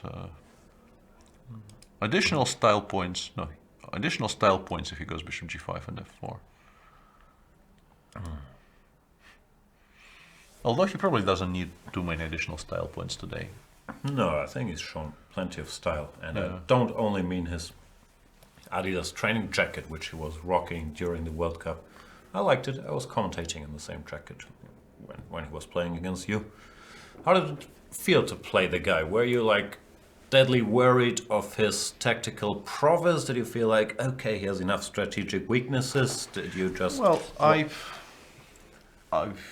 this is one subject which somehow keeps on cropping up, so I'm sort of on the record saying that I feel that, you know, we all know he'll be extremely good, but he is not the finished article yet, which is very natural. He's only 16 or maybe even 15 yet, yeah, still. And, well, I also used to be a half-decent tactical player in my youth, so I wasn't that worried about getting into sharp positions, but I also... I think greatly to my benefit. I played a game against him in the Russia-China match we played in July, which gave me a better idea of what to expect, what to aim for. That game was a very, very dry Spanish, which I won with black, because I think at some point he got bored. He felt the position was completely equal, and he made a number of moves, kind of expecting me to shuffle pieces around until move 30 and then offer a draw. Once it becomes available, there was a limit to when you could offer a draw in that match. And by move 30, I managed to outmaneuver him to such an extent that draw was no longer on the table. And in the match, yeah, I felt that I don't really need to give him sharp tactical positions, but if they do appear, I'm not that worried, to be honest. There were a few games there which were quite sharp, at least straight out of the opening, and I didn't seem to do that badly in them either. No, I wasn't indicating that, just the approach, if you feel... No, general approach an unfinished product, but sharp tactician. Yeah, sure. General approach, of course, is he probably feels more comfortable playing crazy positions where everything is hanging, so if there's a choice, you probably don't give him that. But if you absolutely have to, if you feel best play in the position involves allowing him to do that, you still allow him to do that and trust you will be able to deal with it. It's also the eternal question, do you want to play your own strength or your opponent's weaknesses? Because you probably also feel quite comfortable in crazy positions. And yeah, I like them. I like them, and I probably dealt with them better when I was fresher in the tooth, you know, longer in the tooth, but I still feel okay with playing weird positions. Magnus is not playing that weird a position, but he's trying as usual to chip away. Is d6 hanging already? I don't know. I think what is hanging, so to speak, is f4, followed by, if you go to e6, e5, and if you go to e8, then probably knight take d6 is very much a move. And we're still, you know, the cartoon has not been... You want a new cartoon? I need a new cartoon. I'm a Hoi fan, so I would just leave her up there. I'm not sure how often I can use it, but I'll keep doing it. Yeah. As you can see by the cartoon, the score is very much in Magnus's favor. Yeah, with white he had some insane 8-1 score at some point. Mickey got a draw in the last game, but he's lost lots of positions too. No, the thing is, I think you're absolutely correct. I think playing c6 was a mistake. Yep, it gives white things to play against. Queen d7, rook a8, as early as possible, I think, was called for, to make it much harder for white to do anything in the center. Yeah, no, I felt that was a lesson learned, because c6 is sort of the natural play, c6, d5, but in my game against Nishikano, I managed to use longer in the tooth completely the opposite way to the way I was planning to use it, and people are correcting me in chat. Please. I wasn't sure what it meant, so I felt like not bringing it up. Yeah, I was Shorter means younger Makes sense. and older, and yeah, I misused it horribly. I've watched a lot of Dracula movies. He's old and he has very long teeth. That is true. That indicates. That is very true. So, yeah, I think what probably happened, if I had to guess, is that you knew about this knight h5 idea because it happened to you personally. Yes, but I think I think Mickey thought after knight g5 he will just play d5 and equalize on the spot, and it didn't materialize. And now he is forced to defend the position, which is no longer that straightforward. I mean, it never was particularly straightforward, but now it's actually troublesome. Yeah, because this is f4 thing. I'd be freaking out about knight g7, knight f5 tactics. Yeah, but well, I mean, like as long as the rook is on e5, it's not really something you need to be particularly worried about. No, but it's in the back of your head. What I wanted to say is maybe you want to go rook e5, e8 here, because taking on d6 immediately is impossible, because rook e6 will probably win material back. But now knight g7 probably, you think about it for 1 second and you realize it's winning. That's how you think about it. Not going to be able to do it. Yeah, so you can't allow that at all. And if you can't retreat with the rook and you can't actually stop f4, it seems like you're in a decent amount of trouble. Yeah, you also can't go d5 if anything else. F4 is just good. You can't take on e4 because you're pinned, and if you retreat, e5 is just better for white. Yeah, you get rolled over a little bit here. Yeah, it's just horrible, actually. I don't know. Queen b6 check maybe, but king h1. No, knight g4 was not my idea, but if knight e4, even rook f1, I think. Yeah, it's just bad. I thought knight e4, but then takes, and knight d6 closes everything down very sufficiently. This pawn probably is a goner. Lock the gates. Yes, seems like, from a very quiet position originally, Magnus managed to work out the smaller minor details better than his opponent. And Mickey now is facing a very difficult uphill task here. Yep. Let's go to the Gearster. That doesn't work. Pavel Iloyanov, 2760. Also an up and down tournament for him, as you mentioned. Two not very pleasant last rounds. Today he's trying to make a draw after the opening went slightly wrong, but he might succeed. I think he will. Yeah, I have a feeling this should be possible to. What do you do here? You go rook g2? I don't think I need to. I think if you go g2, king f1, rook c2, king e2 will make an immediate draw.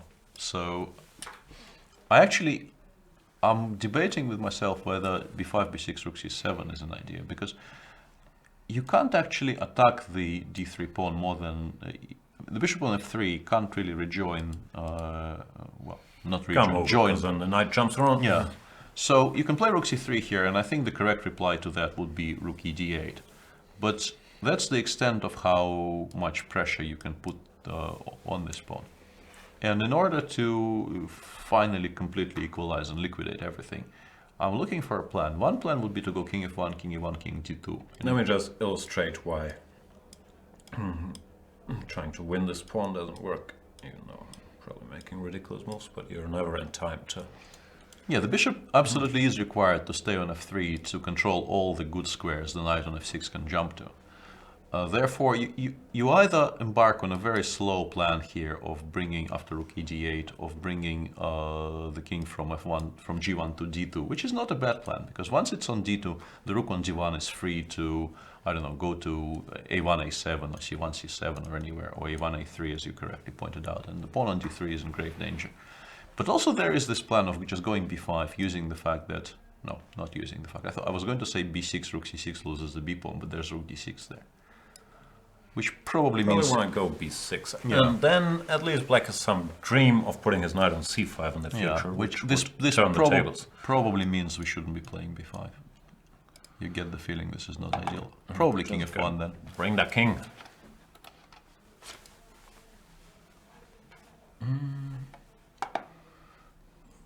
Where do we go? Navarra is still... Yeah, probably. He is also running very short on time, I believe. Not enjoying himself very much after This H6. this game might get wrapped up reasonably quickly, because if our clocks are correct, David is down to his last 3 minutes and his position is bad. And let's show the brutal line once more. G5, the most brutal move is bishop takes, f4, e takes f, and I can't even remember. Here, queen h5, huh? We thought queen h5, yeah, we're not entirely sure, but I think... Let's briefly double check, not to lie to you guys. Yeah. But yeah, this is boom. Knight e6, then many ways to win. The most brutal one, I think you've also mentioned, takes. If knight takes, then the queen makes it here, which ends the game. And if queen takes, then this pawn is a pretty serious... Amazingly, h7 is maybe the only winning move in that position. After queen h7, after queen e8, king h7, you might not be able to win anymore. Yeah, but that's not difficult for... No, I'm not saying he will not find it. I assumed both were winning and this was just for style points, but it's not for style points. It's the only winning move in the position. Let's give mate. Can we give mate? Nope. No mate? Yeah, yes mate. But, well, maybe not mate, but you will pick up a lot of material here. But not quite mate. But anyway, we always... no, that's mate. Suddenly... Checkmate! Exciting. Yeah. Yeah, David played rook e7, and after rook e7 it feels like it should be a prosaic end to the proceedings. Hg7 followed by queen h5. It's not even very hard to find these moves, they're so natural.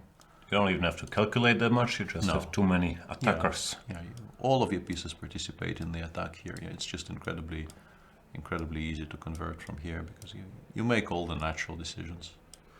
Take... Go rook h7. I guess the important variation here is, let's say queen f6, we take on g7 and we go knight takes e5. Oof. You do need to see that. Okay, that's actually not obvious to me, at least. King f6, bishop g5, and the queen gets picked up next move. That's pretty overloaded. Feels a bit like trying to give mate with knight and bishop. Yeah, so Pretty. Still some, minor calculation is required from white. Well, here, anything, yeah. And here, this we win by more attackers. Yeah. There's simply, the sheer size of the white army storming the barricades there. You decide. Immediate queen h5 is maybe even stronger, but it shouldn't really matter what you do from here. Feels like Helm's Klamm all over again. Helm's Deep. Yeah. Should make my references in German, no, you might not catch it. I got that one though. Yeah, but it's Helm's Deep. Don't let him reach the gates. But he already reached the gates, that's the problem. White orcs don't need to sleep during daytime, which helps. This is probably also crushing, is what you're saying. Yeah, looks like that. Queen e8, but something will happen. Rook g6 apparently, yeah. Block it. Yeah. I mean, once the h-file gets opened, you generally need to sacrifice 2 pieces to get a position like this, and here we only sacrificed 1. So it's unsurprising that white is breaking through here. Check though. Yeah, choose a square.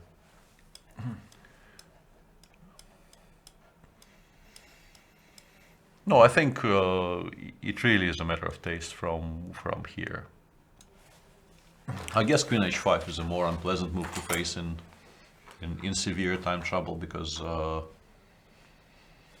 well, harder to calculate, because you need to... White has a larger array of threats, but both moves should win here. Yep. People are saying there's no Rohirrim to save Navarra, which is very true. And yeah, probably Gandalf, his coach, left on a random side mission. He's touring Amsterdam and didn't look at this opening. He's gonna be back for round 13, as Gandalf always is. People are asking us, sorry, I shouldn't say people. Someone asked us to have a look at the challenges as well. Is it challenging time already? We could. There's Very brief look at the challengers, then break time. I'm gonna check in with Fiona if she safely arrived on Yeah, site. you know which position we want, right? No, but I'll go here. What's Is going on? Yeah, this is our good friend Dieter Nisipano doing some really, really weird things against Alexei Dreyev. The whole game is just extremely strange. Just very quickly click through it. Nispiano not having a great tournament. He's a rating favorite, but I think he's at 50%, which he's not going to be happy with. This idea is pioneered by your boy or your compatriot Alexander Morozevich, right? I think so, yeah. I'm not entirely sure, but I think so. A6 is not what I would do, but it's a legal move, stopping this check. Alexei is, a great expert of all things Caro-Kann, but what he is doing today is very, very weird, because in this position he went knight df6. Yeah, the white point is this knight is misplaced on d7, so he doesn't mind retreating. So the knight goes here. No, the general idea is to free the c8 bishop to go somewhere. If white gets bishop d3 and h3, both of those two moves in, the bishop on c8 will feel very, very lonely. So, well, not lonely, but locked in. But then, somewhat surprisingly, he doesn't. Well, maybe not surprisingly. I was going to say just taking on f3, playing e6, bishop d6, knight e7 is perfectly fine, but Alexei decided to keep the position as complicated as possible. Don't need to invite Dieter to enter complications, so he jumps at it. Yeah, and then it got weird very, very quickly. Because this would still be more or less standard play, but black isn't time to develop, so nothing special. But this g5, knight d7. Once again, we probably should just get to the current position, because there's no way to tell what was going on before. I mean, none of these moves are... All of this is madness. Yeah, none of these moves are particularly understandable. Knight h4, as you do. Bishop takes, rook takes, pawn takes. Yeah, bishop b7, rook b8. It's important to note that this bishop on b7 is not actually hanging,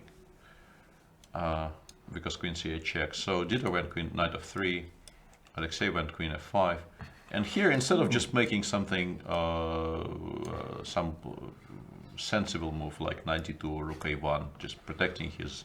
This looks best. Just knight d2 creating an idea of bishop e4 and then taking on a6 next move. Seems like a normal move, but instead of that, Dieter sacrificed the rook on b1, which is also incredibly interesting. What's his point? I'm not sure. Bishop d7, black cannot take because knight e5 check will probably win on the spot. Show the checkmate. I'm always happy when I see checkmate. So after bishop d7, black will probably have to sidestep by playing something like king d8. And yeah, from that moment on, I really have no idea. I really have no idea what's going on. Machine says it's a forced draw. Let's show the line, because honestly, there's absolutely no way to navigate this properly if you don't want to spend 10 minutes just going through the candidates. Queen h3, creating a threat of mate in 1. But white actually has this perpetual here, king d8, knight f7, and even with a knight on f7, king e7 is ill-advised, because queen c7 is now suddenly winning. Knight takes h8, followed by queen takes b8, and white emerges with a great deal of extra material. Funny stuff in the two favorites game. Yeah, Dieter continuing with his policy of going for the maddest continuation possible. He is one of the most interesting players around. That's his problem. Like, it's also his gift, but sometimes it's his problem. He likes chess and he likes beauty so much that he always wants the most interesting position. Yeah, no, but it's very understandable. It's all and also very admirable, because at some point in your career, I think it feels like playing the same old every day is no longer really very motivating. And in many cases, it actually improves your results as well. I found for me that, the moment I started pushing myself to start playing new openings, to start, doing things which are simply interesting, even if I don't necessarily believe they're the best objectively, my results started improving. So. It's not a bad policy in general. Sometimes renew your relationship with the game by playing a new opening or playing in a sharper style. This is what also Vladimir Kramnik has been doing for a while now, and it definitely reinvigorated his game. So yeah, I think it's not a bad idea at all. And this is the position in the Wei Navarro game. We discussed why Queen e7 is losing here, and if you don't play Queen e7, it's probably even worse. Navarro down to 10 seconds, if our clocks are correct. An interesting way, he didn't go for the strengthening line, but he went for the forced line, where you had to see. Yeah, you needed to see stuff, you but needed to that's see really this idea with Rook h7 or takes g7, which we have shown, and now David played. Yeah, let's show this again because it is a Very quickly. yeah, it's very beautiful and also very important, I think, to the evaluation of the whole variation, because otherwise White is not really getting anywhere. But this does win on the spot. And instead of all that, David won bishop e6, and now you get the feeling that almost any move wins here. Let me bungle it. Yeah, even that probably is sufficient. But there is Most brutal is probably this, no? Just covering this square. Checkmate. well, bishop takes e5, and I missed knight e2. I'm gonna bungle it. but that's right. it's still winning, surprisingly. Knight e2, king g2, and you take on e6 with check on the next move, and you're completely winning. It's actually probably made in some moves. But even bishop h6, which is also enough. Looks pretty good. Yeah, unfortunately, maybe for for the fans, after queen e8, it might be that he will have to win a completely one endgame after bishop g7, bishop f6, and king f7, rook h5, knight e2. That sometimes happens. These It's beautiful attacks. Yeah, it's and, when couple pawns up. David did something else, and he will resign in a second because he played bishop f7, which I think is he will have fewer pieces here compared to the variation we've just shown. This is already on the board, bishop f6, followed by bishop d8, and he will actually end up in the same endgame, only he probably loses a piece. After bishop takes c7, both of his light pieces are hanging, so I expect a resignation to come promptly here. Even if you don't lose a piece, you're totally lost, but Yeah. it doesn't help that you lose. So a crushing victory today for Wei Yi, and after his triumph of round 8, David Navarro is going to is going to be disappointed today. But he keeps on producing games which are of an absolute pleasure to watch. Absolutely. Yeah, he probably would prefer to Win more. Yeah, to be on the winning end of them more often, but still, tremendously interesting player to watch in this tournament, David. Yeah. Anyway, he's gonna lose this game. We're gonna use this occasion to go on a quick break, and we'll be back with you in a couple minutes. Thank you so much for watching the show. See you soon.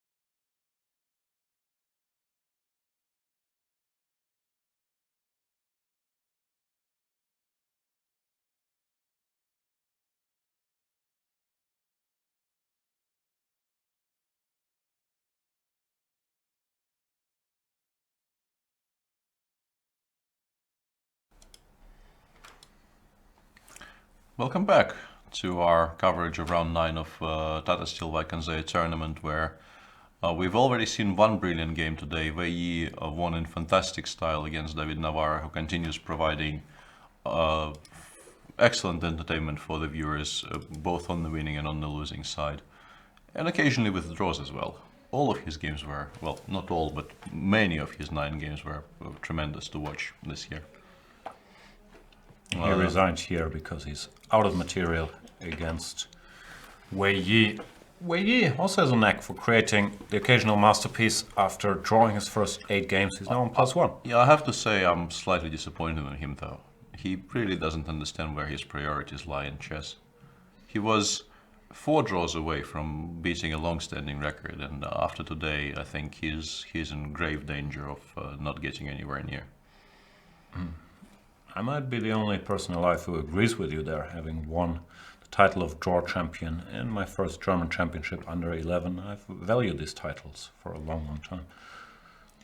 Let's have a look at some other games. We've very understandably followed the Wei Yi Navarre game because it was nearing its completion, but To my great surprise, Van Willy against So ended in a draw. I thought Luke played a great strategic game and was going to push, but he agreed to it draw. is an interesting, yeah. I have to say I haven't seen Luki do this very much over the many years I've watched him play and played against him. He was always one of the most principled players, and also one of the players who, he would never knowingly underplay chess, trying to rephrase the John Lewis slogan and failing there. One thing that could be, I'm speculating, is that because of his horrible score against This probably was a he consideration, yeah. did not really feel like... But also, I have to say, his last 2 moves seemed a bit inconcrete. I felt that after a4 rook c7, in particular on move 24, I really liked this idea of going either b5 immediately or maybe knight d3 first. It seemed to me like White actually was making a decent amount of progress here. And instead he spent 2 moves on improving his position gradually by playing knight d2. Already here, I'm not sure I like this so very much, because in many lines I thought keeping the option of knight g3 open was maybe important. Then he played h3 on the next move, kind of signaling to black that he's not prepared to do anything immediate on the queen side. And Wesley used this opportunity to play queen e7, hinting that maybe he wants to play b6 in some positions, although probably not, because c6 will be very, very weak, and offered a draw, and Luki decided to accept. What was the time situation here? I'm not sure. Let's check very briefly, because this may have been a consideration as well.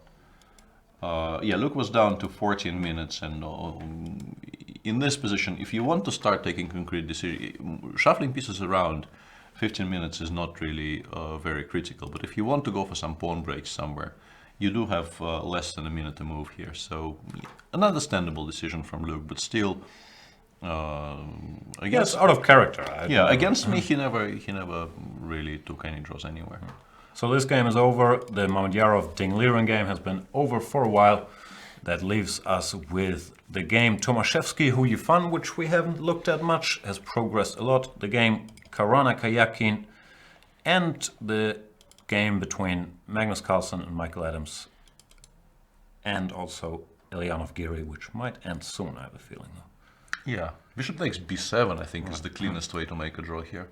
Because if rook b7, c6, rook b1, checking a g2, black still can't really stop this pawn comfortably, because knight b6, we go rook d8, rook b8. And c7 is a big threat, and black will lose a piece for this c-pawn. Yeah, here he'd probably be worse, but he can... No, I'm not sure he's worse, but just play something. c7, rook c5 will be fine. So, I mean, rook c1. Stepping into the stepping into this check was unfortunate, but just making some move and waiting for White to play c7 and then playing rook c1 is a draw. So, and of course, if after bishop b7 black takes on c5, we have rook d8 check, which secures the same result. If Anish wants to be fanciful, he might go bishop b7 knight e5, but I think it's a little bit too much. King g7, but yeah, c6 simply. c6, knight g4, rook d7 would be a bit of a mistake. Therefore, knight takes c6 and everybody goes home. Yeah, king g2, any move. So we expect this to finish in a draw, and then we will have, let's have a look at Magnus's game first. We left it after queen d2 on move 24. And let's go back there. After queen g2, Michael, after a long thing, I think, went king h7. White understandably pressed with f2, f4, queen b6 check, king h1, rook e5, e8, and now Magnus showed that his position is so comfortable he doesn't need to hurry, and stopped all the potential knight g4 counterplay by simply playing h2, h3. And now the d6 pawn is, I think, hanging, because knight d6, rook e6, e5 will support the knight on d6 very sufficiently. And there's really no counterplay to speak of for black. If you go g5, e5 is very, very strong. Yeah, looks like a very unpleasant position for Mickey here.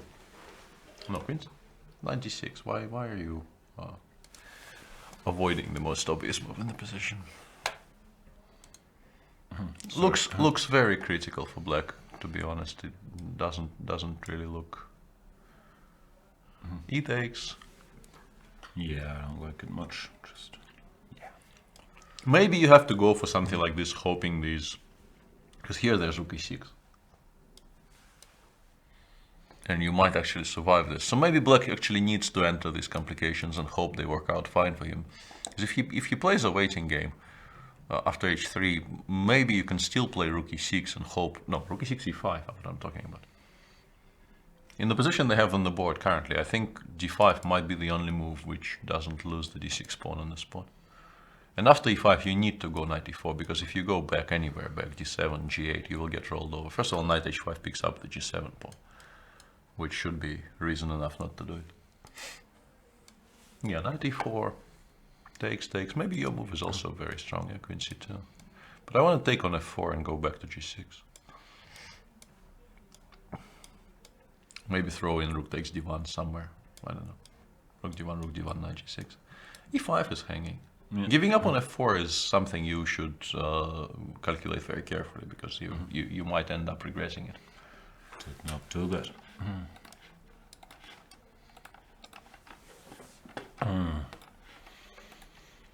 Can I go? I'm not sure I'm in time for this. Can I go all caveman here and go g4? Yeah. Very, very possible. Tricks, but, hang on a second. What is going on in Ilyanov, Gary? Let's have a look. Maybe he missed, or maybe we missed something, or he missed bishop b7. Or maybe he thinks this is just equal, but it's a strange choice. I mean, if you can make an immediate draw, why not make an immediate draw? We have some hope. Oh yeah, no, I now understand what we missed there. Let's show it again.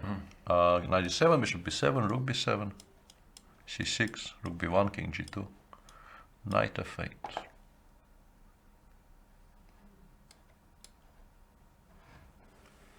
Yeah, it's actually somewhat easy to miss. So well played to Pavel for spotting this little trick. c7, rook c1 now picks up the c pawn, and rook d8, rook c1 also is not very good. And if rook c3, rook b8, rook c8 is just in time, and black is just a piece up. So. Okay. Therefore this, but now it's a different story. Now Anish has a pawn at the very least. But I think white should still probably hold this, because black is completely tied to the protection of the b7 pawn, and white will play h5, fixing the black structure on the king side and making it very, very difficult for black to activate his king and move it to where it needs to be. So what can I do if I go here, hoping for this? Maybe rook b5, yeah, simply rook b5 I think probably forces you to go rook c7, and then we bring it back. Probably closer to a draw than it is to a black win, but yeah, Anish pushing a little bit in this game. The somewhat misplayed opening by Pavel is still not allowing him an easy path to a draw. These guys don't need much to make you suffer. Yeah, let's have a brief look at the candidates, because I have a very nice lead into that. Yeah, Okay, let me just... We haven't seen this game for a while. Tomaszewski, who you fun? Who's better and why? White is definitely better because b6 is a huge weakness. I'm not sure if... I mean, how large his advantage is, but who is better, I think, is quite clear here. White has the more active pieces. The weakness on b6 is more important than, you know, the potential weakness on c4, because c4 can't really be attacked by more than 2 pieces here. Making any progress, it will not be easy, because rook b1, rook c8 makes it difficult to attack the b6 pawn with the second rook. All right, candidates, here we come. What do you want to see? Challengers, I think we call it. Challengers, yeah. I want to see the Adibon Van Forest. Well, yeah, let's return to this, because actually not enough, but it's a perpetual. Yeah? It probably will end in a perpetual anyway, because I don't think black can afford to pick up the h8 knight with the, you know, all the checks white will give in reply. So they actually followed our line. I'm not even sure which queen e6 is the best move here. It might be queen c6 check. Force king d8, take on g5 with check, and then think. It's not a winning attempt by black. I mean, it's minimum is this. Yeah, I don't really believe Alexei will go for this. How did they get here? Because we thought it was just a perpetual. They went down this crazy road. And then he went king, knight f7, king e8. King e8. Ah, yeah, but yeah, after knight h8 he will still realize, well, at least to my eyes, it seems like white definitely has enough counterplay on the queen side not to, for black not to get too carried away with the quiet moves here, like bishop d6 or, I don't know, rook b5 or any of that. Probably loses. Yeah, but the game I specifically wanted to see was Adibon Van Forest, not only because Adibon is the leader of the tournament, but because I feel weirdly responsible for this. I actually played Jordan yesterday during my Bante session and managed to beat him somehow out of a very, very unclear position in the Dutch. And today he seems to be doing very, very well against the leader. So, well, you know, an argument perhaps that it's a good thing to play some chess24 blitz in between rounds.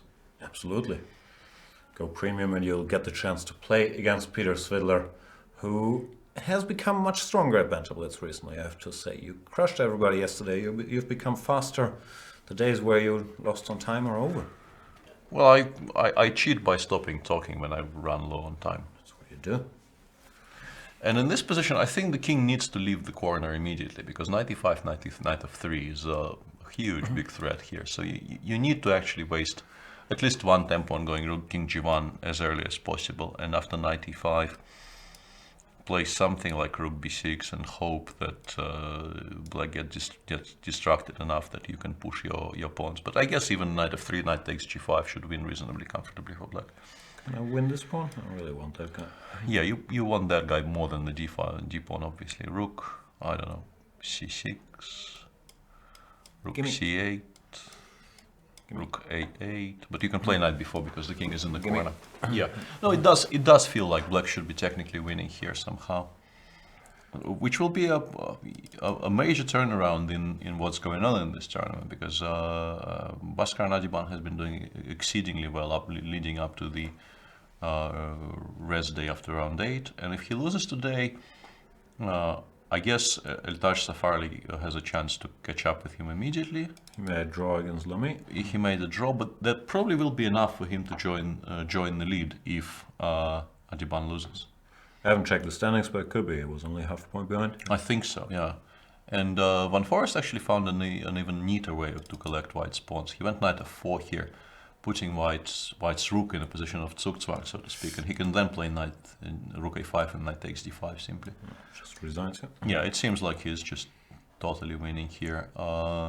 Where did white's pieces go? I don't know.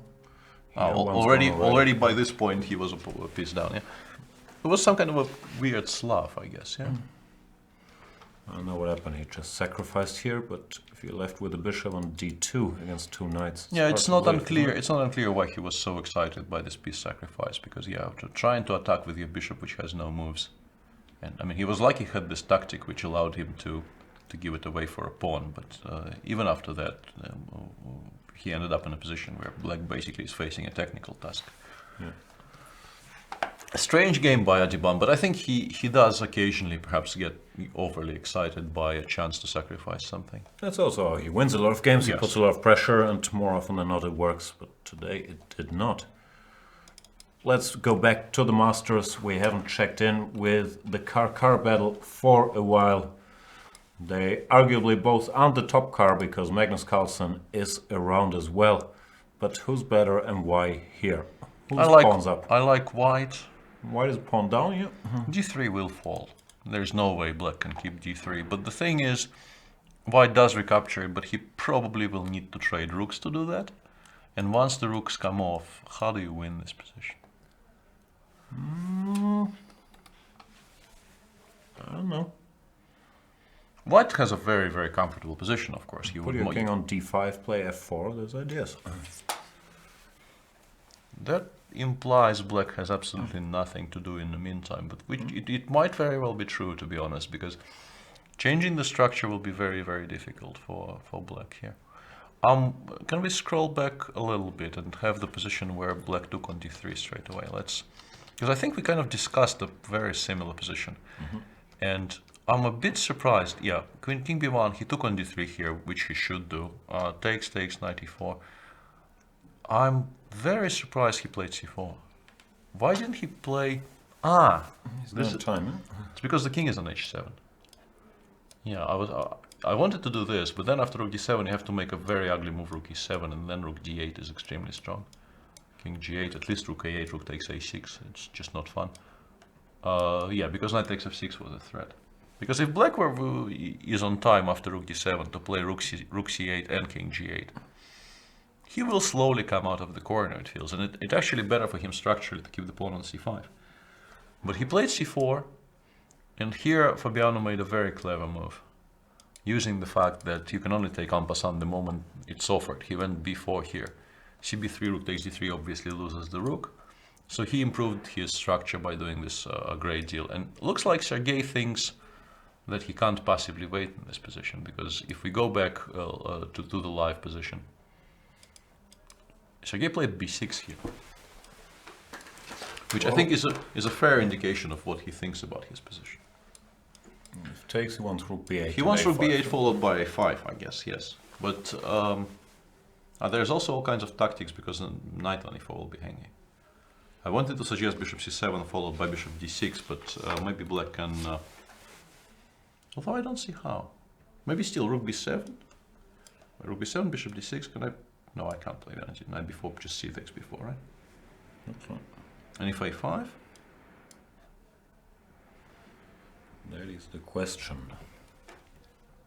So takes... Takes. Maybe I start with knight c5, I'm not sure it makes a difference. Maybe it does. How about rook b5, yeah? Yeah, rook b5, that's the issue. I was looking for tricks, but I'm not sure I can make it work. I might lose on the way.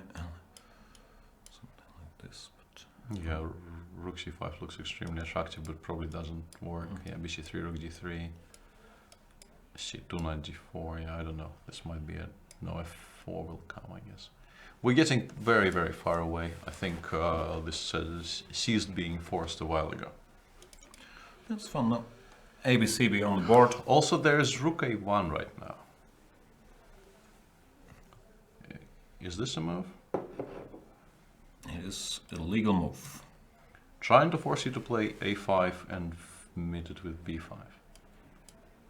Which I think makes excellent positional sense, and maybe even tactical sense, because it seems like I'm collecting everything after bishop takes b6.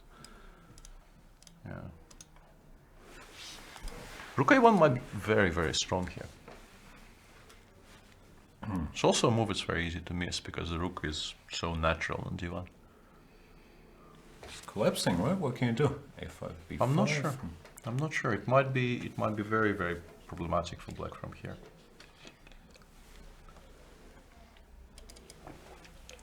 We'll see if Kayakin can use his famous defensive prowess, but it seems a little late, doesn't it? Or if we're right about rook a1, and if he actually missed it, which is very possible, I think Maybe he needs to waste a tempo to go d2 to at least distract one of white's pieces, but it looks grim. Because you still need to play a5. After b5, I will not be able to take on b6 next move, but I will play c4, and yeah, structurally this is just horrible. Knight e4, c5 break will come, and then white will come rushing in. Yeah, looks bad, yeah. This particular position looks bad. It's very possible we're missing something, but rook a1 at least feels like it's a very, very serious candidate here.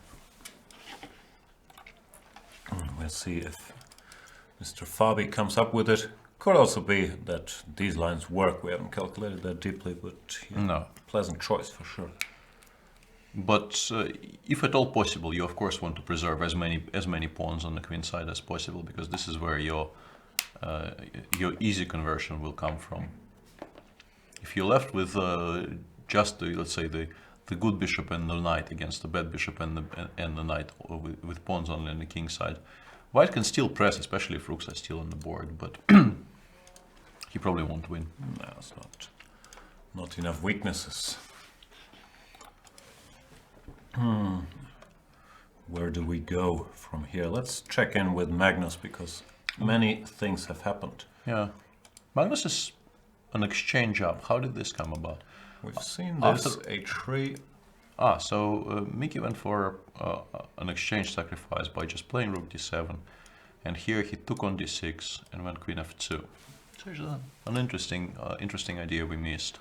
f5, knight f4. F5, knight f4, suddenly black is winning, but Magnus went queen d3. You need to get rid of the f4 pawn to have some compensation. Queen f3, takes. No, he took on h3. That's the point. But still, after rook e2, he had to take on f3, and his position now is... Isn't he just lost? He's in trouble. Just lost is maybe strong, because you can play... I think it's important to play g6 so that the knight doesn't join the play. And after rook e2, I want to play something like knight f4, rook d8, rook e5. And pretend I have some activity on the king side. But what actually will happen is probably I will lose my queen side, and on the king side I will have one check somewhere. Rook g5, king h2. Although h5, h4. There's some play. But I guess rook g1 at an opportune moment, or rook d2 even, something quiet. I like rook g1 actually. Rook g1 is very safe, creating a threat of knight e2 even, maybe. Potentially. Yeah, it feels like still some. Knight e7. Yeah, it's not a.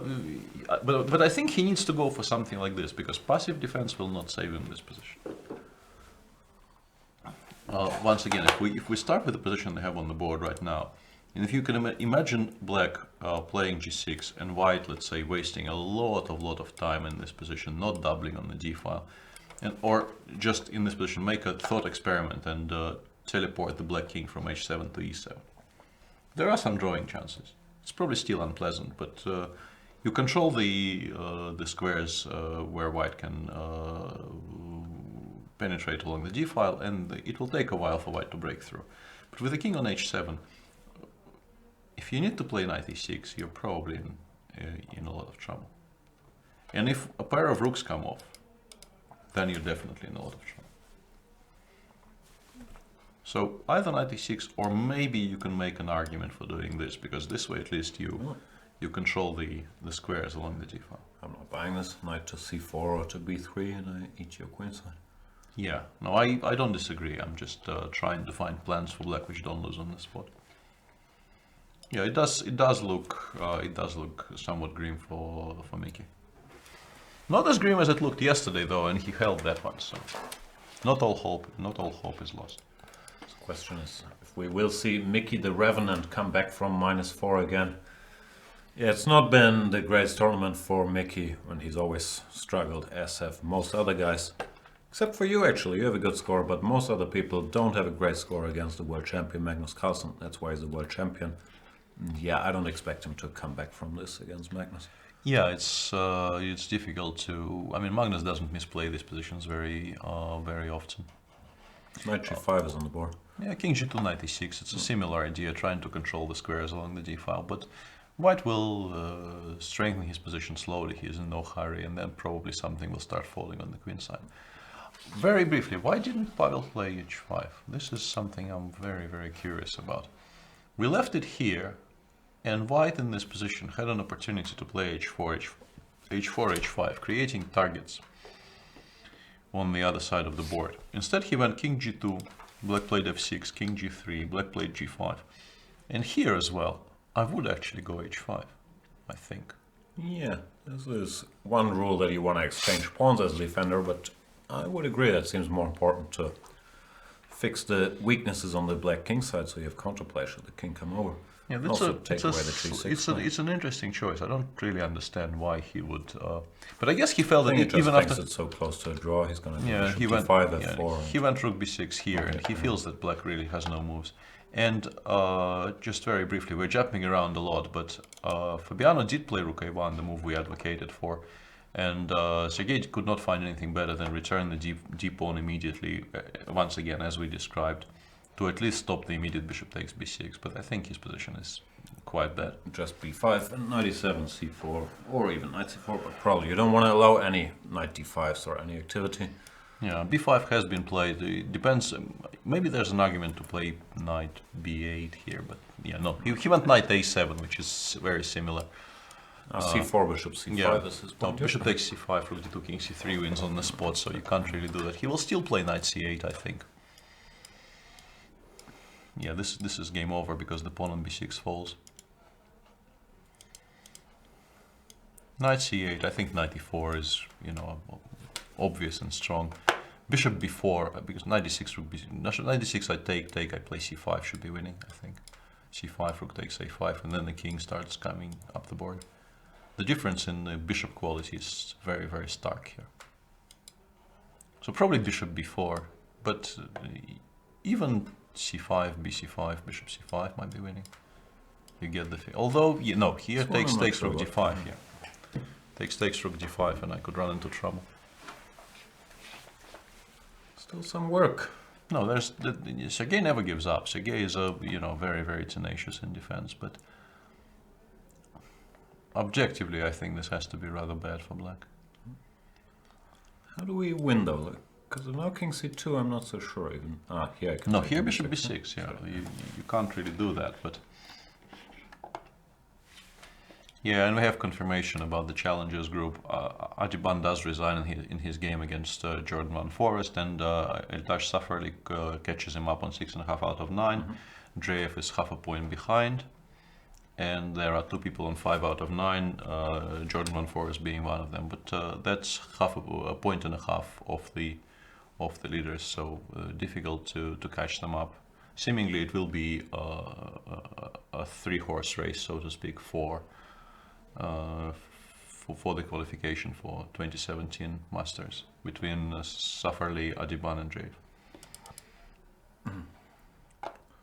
And Tomaszewski, who you fun. She's defending very well. Very, very well. I think her position now might be holdable. I think his plan is to play d6, using the fact that she cannot play g6 just yet. What do you do after rook e6? It's black to move, so you're allowed to make a move.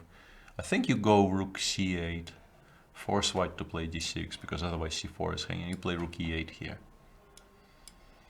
Takes, bishop g7, king f7. Put it somewhere, I go king e6. Yeah, well, white has a plan of playing g4 and creating an outside passer on the h file. But, no, here I go a4, a3, a2. And I should have more than enough counterplay with my own trumps on the other side of the board. I think if she does this, she should hold. There's maybe even better ways to play the current position, but I like this the most. I think it's very, very concrete. The moment the white pawn reaches d6, I think you can safely trade rooks, because it creates a weakness you can play against. Yeah, looks like another good defensive job by Hu Yifan. We've seen plenty of those in this tournament as well. And yeah, that's what we got. Carlsen, an exchange up against Michael Adams. Adams hanging in there h4, trying to create some squares for his knights, but I expect him to lose this one. Elyanov Giri very close to draw. Or so we think. King d6, king e5, but that probably also doesn't really make any progress. And Anish will try this. But after rook b5, if you go forward, rook b6 once again hits your pawns. You have to play rook f7, I guess. But it's getting... But how do you actually shift the rook from b6? I was about to say it's getting difficult for white, but... What do you ever do? Knight e4 check, maybe? You've actually allowed some progress here by doing nothing, but maybe there was a way not to do... Stop that. Yeah. King c3, rook b5, king c4, rook b6 or something. Yeah, or even the immediate rook b6. Yeah, it seems like this is some kind of a perpetuum mobile. Then Corona is much better against Kayakin, but has 3 not minutes put the against final nail 4. in. 3 minutes against 4 for 2 moves. For 2 moves, so no, not at all critical. And yeah, as expected, Sergei is finding all the most resilient moves here. And remains to be seen if Fabiano will be able to break through. He has a glorious, glorious pawn structure against somewhat nightmarish structure for Sergei, because, as we already mentioned, the bishops... At least this dude now has a good square, and this dude can come here. Some hope, I think. Yes, some hope definitely, but you know, aesthetically it feels like white should be winning somehow. But maybe it's not enough, because after all, a lot of material has been exchanged. We shall find out what's happening in the chat. Anybody still alive? Alive, awake? Yeah, probably both. Not a blunder by... people are discussing Mickey's exchange sacrifice. No, I don't think he blundered it. No, he just didn't like his position. No, I think it was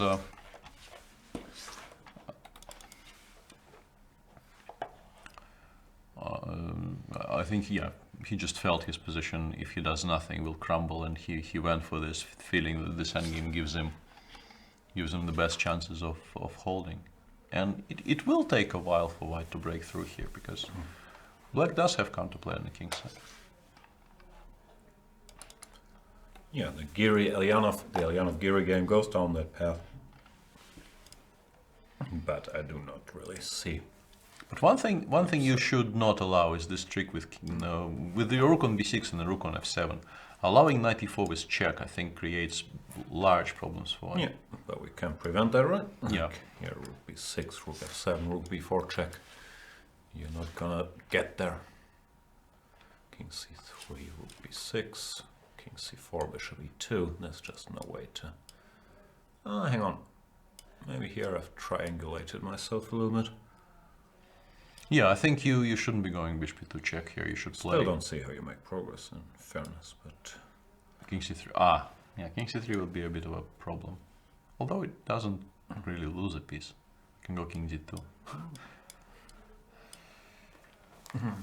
We'll see. We think it's closer to a draw than not, but...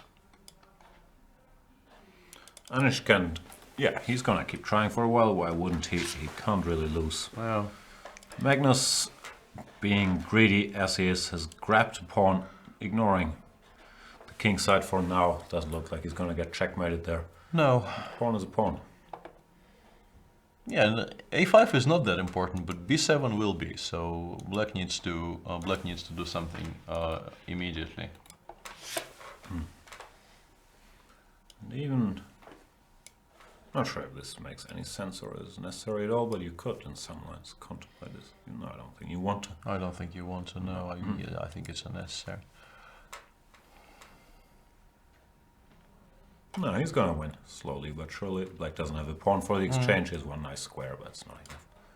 Shouldn't be enough. Yeah, we believe that this should be convertible for Magnus, and Magnus is very good at not letting go of advantages. Seems like Fabiano is planning to maybe trade rooks off. Why? One thing I want to say about this is, let's say black plays king e7, we play rook d1, black takes on d1. In order to play knight d6, you need to get your king to c7.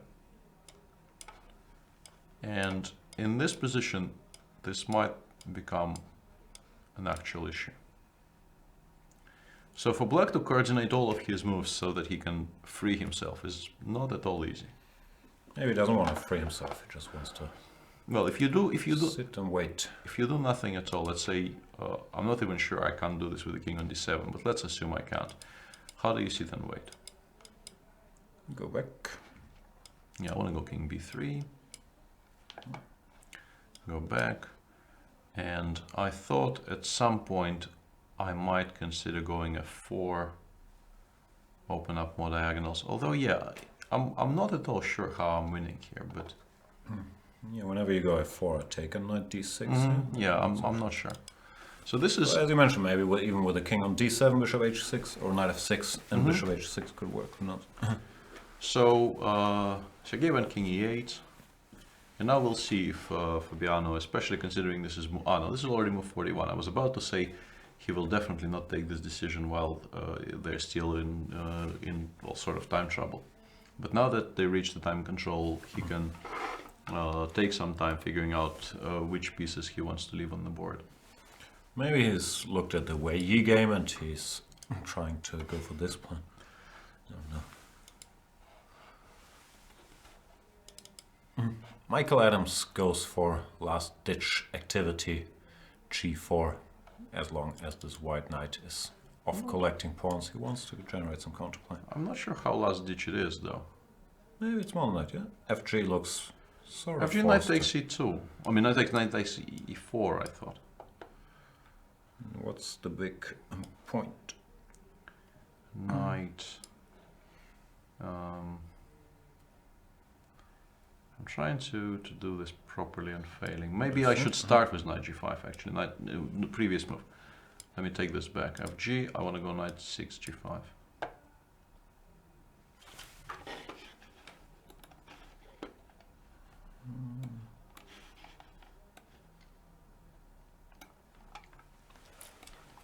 Yeah, still some questions. But yeah, you get the feeling it will not be quite enough there. Maybe fg4 is not even required. Maybe you can take on b7 first. Really? Check. King, I don't know. Yeah, looks kind of weird to allow all this. He did take on b7. Wow. I think the idea, as I understand it, is probably I go king h1 here. If you go g3, I go knight d6, knight f5. Ah, you're in time. But rook g8. Knight f5, h3. But maybe I can play rook d8 here. No, rook g2 and g1 and rook takes d8 kind of wins the rook. Interesting choice by Magnus, not... Must have calculated stuff in order to go for this. Then again was move 40. Yeah. Curious decision. What does he mean after that?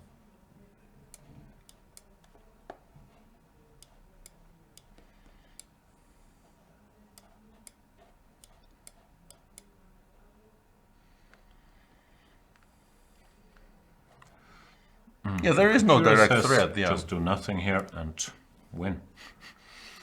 Very cold-blooded, these computers. Yeah, this is an interesting way to approach a conversion in this position, because you're seemingly allowing a lot, but Yeah. Probably Magnus has seen this, but I'm amazed. This looks so scary. Knight on f4, 2 pawns on the third rank, supported by a rook. Oof. yeah. Interesting decision by the world champion, to put it mildly, but he generally is in control in positions like this, so... Mickey played g3 immediately. Similar idea, I guess. Yeah, it's I guess it's the same thing, because king h3, knight g5 check doesn't really give him anything. You have to go back to g2.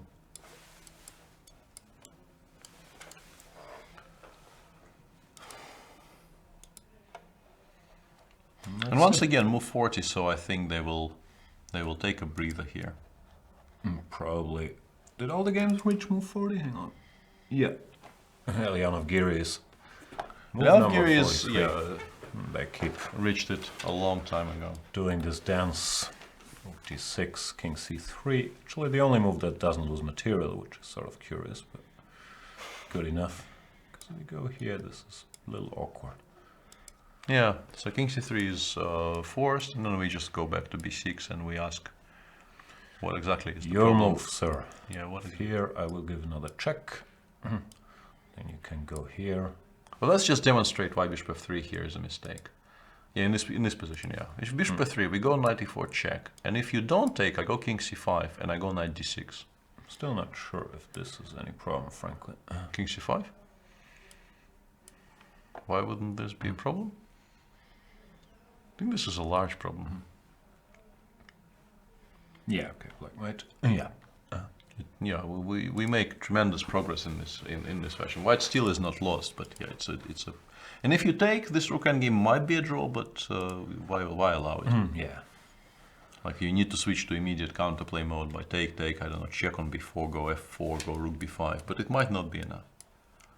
No, and also you can stop all of this nonsense fairly easily. Is an overstatement. Well, you but can go king stop g2 it. here, to be honest. I don't think any of this is Here, for required. example. You can start passing on the other side. Bishop g2, king g2, any of those two moves. Or you can do this, I believe, but maybe here. Yeah, I don't know why You're risking a little. a little bit after king c3. Once again, I need to calculate, and I'm trying to find moves where you just don't need to calculate at all. So let's say bishop g2, and you ask the question. Here, we've seen this. Yeah, I don't think it makes any difference for white whether the bishop is on f3 or on g2. So you do this, and you try not to. You try not to blunder knight e4 check at a bad moment. And apart from that, I think black has very few ideas. And Hoifan actually went for the line I described. And this is move 41 yet again. So I think the critical line here is something like king f7, bishop d4, king e6, g4. I take twice, I suppose, h5. But I think king takes d6, h6, knight f8 has to be a draw. I start with this, I end time. King e6, king f7, I think I'm fine. Yeah? Although, yeah, this needs to be calculated. h6, king f7, knight e4, but just bishop takes c4. Oh, no, hang on, I don't want to blunder this knight. Yeah, king g6 first. And the thing is, knight g5 does not create a threat, which is a problem for white. Black cannot take anything, but he can start taking stuff on the other flank. So, and my feeling is, even, let's say, after h6, knight f8, there on move 45, somewhere, even if white manages to somehow win this knight on d7 for king takes d6 first. Yeah, let's say h6, knight f8, and black somehow miraculously loses this knight, although I don't see how. He will be able to exchange his b6 pawn for the c4 pawn, and it's an easy draw. Oh, I can take this guy. Yeah, but this is 2 against 2, with actually both sides having outside passers. Shouldn't be that easy, that difficult to hold. No, it looks like, yeah, we haven't paid that much attention to this game, but it does look like a good defensive effort by Hoifan. And Tomaszewski, yeah, he can't really break through. He's been solid, and yesterday he held a very good game. Or, well, he defended very well with black against Anish Giri.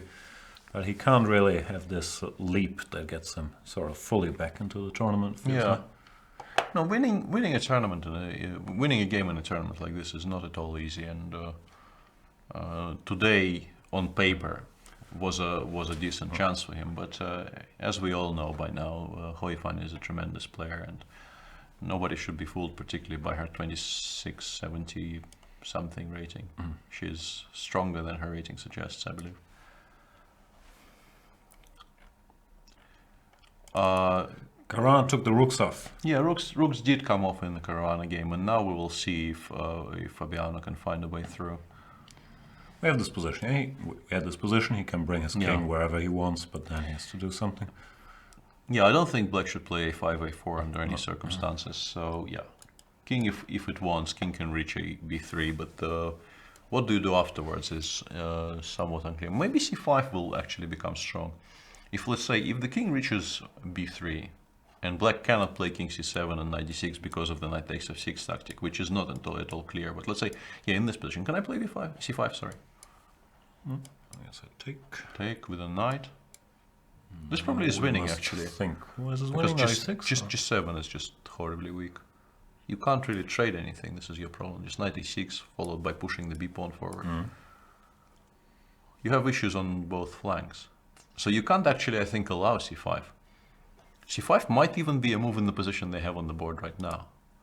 But, yeah, king d7. But here after c5 there is this knight a7 move, which you at least need to calculate. Although after c6 check, king f7, once again, knight takes f6 might be winning here. You get a feeling this could be enough, followed by bishop g7 and just running up the board, yeah. So, move 43, which means Fabiano has plenty of time. Yeah, bishop g7, knight d6, you do have that, but I think I'm faster. h6, no, probably, hang on. Yeah, let's take on f6 here and go g5. But this requires calculation. And if you bring the king to b3 and you establish that black can't do anything at all, then after knight a7 I will just play king a4, king c4. So the big question is, can black do something in the two tempi he has after king c2? Well, the only active thing, but I think it's just a mistake because you'll drop this pawn as a4. I think after a4 I just go knight c3 and I will king b3 even. Should be enough. Although here we'll take knight d6 becomes a bit of an issue, although probably doesn't need knight here. Or here. Yeah, you're right. I shouldn't allow this. So still very critical for Sergei, and it seems like the combined threats on the king side and the queen side might be enough for white here. Machine says it's not really very bad for black, but I think it underestimates knight takes f6. Let's ask it. It's not apparently, yeah. Apparently, it's the king is in the corner still, square still. Yeah, which is something I failed to appreciate. This is very important because that means black can play king c7 and follow it up by knight d6. But white can play c5 here again. Yeah, it's the same issue. Knight a7 is no longer an option. Taking twice probably loses on the spot because g7 will fall. Also, importantly, you can't play knight d6 here. It might lose for many reasons, but the simplest is I can take and go king b3, and I have a tempo there in the end. I go king b3, king a4, and after f3 it's a position of mutual zugzwang, but in this particular case it is black who has to move and he has to resign. That's always unpleasant. Ilyanov keeps giving checks expertly. Is this game just gonna end? Well, one winning plan, well, sort of winning plan black has is to abandon the f6 pawn and invite white to take on f6 and let the b pawn run. Yeah, but the best case scenario is you get rook and knight versus rook, right? I'll always be in time to probably, yeah. But also I think it can be ignored. Let's say king c3, rook b6, rook, I don't know, g7. We can continue doing nothing, or rook c7. There's absolutely no call for us to do anything still. You can play bishop g2, king g2, any of those two moves, 3 moves, 4 moves.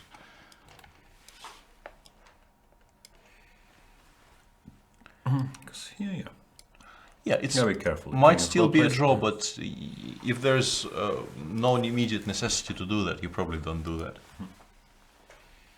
You go here and say congratulations. Yeah, congratulations, you've succeeded in sacrificing a pawn.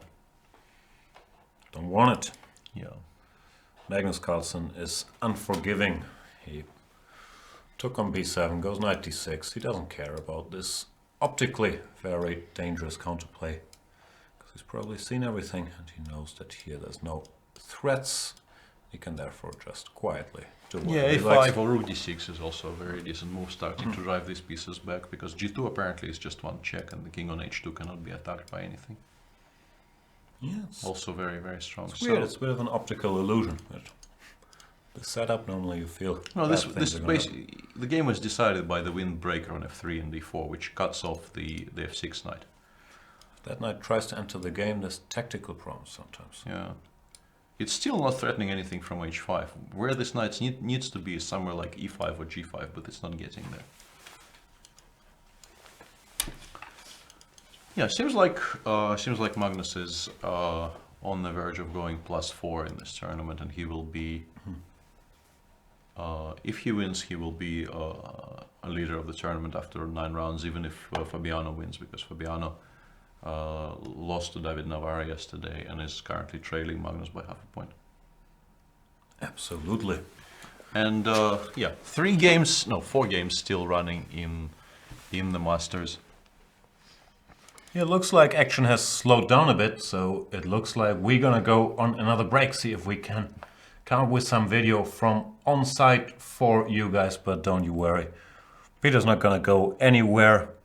Maybe he's gonna go somewhere, but I'm he's not gonna allowed come back. to. He's not allowed to leave the studio. It's Yeah, strict rules it's over here. it's all very sad. It's a bit. Help.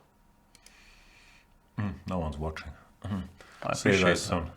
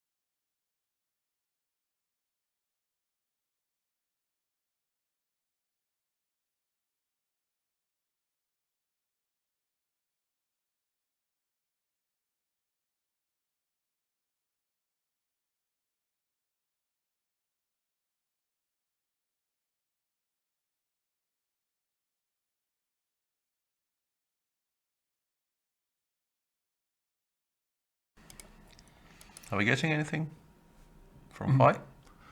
I don't know, but we are back. Welcome back, everybody. We were checking in with our outside reporter, Fiona, who is in Vike, has recorded some interviews, I believe, but the internet in Vike is even worse than in our Hamburg studio, where it tends to work and only fails every couple hours. So we're gonna get to them as soon as we have them. Very exciting to do all this technology stuff.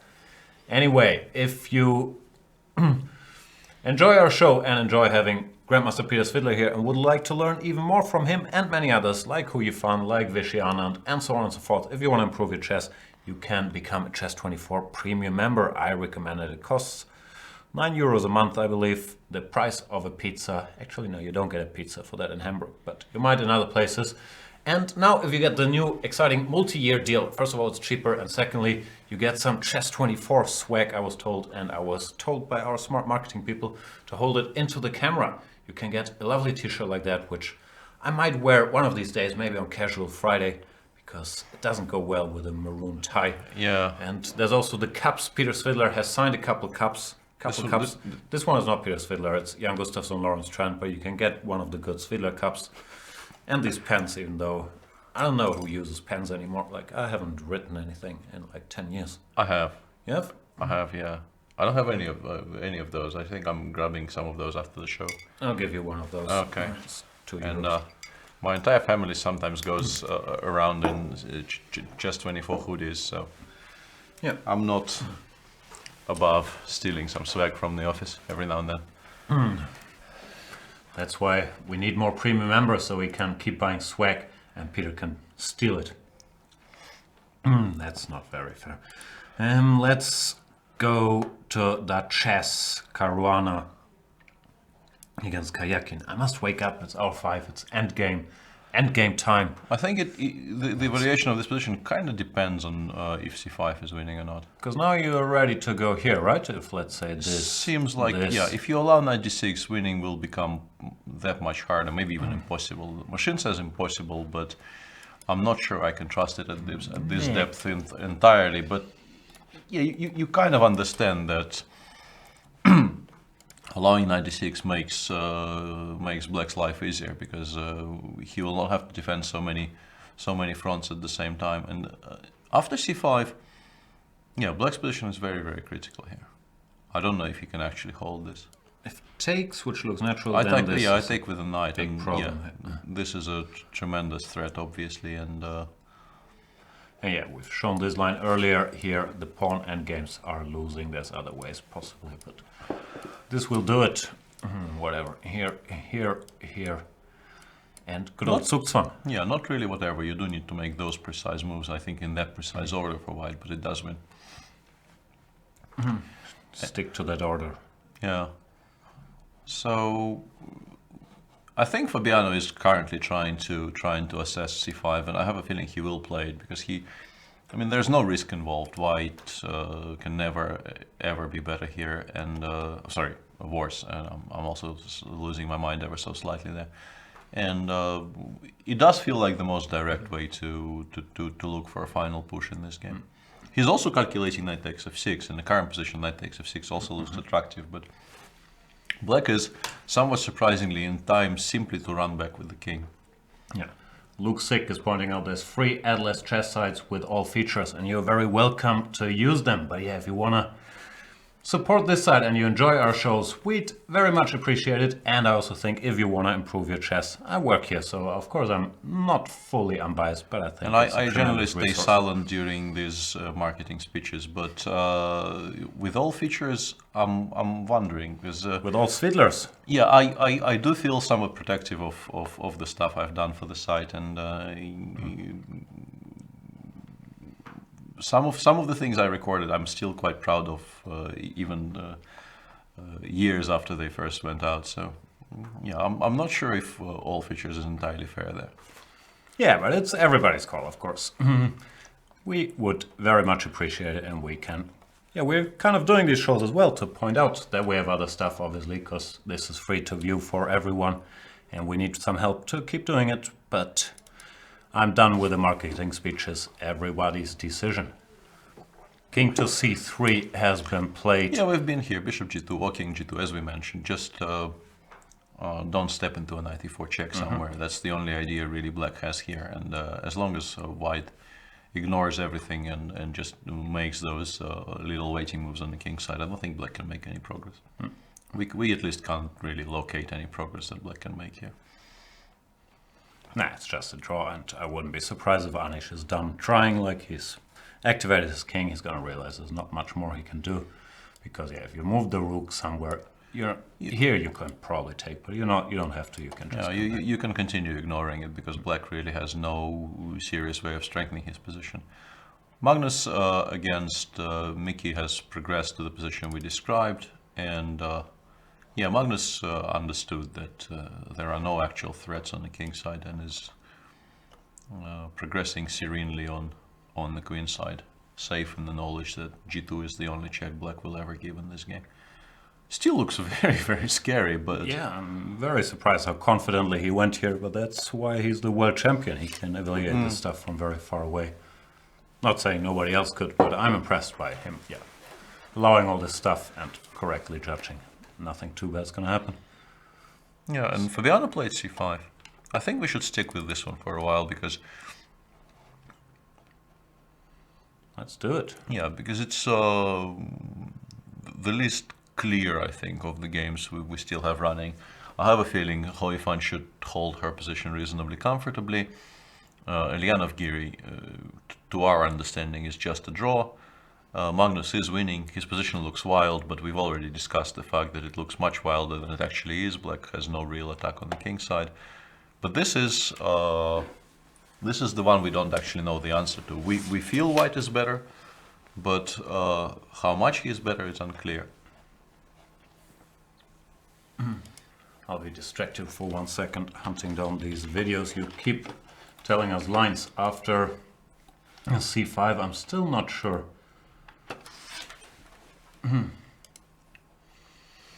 What else black could do? We've established bc5, knight c5 is bad. But do you go a4? What do you do? I think you might have to, because a4 at least creates some kind of a... First of all, it stops king b3, and also it reminds white that at least black also has a passed pawn which he can use at least as a distraction. It's not going to become a queen or anything, but at least it's something white needs to pay attention to. And now this is a position which is... It feels like you can't really assess it by, saying words. You do need to start moves. You do need to start calculating concrete variations here, and it's... This is not a threat. No, here black is very happy. Then well, you could even maybe try this, but it looks like it's not a lot. Yeah, knight c5. Black is in time to bring his knight to d7, stopping bishop f8. And sadly for white, he can't go bishop a3 because he's not on time with the king to the b5 pawn. You want your bishop here, controlling both. No, with the king on c3, I think it would be completely winning for white because the king will just come up. But in this precise position, you're forced to play bishop e3, which is an unfortunate concession. Even this might be very good for white, to be honest. Black's structure on the king side is so weak that even something as slow as this might actually make a lot of sense. But now what's the plan? Bring the king over. Yeah, you want to bring the king to a3, or I mean, if allowed to c3 and b4. But black probably goes knight b6 back here to stop king c3, because king c3 knight d5 check is maybe even winning for black suddenly. So you will have to go the roundabout way via maybe even b1 a2, and in that time black will have to create some counterplay, because if the king does reach a3, white wins. Not a forced line, but just throwing out some ideas there. Yeah. What else is there? c6 you really don't want to do, because c6 knight a7, you're probably yeah. losing. Well, and you need to start calculating something on the king side. Okay. But yeah, who does that? And if I push f4, I'm not sure if here or... Yeah, it looks interesting. It looks like opening additional diagonals for the bishop might be a good idea. But once again, it's difficult to assess whether this will be enough. Yeah, and Kayakin does what he does. He sticks around. The game hasn't gone his way for a while now, but still gotta finish him off, which is never easy. Yeah, I'm scanning the other games, but yeah, nothing much has happened. Ilyanov Yeah, is going to it's all sort of staying in the same spot. Evgeny Tomashevsky played bishop b2 instead of what we thought. That's actually an interesting thing, because here, if you go king e6, h4 gains in, g4 gains in strength a great deal. Let's just demonstrate why. If black plays king e6 here, we go g4, and if black takes twice after h5, you can't take on d6 anymore, because h6, knight f8, bishop a3 check is suddenly actually completely winning. So that must be a tactical justification for playing bishop b2, but in this position you can play king f5 and follow it up by king g5, and this probably still holds for black, right? I don't even know who's better. Probably nobody. It feels like a position in which nobody is really better. King g6 and then start running the a pawn down the board. Okay, white can't really lose the bishop. No, that's what I mean. It probably is some kind of a complete draw. So, Hoifan defending very well yet again today. That's what she does. Yeah. At some point her position started looking critical, but it seems like she will be able to hold this. And just briefly, starting after king e6, you can't really play bishop a3 because knight e5 collects a lot of material straight away. Sorry? King e6, bishop a3, knight e5 just wins material. Black. Yeah, okay. Black is suddenly maybe even better because stuff starts falling on the queen side. Once you start dealing with two passed pawns, you gotta be careful. Yeah, so bishop b2 must have been played with the express idea of playing g4 next move. Sure, that's although maybe right. king e3, king d6, king f4, maybe you could make an argument for that. King d6, king f4, king e6, king g5. Oh, that's interesting. Yeah. Oh. Now I'm scared all of a sudden, because if you're in time to pick this up and run with the h-pawn without having to sacrifice anything. Yeah, this makes a lot of sense. Here, I have no idea if you can take on e5, but that's sort of scary. But this position, is this a draw? This could go either way. Could right? very easily not really. be a draw. Like, Not really either way, but white could be winning, is what Yeah. I'm saying. Now where? G6, G5. no, you don't want to allow it. Actually, after bishop b2, there is an opportunity which I've... Oops, sorry. All my secret files on the screen. Trying to do stuff here. Go ahead, you're gonna have to tell them for a second. Give me a mouse then. No, I need the mouse. Oh, okay. Oh, and I should stop doing this.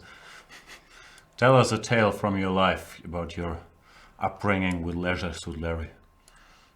Was very integral part of my upbringing, I would say.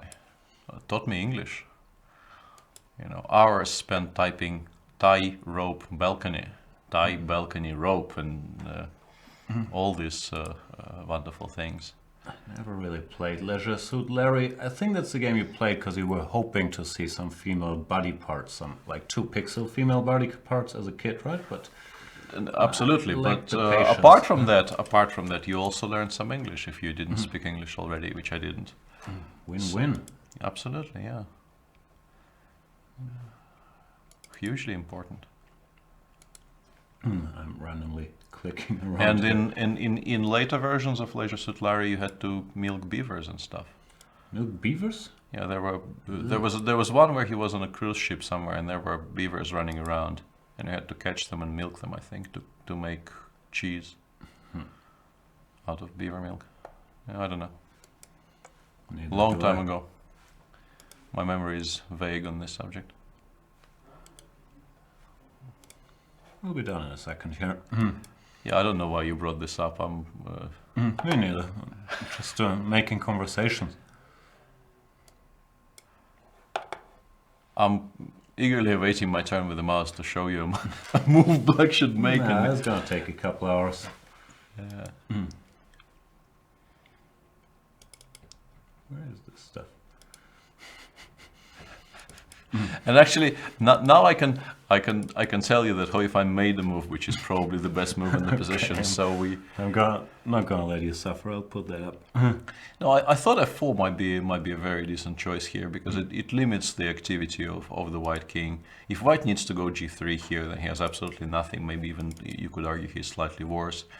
And if he needs to go sort of the roundabout way via e2 and d3, black will be in time to collect on d6, and once again she will be completely fine. So very, very good defense by Hoifine there. Yeah, I'll give up on my exciting task of trying to do stuff here. f4. What can white do? Well, the choice is you can go something like g4 takes en passant, king g3, king e6, king f4, king d6, king g5. But it's a much improved version for black, of course, compared to the one we discussed. Black should be fine without almost any problems, I would guess. Or you could go king e2 after f4 and hope to get to some central squares this way. f4, king e2, king e6, king d3. I can go king takes d6 or even knight c5 check immediately, but also should be okay, I guess, regardless of what you do here. King d4, king d6, this also looks perfectly normal. Bishop a3, king c6, I guess you're not really running too much risk here. Black as always does have this trump if white simplifies. So. Yeah, seems like it should hold for black here, although some precision as usual is still required.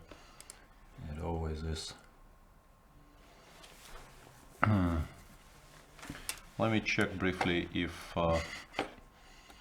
there's anything else going on in the games I can't currently see on our screen. I can bring you the games. What do you want? I'm not sure. Not sure. Yeah, the positions in the other games stay sort of the same. Elyanov is still playing king g2, king g3 as he should. Well, maybe we should elaborate. That actually finished in a draw. Yeah, so. No surprise there.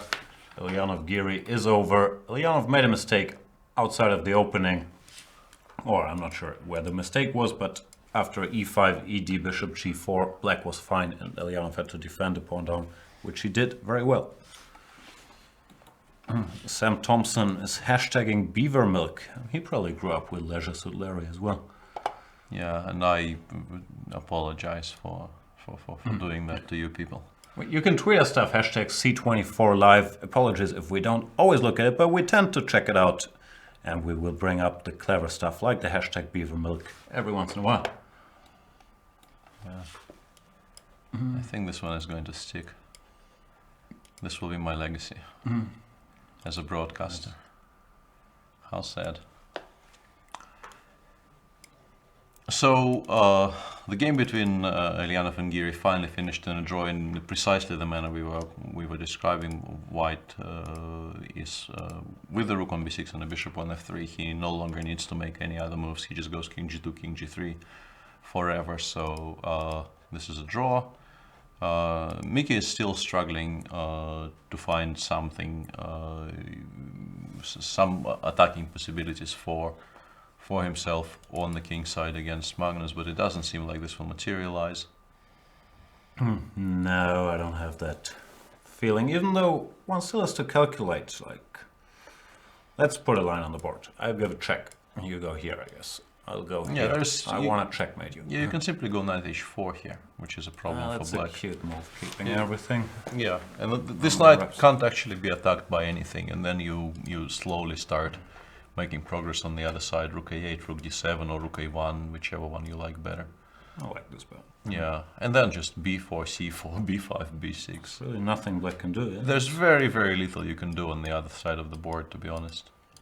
Weird position, because it looks like, you know, black made tremendous progress on the king side, but he hasn't actually.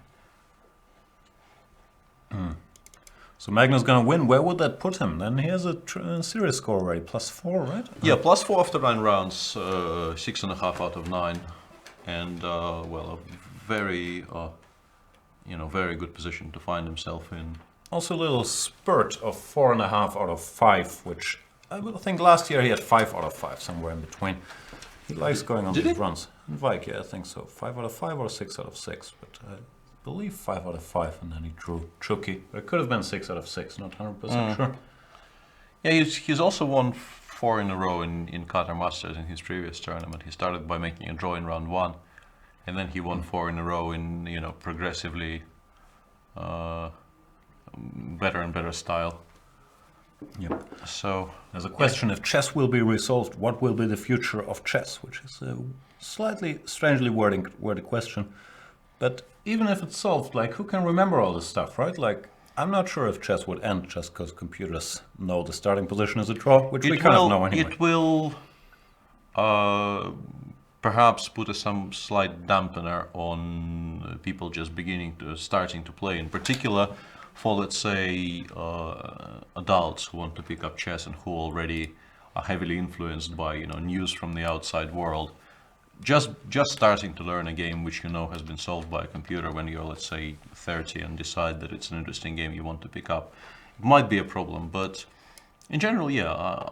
First of all, I think we're some way off. I mean, we're it's not going to happen very soon, is what I'm trying to say. But even if it does happen, I'm not convinced it will be the end of the game for humans. What are the odds? I haven't read up on it for a while. Is it going to happen in our lifetime? It's unlikely, right? It depends on how long we live, I think. Yeah, I think I got a good 5 years. Probably not in that time span, though. No, but seriously, like, it's unlikely it's going to happen in the next 30 years, right? Or so I thought. I don't actually know any hard numbers on this subject, so yeah. No, I think it's unlikely to happen in the immediate future, and also the fact that computers are stronger than humans hasn't killed chess, and I don't really see why a mathematical solution, which is very difficult, not going to come particularly soon, and will not really impact practical play because it's impossible to memorize. I don't see why it should be more horrible for the game than the realization that the best humans struggle against the best computers. No, shouldn't be all doom and gloom in that respect. No. Magnus Carlsen, not all doom and gloom at all, but Mickey Adams really will want to probably go home, watch some nice Doctor Who, chill out a little bit after this tournament, right? It's not been fun. I'm not sure he's a Whovian though. No? No. What does he watch? I think he actually had good taste in TV shows. Yeah. Whatever he mentioned was good stuff. No, I think both he and Tara, they understand what to watch. Yeah. Also, a teammate of ours. I know he's a long-term friend of yours anyway, but we have a nice team in Baden-Baden in the German league where Livio Dieter Nisipiano is playing. Magnus used to play, but he quit playing because he doesn't like 10 a.m. Sunday morning games, which is fair enough if you're the world champion. Mickey's playing. Who else from the guys playing here? I don't even know. I should probably know our teammates. Maybe that's it, yeah? Fabiano used to play. There are some people in Jib, obviously, from Vichy, team, of course, yeah. Dr. Levon, who's taking a break right now, probably preparing for the candidates. Yeah, I think it's a safe assumption. And Arkady is playing in Jib, and no, we have a very strong squad, I think. Wojtaszek. Yeah. I'm number 14 on the list. Sometimes they bring me in to draw against some lower rated players on board 8. I tend to get my draw. Sad but true. So what's going on? A7, Rook A8, and now once again, all of this more or less transposes. So Rook D7, Knight G5, Knight H4 is still the same position, and we discussed the fact that this is a very strong move. I really like this move because this knight is so untouchable. Yeah, I mean Knight D4 is probably also winning, but I also like this. It's very pleasing. Yeah, from the purely aesthetic point of view, yeah, playing Knight H4 is more fun than playing Knight D4. Fun chess. Where's fun chess? There he is. One always needs a little fun chess. Speaking of US sports, I woke up early this morning to watch the Spurs against Warriors game, which I was very excited about. They had a combined record of whatever it was, 90 and 10. And the Warriors just crushed them by 35. They're just too good. I'm very disillusioned. They're gonna win if they don't have any massive injuries, and I might have to stop obsessing about the rest of the NBA season. So England got destroyed in the final test, but we've already won the series, so I care less about that. just because I'm talking about important stuff like basketball doesn't give you the right to bore all of us with your cricket stuff. Let's be objective here. I thought I saw an opening there, and I jumped at it, but Could not have been more wrong. I'm joking. England lost after, I don't know, 18 days in the rain or whatever, however long their match took. 5. 5. That's even longer than chess. I thought this was the longest game. Like, we're in hour 5. You're like 18% into a cricket match now? Yeah, pretty much. So, this game, Magnus is currently after rook 8. He's choosing between rook d7 and rook a1, I guess, because giving up on the a7 pawn would probably make his task somewhat more difficult. You don't want to lose your one big trump. As we mentioned, Elianov Giri has been drawn in the Tomaszewski-Hoifan game after f4 Evgeny played king e2, and king e6 is fine. Maybe even making some kind of a move like knight c5 is fine. Yeah.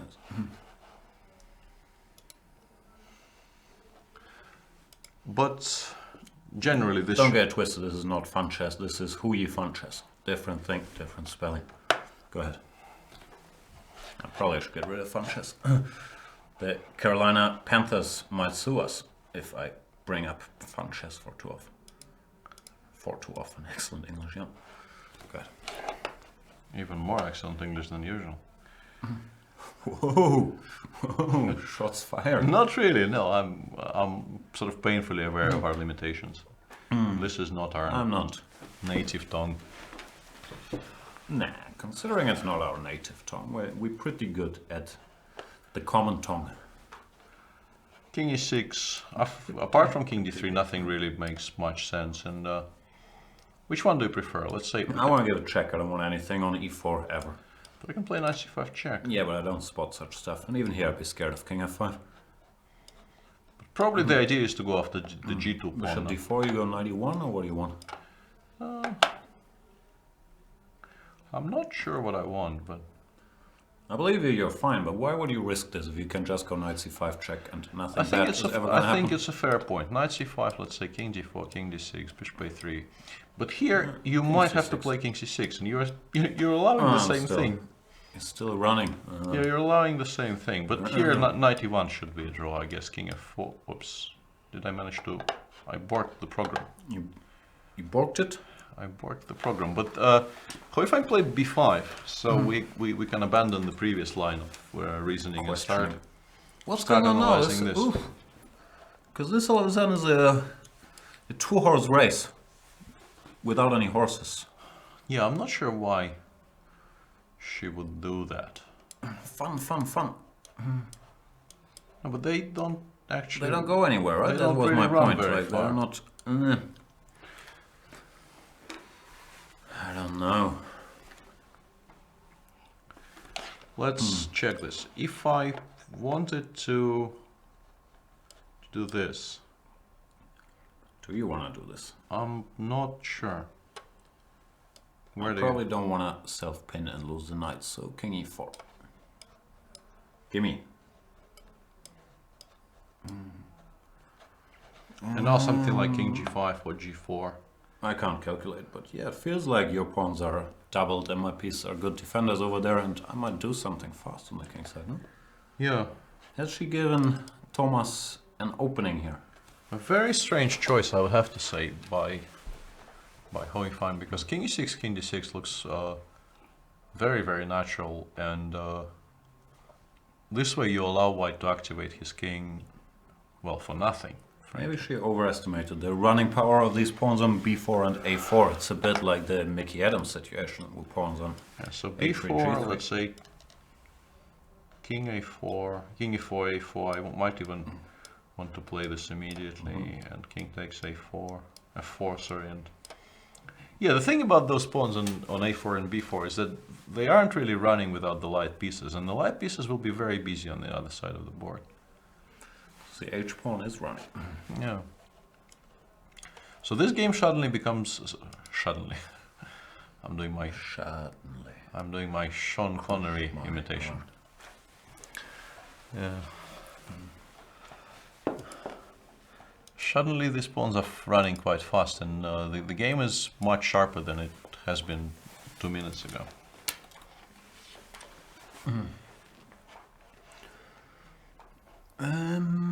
But I don't think Huyifan.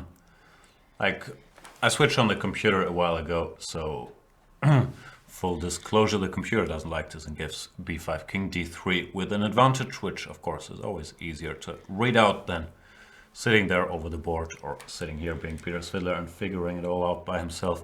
But I'm still, just on aesthetic grounds, I'm surprised that she didn't play this king e6, which looked like such a nice move. Yeah, king e6 looks very, very natural here, and it is a bit of a surprise. But I have to say, in my personal experience with her, she does occasionally get tired.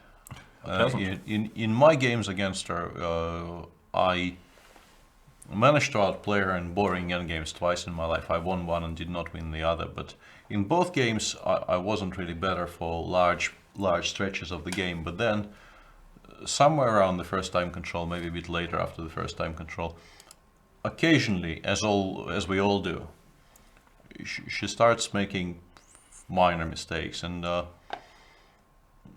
seems like it's getting to her today.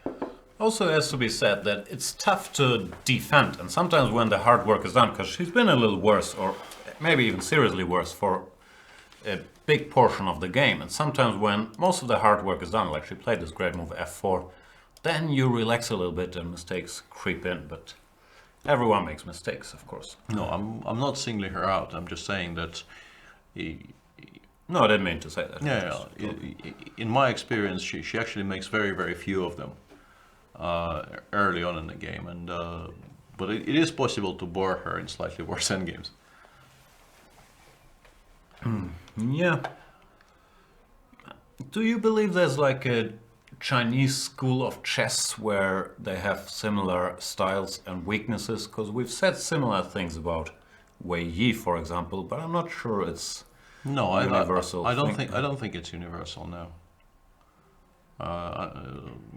I would like to see somebody try and bore, let's say, Wang Yue out of a slightly worse endgame. That's what I'm saying. No, I think it varies quite sharply from player to player, as with any other nation. Yeah. I mean, you can't make generalizations like that. No, I think there is this stereotype, which maybe was a little more true like 15 years ago, that Chinese players are dangerous tacticians, but not that good at whatever, chess strategy or endgames. But I think now they're just world-class and very different players. Yeah, that's my belief as well. Fabiano went for an interesting choice, which it seems like he is claiming that black has no useful move here. His last move was f2, f3, and I slightly dislike this because we had this one line where you needed to win the pawn ending by having this extra tempo. I'm not sure how relevant that is. First of all, this tempo away. And actually this is now very, very relevant, because the big question is, can black now do this? Even that immediate line now is a different. Yeah, of course, that makes sense. So he has now allowed this, and after b6, king c6, it kind of, as usual, it kind of hinges on whether this is winning or not for white. What's going on? But it seems like, looks dangerous. for some reason, the machine suggests this is a draw. Yeah. Going for this would be, I mean, from a human perspective, this looks insane. Yeah, but the machine says this is just a draw. So the king isn't time yet. Oof! But you need to calculate like a champion to do this. Yeah, I mean, entering this, you really need to trust your calculation. So it hinges, I think, on the fact that in this position you can just go knight f7, bishop f6, king f4, and you start picking them off one by one. And now it's kind of obvious it's a draw. Yeah, but to trust yourself, an endgame player's kayaking is to calculate this stuff is beyond human capacities. But you can sort of believe this is a draw. You can't really work all of this to the end, but you can you can think about this position and try to imagine outcomes and say to yourself, a4 pawn ensures that white can't include the king in the game, and since he cannot, he only has his bishop to fight against my 2 pieces, and all I need to do is to give the knight and all of my pawns for his. I was trying to figure out some line like this, but black is just in time. Yeah, you put the knight here and you hunt the pawns down. Yeah, the knight f7 cannot be touched, so once it's there, you just start going after them one by one and it's a draw. But that would be a very, very impressive save if he actually goes for this particular line, because it seems that after f3 he has other options available to him as well. What else can you do? a3 you don't want to do. a3 feels weird, yeah. a3 king b3 just feels weird. You don't really want to do that. But there is this option of knight e7 here, intending to play knight g5 later. Once again, we have to calculate some stuff like bishop c5, but this feels black keeps counterplay. But this is another one of those lines for which I think it's kind of impossible to go, like knight c5 check here, for instance. I guess the idea is to simply take on b6, take on b5, and after knight g7 you just go knight g8 or something. Oof. Okay, but this you can spot. Yeah, You're but not losing any pawns. this you can actually believe in. Yeah, this looks like humanly possible. So this is an option for black, and there is also this very, very forcing idea of taking on c5 straight away and then going knight d6. But yeah, that would require nerves of absolute steel, because it looks scary as... Still, Fabiano wants to wait. Didn't he have a better waiting move? Like, I don't know which one. King d3, then it's a little far away from the a-pawn. Yeah? King b2.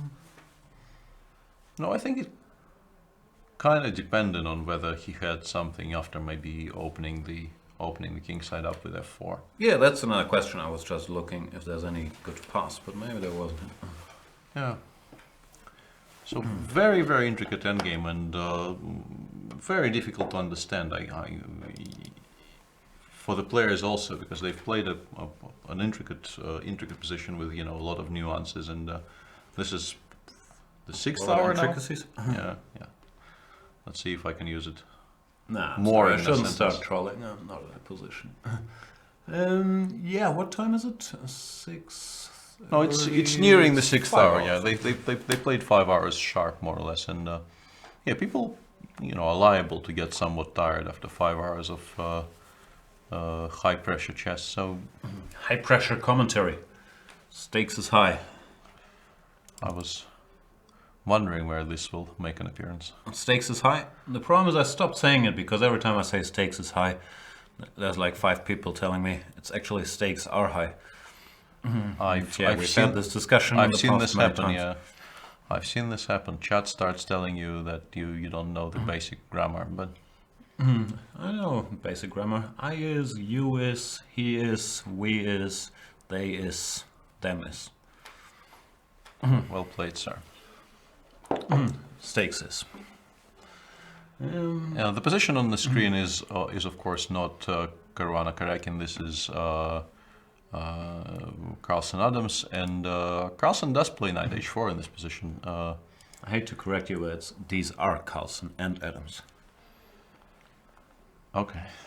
Sorry, I'm starting trolling. I might stop it at some point, but knight h4 has been played. Very impressive stuff by the world champion. Yeah, Mickey replied by knight f4, but as we've already established, this doesn't really create a threat as such, so I have a feeling white could maybe even start pushing the is maybe knight g6 a threat? I'm looking for tricks. There should be some trick at least. Knight g6 might be a threat, actually. Let's play a move before you go here. Yeah, still not a threat. You take... No, this after rook d3 you will never give any checks, actually. You needed to go g2 check, but... in Zwischenschach. Yeah, but I can actually take twice. And even queen, this, yeah? and even this is probably winning, because white starts pushing on the queen side, and there's just too many of them. Still, you have to calculate this, but it looks like this pawn gets here, which is enough. Yeah, once it reaches b6, the game is over. But there probably is a cleaner solution as well for white, so you don't actually need to do this.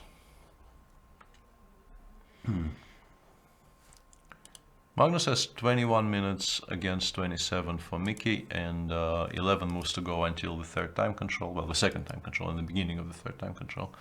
Should be more than enough in this position, because yes, the pawns on g3 and h3 look scary, but the amount of actual calculation you need to do, considering black has a rook on a8 which is completely tied up, is not that huge. And Sergei actually took on c5 twice and went knight d6. Very impressive. Very, very impressive. He's pretty good at these endgames. He's pretty good at this game in general, I think. Obviously. I'm always particularly impressed with all of this. With him being a world-class player, with his tenacity and defending, or actually converting endgames, it's just very impressive stuff normally. Yeah. Apparently Vichy has drawn his first round game in Jib. Following in the... Not gonna be happy.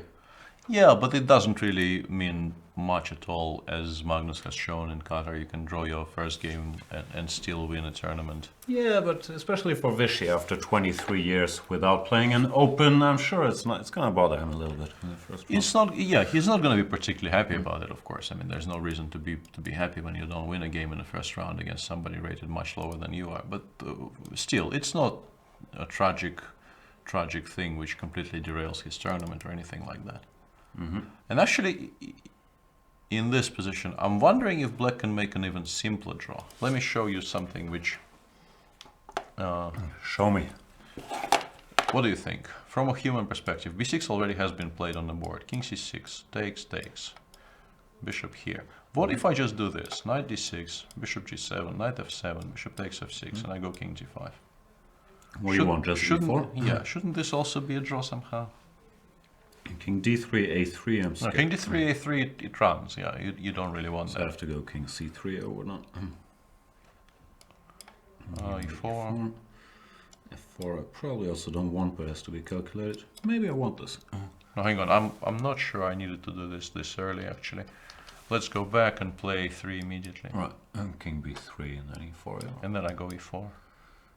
No, with f4. f4, e3, followed by king e4.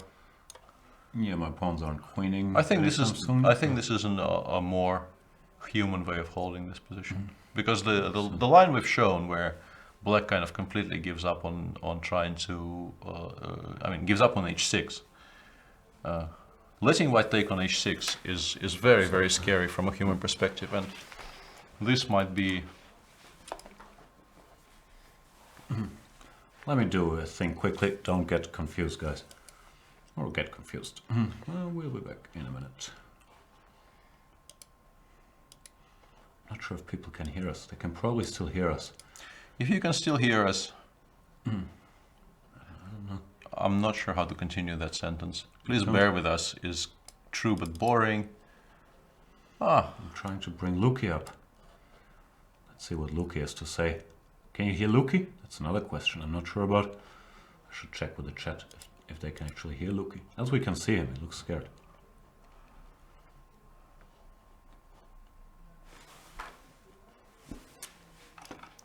We'll find out eventually. Yeah.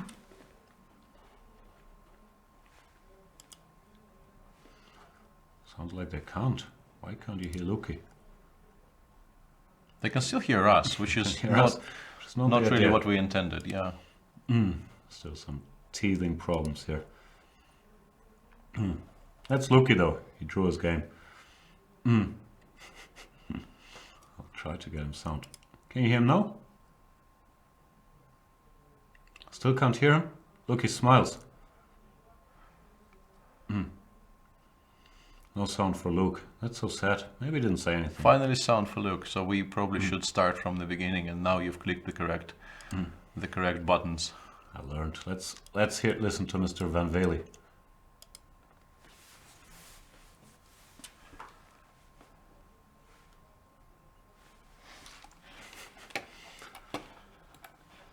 No, they still can't hear him. So sad. Okay. We'll figure it out. Some technical difficulties, but that's Luke. I'm gonna need some tech help.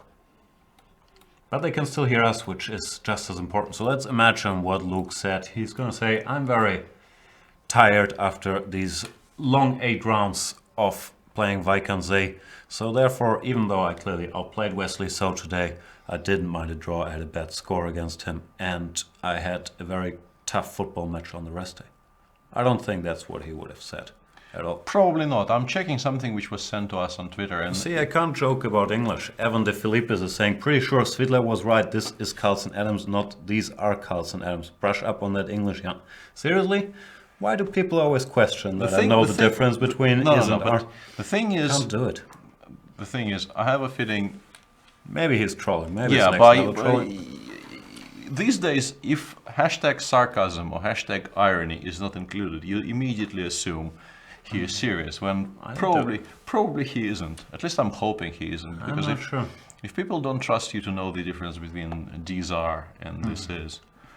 But something that was sent to us. I was always right about R and this. Yeah, something that was sent to us on Twitter. I really want to show because this is a line we missed, and it's a very beautiful one. After c5 a4, Fabiano, after a long think here, went f3, and apparently he could have, after the inclusion of c5 a4, which is somewhat surprising, he could have done this: takes. As we established, the only way to catch this h-pawn is to run with the king towards the e7 f7 square. And in this position, apparently, white has a very beautiful idea of playing bishop h8, creating a threat of h7, and then bishop takes f6, and the pawn will queen. So the only move that doesn't lose immediately is king g8, and now you take on f6. And who's better and why? It's not immediately obvious, but takes g5 bishop f8 or something? g5 bishop e7, it says. Oh, bishop e7. Yeah, I don't know. It's a beautiful idea. I'm still unsure if it works, or maybe if it was better on the previous move. Can we still do it? Can we still do it on the previous move? Why wasn't this? Don't ask me chess questions. Ask me I is, I am, I are, that kind of stuff I got down to science. Okay, fair enough. G5? Is this working here? Okay, here, yeah, it's definitely in the other position, because here there's bishop f8, and after h7 there's bishop g7, and white loses. So at least we've established that it's definitely in this position. But why is white winning here? Ah, it's because he probably should start with c takes b6. We shouldn't be giving up so much material. That makes sense, yeah. Knight takes b6, and we take on f6 here. And this is what, three pawns for the piece. But white had passes all over the shop, and probably is winning. I'm reading in the chat that Magnus has blundered. I do not think it's true, but we can still go there quickly. Sorry to interrupt. No, I don't think it's a blunder. I think basically he is prepared now to give everything after g2 check. There is maybe something wrong with king h2, but he's just prepared to give all of these pieces up and then play c4 and win this slowly. Does he win this? c4. Threatening here, yeah? Yeah, after knight c7, black can't really untie himself, I guess. Just king e2, king f3. I mean, king f2, king e3, and run towards the other side. I mean, we do have, what, 3 for the piece again? I thought it was 4. It's 2, right? Oh, no, it's 3. No, it is 3, but the problem is once you reach d4, there will be knight e6 check. This is the problem. King g6, let's say. King g6, king e3, king f6. And king d4 would have been winning on the spot if not for the fact that knight e6 check drives the king back. And after king c3, black is now actually in time to go king e5, and if white starts running with the b pawn, the king gets to c6. So yeah, somewhat curious decision, because he could have avoided all this. Why? Big question is, after g2, why can't he play something like king h2? Don't ask me, because I don't Once know again, why. knight g6, yeah. G2 has we been... had this line earlier with a different move already. We started with knight g6, Yeah. but here it's more, this is more tricky. g2 on the board, and maybe we're still in for some drama. Yeah, very possibly. Very, very possibly. And just briefly, we will return to this, but Sergei as we suspected, you know, this position with the knight on f7. Going for your human solution. It's a much more understandable draw than the other one, and you can even maybe start with a3 right away, driving the king away, and then king d5 and e4 will hold. That makes sense to me. Yeah, probably king d5 is also a draw, but just playing a3 here, forcing you to go king b3, and this is what he has done already actually. A3. Fabiano will play either king b3 or bishop b7 and king b2. It doesn't really matter. And now e4 followed by e3 is just a draw because the king gets to the white pawns and starts picking them off one by one. Very on the board. f4, e3, g5, just making a losing attempt, then e2, and you just take over. You're still not gonna lose, but yeah. No, I understand. Yeah, I still pick them all up one by one here. h6, king e4, whatever, f6, king f5. And yeah, well, not gonna win. Frankly, any move here. Yeah, more or less any move. So, very impressive by Sergei. Not that we should be particularly surprised that he defends well. He always defends well, but at some point it looked very grim today. He found all the correct decisions, including some decisions he had to take on very short time and tantrum. And Magnus is headed towards the position we just discussed. Knight g2, king g2, knight e6. And yeah, compared with the line where black starts with knight g6, here the pawn doesn't reach b6, which is a big difference. Pity we're not in time to go knight f3 and rook h8. Even then a8, no, not happening. So takes. Here Only move. Forced, c4, knight c7 forced. Yeah, knight Instead of g4. c4 can you go whatever, rook a6, trying to stop that. But knight g7 is still a move. Doesn't help, yeah. Not very much. No, you don't want to swap c6 for a7. No. And here, one problem is this plan is not really winning because you take on b5 and get it drawn. Yeah, 2 against 1. 2 against 1 will be a draw. Always is. This is curious because it does now seem that Mickey has very, very decent drawing chances. Second day in a row, he seems to claw his way out of a very, very poor position. Well, they don't call him Spider-Man for nothing. I've seen Spider-Man in real trouble against the Sandman or those people, but he always claws his way out. Yeah. That's not why they call him Spider-Man, right? They call him Spider-Man because he weaves webs that are impossible to understand for his opponents. And even though stuff looks fine, all of a sudden, he's winning his games. I think Magnus realized that something has gone slightly off plan. Try to bring it up. Normally Magnus, he doesn't have the poker faciest of poker faces, right? Normally you can see on his face when things go he doesn't really depend on hiding his emotions all that much, and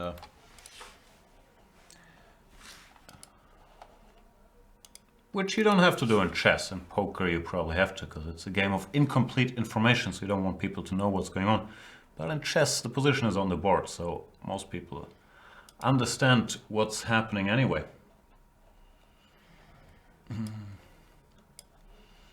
Don't let my clicking distract you guys.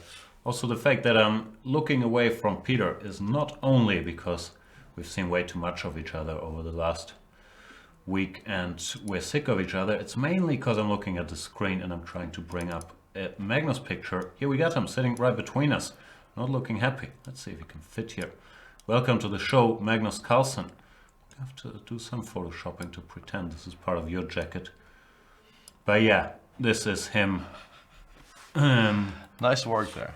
I don't think this is a recent position, if I'm completely honest, because I see white pawns on h2 and g2. Yeah, that is true. That probably is slightly dated. Yeah, I'm not sure whether whether this is an easy draw for black or whether this is a draw altogether. But you do get a feeling that there must have been cleaner wins than what we're seeing right now. I agree. You can stay, Magnus, but make yourself smaller. We got stuff to do. It has taken us a while to descend to sort of pure slapstick, but we are there finally. What are you talking about? Just not a lot of games left, so it's time. I am a graphics designer genius, and I have a great future in web designing or like Welcome to the show, Magnus Carlsen. Peter Svidler has gone on a quick break. It's okay to hide your face. People still know it's you, Magnus. We can tell by your hairline. Okay, I'm not sharp enough to say anything funny. Anyway, things are no longer so easy. Yeah, it might still be winning for white though, because you don't need to go for the direct break on the queen side. Maybe you can just sort of slowly improve your position in the center, play something like, I don't know, he played king f4, and after king f6, maybe you just play e5 check, for instance, king e6, king e4, and you start pushing the f pawn forward. But if I push my f pawn, then I'll lose too much ground with my king. Yeah, then you. No, you probably could play king d4 on the previous move, which was stronger. Ah, and I got hit. Yeah, of course. Yeah, but after king e4, black could run with the king towards b7, and well, once again, could very well still be winning for white, but it's not immediately obvious. I'm being told I need more sleep. I agree. 11 hours a night just doesn't cut it. No, I think we've slept. I've slept enough. Even though the Spurs Warriors game are really 2 hours, I would like to have back, because it wasn't worth getting up for early. Yeah, it's not. What's your prediction? Is Magnus gonna win or draw? I honestly don't know anymore. I understand it's not an allowed answer, but I'm still sticking with it. Really just don't like the prediction game, frankly. Okay, I'll do it. He's gonna win. Caruana Kayakin is gonna be a draw. Yeah, this is gonna be a draw, but we haven't returned to Tomaszewski Hoifan in a while, and there have been changes. He didn't go. This is very surprising. He didn't go king d3. After b5, he went c takes b5. Which is also natural to eliminate any danger, but you put your king much more passive. Yeah, you box in your own king like this, and you probably. He went king d1 even. Oh, sorry. I think he's also getting tired, and he really doesn't want to risk any losing chances if this pawn gets to b4. Really, there weren't that many, I think. No, agreed, but just trying to justify. So the position on the board right now is king e6, knight e4, and she played knight b6 here. Yeah, knight c4 followed by maybe even knight e3 check in some positions. Should be holdable, I guess, yeah? Because bishop f1 also is a constant source of counterplay. Put the knight on d5 and then just... I think black is fine. Yeah. No problems. If you ever go g4, I go fg, take the d6 pawn. I don't even think she's worse. Pas de problème. Nice defensive job by the former women's world champion and current women's world #1, who's gonna try to regain her title in a match against Ukraine's Maria Musichuk. When is that? A couple months, right? It's soon, yeah. I'm not sure exactly how soon, but it is very, very soon.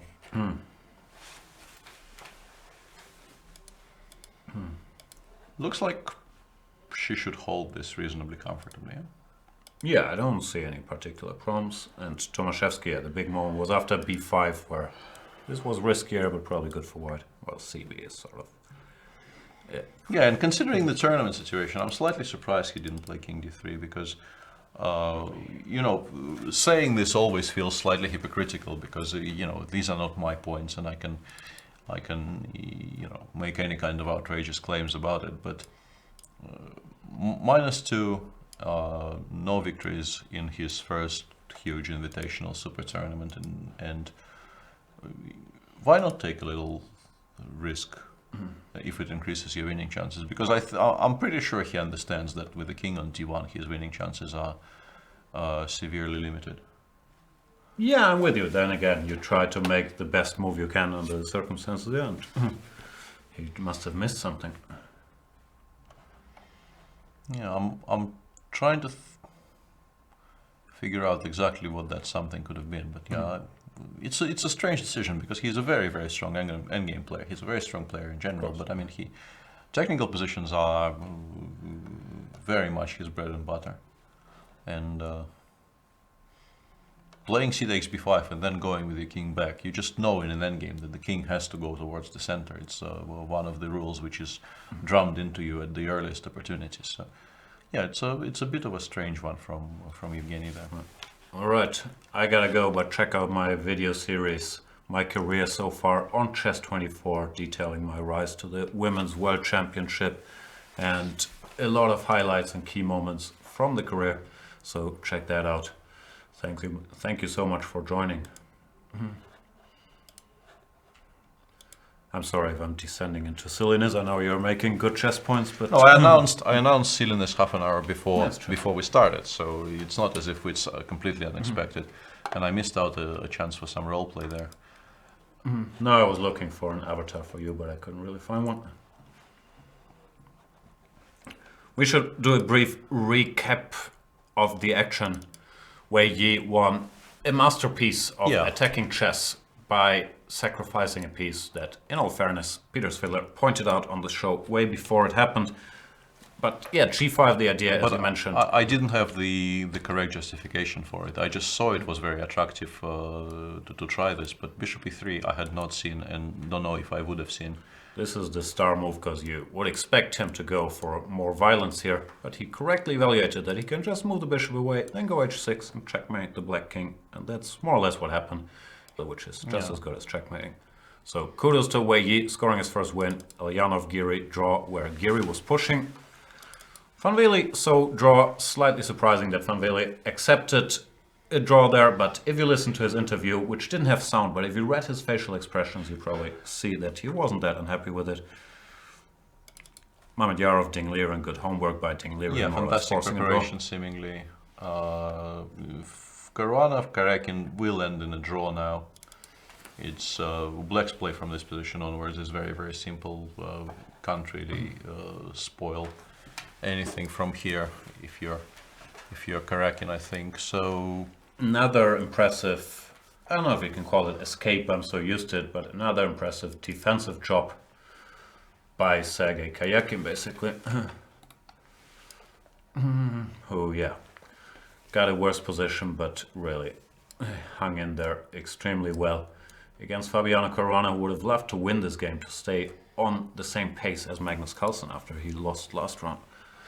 Yeah, although I think Fabiano will be heartened somewhat by what's going on in the Carlsen game, which is the one we should probably be concentrating the most, since we expect Hoifan now to hold against Tomaszewski. There could still be some further twists and turns in that game, but Hang on, I'm intrigued by this Karjakin picture. He looks so tough. Did he oversleep?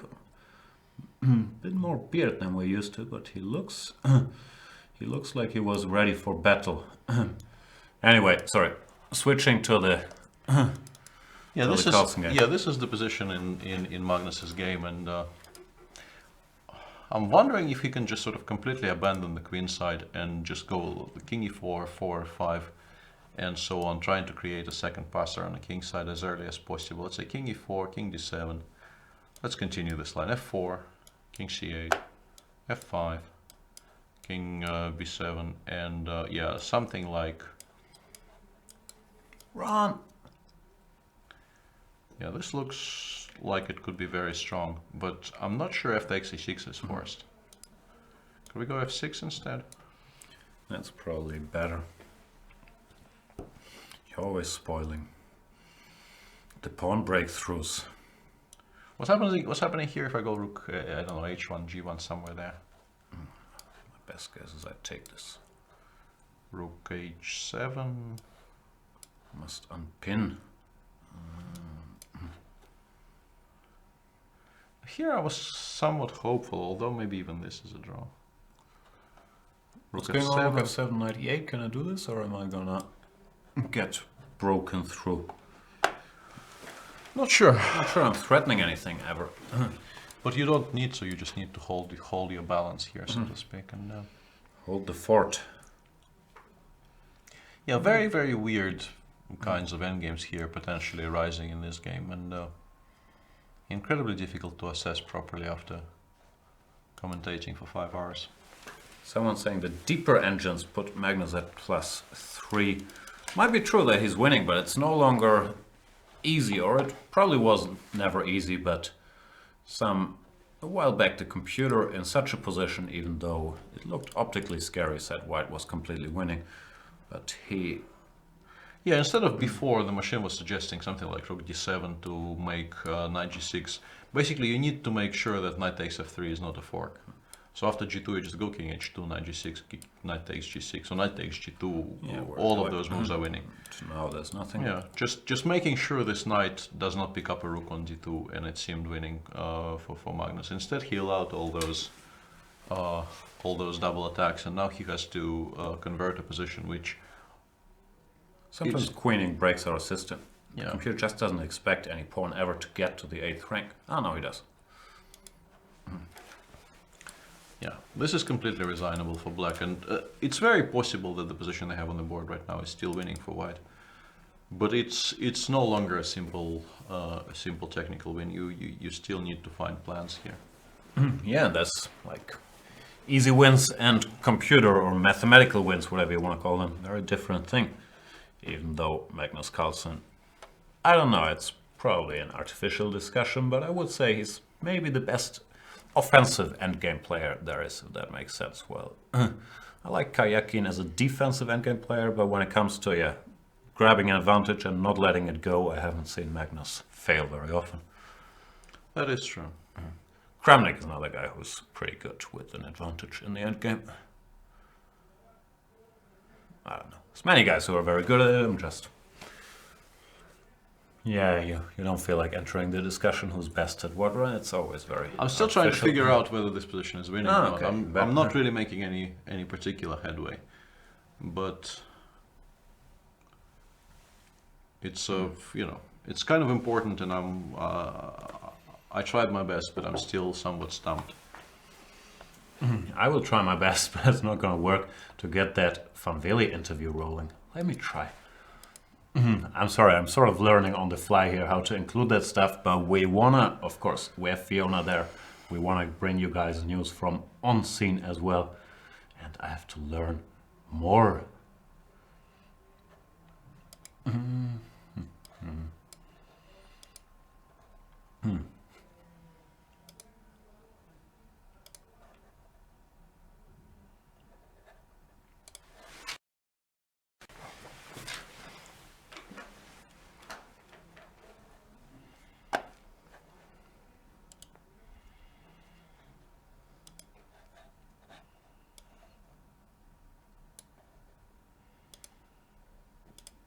Well, Wesley opted for the Ragozin of the Queen's Gambit, and I went for some solid setup with Queen A4, and actually I liked my position very much, but I was getting a little bit short of time. I made maybe the last two moves were maybe not so good, which was kind of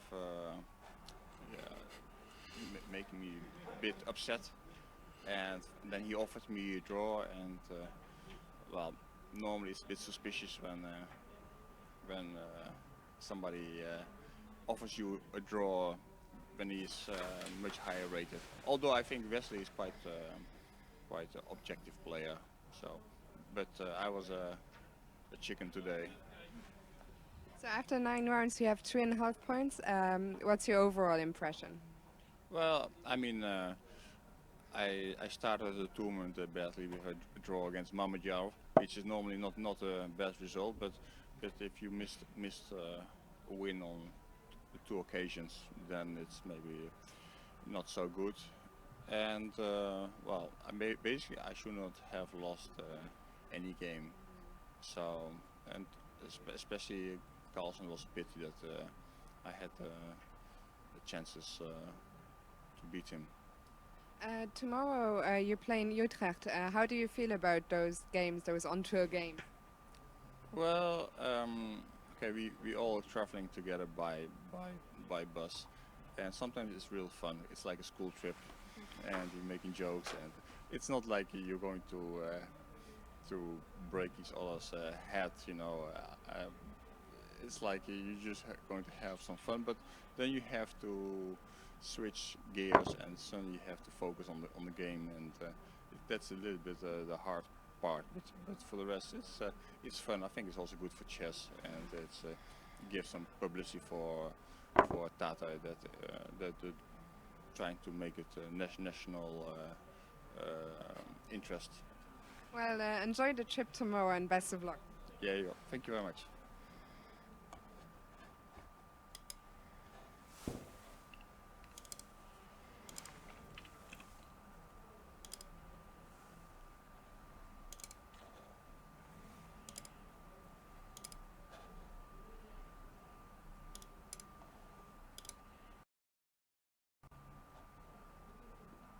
Are we allowed to speak yet? No, we're just gonna sit here and be pretty. Yeah, that was Lukey Boy. I didn't hear what he said, but I think you guys could still hear us breathing. I'll learn more, but I think we heard something at the very least, and now I'm gonna have to shut him up again, which won't be easy because we all know that Luke does not like to be quiet.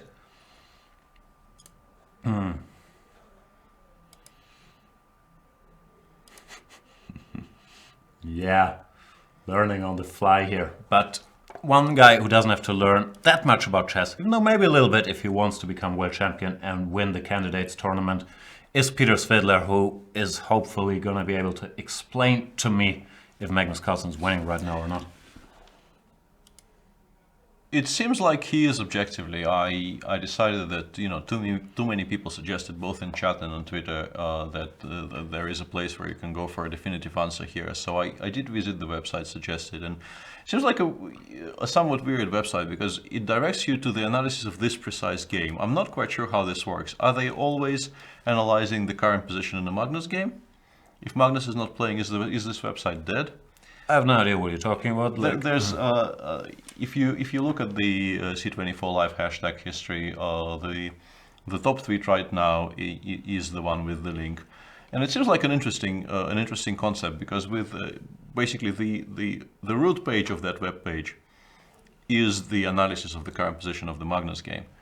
So I am now, I switched from wondering whether Magnus is winning or not to wondering. How does this website work? Whether they kind of troll the internet for Magnus playing and then immediately start analyzing whatever he is doing. Sounds like an interesting concept, but not one I've seen before. But returning to the actual evaluation, it does seem like he's winning now. I'm not sure f6 on move 57 was the best way to create practical problems there, because I think giving white an additional pass pawn on the other side makes his life and the conversion easier.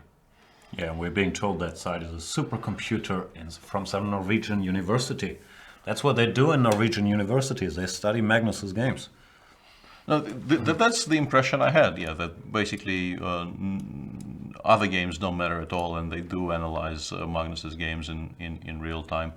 And the win is a little bit tricky because at some point I think you need to go for positions where black actually establishes some kind of a blockade in front of the f-pawn, and you need to give up the a7 pawn and enter a position where the black king, having taken on a7, the black king is not in time to rejoin his knight, and white chases it away and wins some kind of a pawn endgame, as far as I could tell. No, I believe that website and you, of course, that it's mathematically winning, but to my Patzer eyes, it's not obviously winning. Like, you still need to do a lot of tricky stuff, right? Or precise stuff, let's say. Yeah, but once again, it does feel to me that doing sort of the majority of the work for white and creating a passed pawn on the f-file for white Wasn't clever.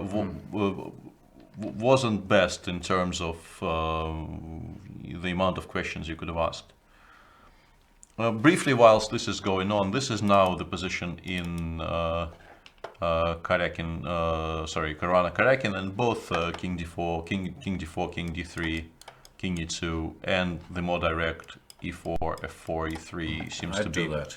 Yeah, seems to be completely drawn. To be honest, the king just goes e4, f3, and it's time to actually start swooping down on the king side. I think E4. Maybe you realize there's nothing. You just take on e4, go to white, e2, and go home. Yeah, white never ever loses here, of course. Yeah. But I mean, I think it's time to pack up because there's really very, very few winning chances left here for white. And in the Tomaszewski-Hoi Fan game, Evgeny went bishop c1, so knight d5 is the Game is over. They agreed a draw. Tomaszewski realized there's no longer chances, and he offered knight d5.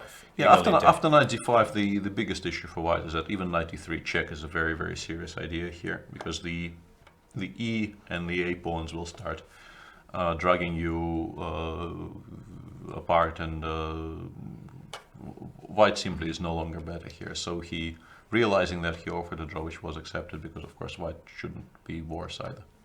So we only have 2 games running, and one of them seems to be very near a peaceful outcome. The game between Karekin and Caruana. Karekin is still choosing between e4 and king g4 here. I think he is enjoying the fact that he actually has a safe choice. It hasn't been true for the majority of this game. And in the game between Magnus Carlsen and Mickey Adams, it seems, well, it doesn't seem. If there's a supercomputer claiming white wins, then objectively white wins. But there's still precision required, and we'll see how this pans out. Yeah, we're gonna go on a little break while Magnus Carlsen is trying to convert his advantage against his favorite customer, Mickey Adams, whom he has a tremendous score against.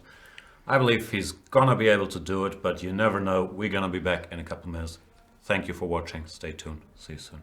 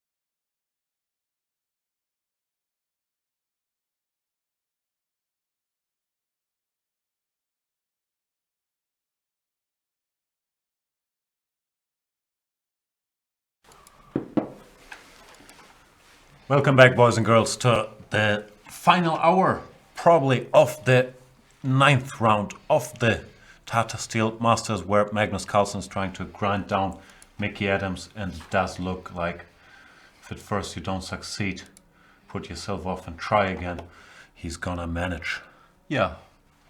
We're just in time to see him put a finishing touch on it. The final move, Rook D1 E1, you see on your screen, is by far the most precise in the position, and this is what is going to win him the game. Now the A-pawn queens, you shouldn't have done that. No, it takes a while to queen. You need to find a queen. They're not always next to the board.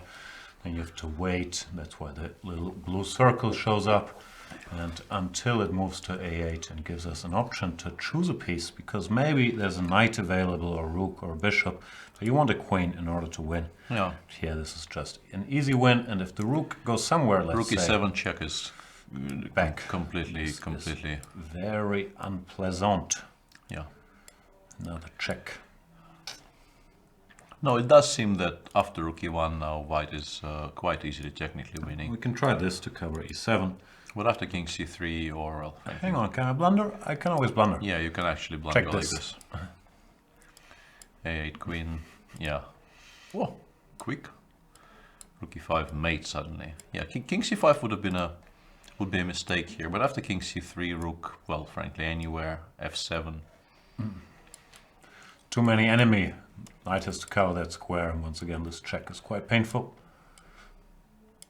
Now if we want to be cute, which we like to be, we can be cute. Yeah, and F8 queen.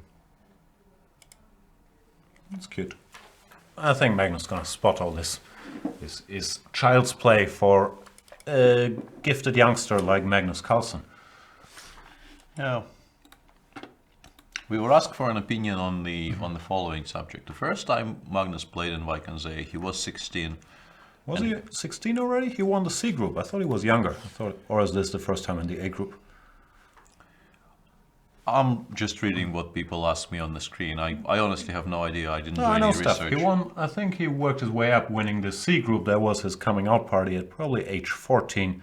Then he won the B group a year later, and then he gave his debut in the A group at age 16 or 17. Yeah, that's what it says. Yeah, And he scored like -4 or something. -4 precisely. And Wei Yi, who is also 16, is currently on 5 out of 9, and -4 out of 13 is actually 4.5 points. So Wei Yi already scored more points in his first Vik than Magnus did in his. And we were asked to comment on this. What is your comment? It's hard to say. Like the historical records, Wei Yi has been more or less on track with Magnus Carlsen. I'm not sure this is an exact comparison, because even though this year's Vik is a fantastic tournament, if I recall correctly, the first time Magnus played was even stronger with more players out of the top 10 in the world. So I'm not sure it's an exact comparison, but clearly Wei Yi has been at the very least on pace with Magnus's achievements at the same age. So he's gonna be scary when he's like 21, 22. Not that Sure, he's not but scary, still, I think drawing direct comparisons and saying that, you know, this one comparison, which is in Wei Yi's favor, you know, the result in your first Vik, that it's a conclusive proof of anything, I think is a little bit ridiculous, because it's just one tournament and the field is different. I can't at a glance remember who played in, I think it was 2008. When Magnus 7, I would guess. Maybe 7, yeah. I can't at a glance remember the entire field. I know I played in it, but that's neither here nor there. But out of the top players, I'm trying to remember who won it. Probably Vichy tends to Probably, win. yeah, probably Vichy. I want to say Vichy won it, and Wei Yi is very impressive. Nobody's going to try and deny that, but Yeah, but It right. is- It's a random comparison where you didn't do well in the Qatar Masters, and we're not going to say Magnus at age 16 did very well in whatever he played the Aeroflot Open, therefore he's better at that age. Where he is very, very good. yeah, there's it's an interesting comparison because as luck would have it, they both are playing their first Vik at exactly the same age apparently, but I'd be, you know, I don't think any long-term comparisons should be made because of that, and So you're saying, Vike, can't you see that this is not an exact comparison? Didn't work. Yeah. I was in Nanjing in 2009. People are talking about that. That's going to be a hard one to top at any age, because Magnus, I don't know, completely annihilated the field at age 19, I would guess, scoring something insane, like 10 out of 12 or whatever it was. 8.5 out of 10 or something. Yeah. Yeah, something like that. And we don't know. Like, Magnus is still not old, so we can't say where he's going to be world champion, dethrone Magnus, but he's showing a lot of promise. Yeah, and Mickey does resign here, unsurprisingly, because yeah, it's now a completely lost position. Yeah. Yeah, he's not waiting for 96 rookie 8 or Rookie whatever 7 finishing here is even touch you want. stronger, yeah. 97 rookie. So that actually concludes the round, because the game between Caruana and Karjakin has since been drawn by total annihilation, and Was drawn after bishop h6, Yeah. just to illustrate. well, anyway. Yeah, nothing to illustrate. Take the pawn, take all the pawns, draw. Therefore, the standings, we will bring them to you in. This will take a while, but we Yeah, all I can- know my technical prowess. So Yeah. how long can it take? But You can talk about them, and I'll Yeah. simultaneously try to bring them up. well, the situation is quite simple. Magnus is a full point ahead of the field right now. His closest pursuer is Fabiano Caruana, who came close today in his game against Sergei Karjakin, but eventually did not win it. And he is on 5.5 out of 9. Magnus is on 6.5 out of 9. And then there's a large tie for third between 4 people. Wesley, so both Chinese players, Wei Yi and Jing Liren, are on 5 out of 9, as is Anish Giri. And these are the 6 people who are on a positive score out of 9 after 9 rounds. The rest of the field has 50% or less. Hui Fan, yeah, on -1, holding her own once again today, but she's missing that half point against Wei Yi, which could have changed things quite a bit. Yeah, at one point it looked like instead of having a very, very good tournament, she might have an exceptional tournament here. Make no mistake, in her first Vike, the way she's playing is tremendously good. That's a mistake, though. It's not her first Vike. Oh, sorry, I'm going slightly mad after all these hours. Yeah. Navarra has been entertaining us every round, but he's also only, air quotes, on 4 out of 9. Feels like he should have more points, but he's played fantastic chess today. He was on the receiving end of a brilliancy. Tomaszewski, yeah, not quite catching fire, but has been solid. Lucky Boy, I think, yeah, he's beating rating expectations. Today, a little tame. I wish I could have heard what he said in the interview, and Mickey will want to forget about the tournament so far.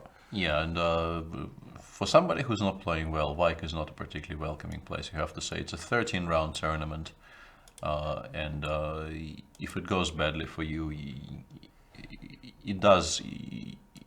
You start feeling as if it will never end somehow, and Vike is definitely a place where you want to play well. We'll be back tomorrow with round 10 of Tata Steel Vaikanzai 2016. And Jan will magically make pairings for tomorrow appear on your screen in a moment. These are the first 5 boards you can see right now. So we got Karjakin, Adams. Karjakin gonna look to keep ganging up on Mickey. That's what these guys do. They're sharks. Yeah, Mickey has to play a second game in a row with black, which is really not ideal in the situation he finds himself in.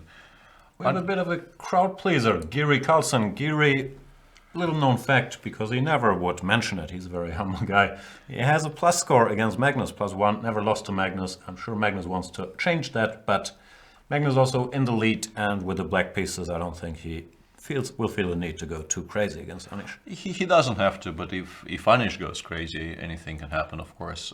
Anish, although, has an opportunity to blow the tournament wide open if he manages to not only maintain his unbeaten record, but then improve his score to +2. Yeah. On Hui Fan against Elyanov. Elyanov played a solid tournament, but yeah, rough stretched the last 3 games, even though today he's gonna be fine that he managed to draw this. is going to look to move back into the plus, but we've seen Hu Yifan is the further thing from pushover. Wesley so white against Evgeny Tomaszewski, a chance perhaps for Wesley to try and push for a win, which will get him to +2 and closer to the lead. But you know, beating Evgeny is never easy. He's not had the most stellar of tournaments here, obviously, but he's still incredibly well prepared, and will be interesting to see what Wesley does in the opening there. Dzingler and Van Veli, another game in which on paper you know who the favorite is, but Luki has shown in this tournament that if given an opportunity, he can play you know, very entertaining chess, and especially if he gets his favorite knight of positions. Navarro Mamedyarov. Navarro's been entertaining us every round. Mamedyarov never shy to enter complications either, so that could be an exciting game. And last but not least at all, Caruana against Wei Yi. I have to look up, I'm not sure if this is their first encounter, but another very tough test for the Chinese youngster. Black pieces against Caruana, who's chasing Magnus Carlsen in the lead, who will be looking to win this game with white. Yeah, and a minor correction before we go off air. In that A group in 07, we believe, when Magnus played Vike for the first time, it wasn't Vichy who won, it was Levon Aronian. No offense was meant to Levon, who is a good friend of ours. It's just that our memory is non-existent by now. Some offense. Thank you guys for staying with us till the bitter end, at least bitter for Michael Adams, who's not only not having a great tournament, he's also had to work very long the last 2 rounds. See you tomorrow at chess24.com. Go premium if you want to learn more about chess. Watch Peter Svidler's video series, my video series, Vishy Anand's video series, Hu Yifan's. If you get the new multi-year membership, you can get this t-shirt, which doesn't say much on the back, but on top it has a Chess24 logo. That is pretty exciting. And you can get a mug signed by whomever you want. Peter Svidler, Lawrence Trent, probably not Lawrence Trent, Sopiko Guramishvili signed a couple mugs. Whatever chess star passes by here signs those, and if we can find nobody, I'll do it myself. I'm sure you're very excited about that. Thank you so much for watching the show. We appreciate it. See you tomorrow. Good night. Enjoy your burrito.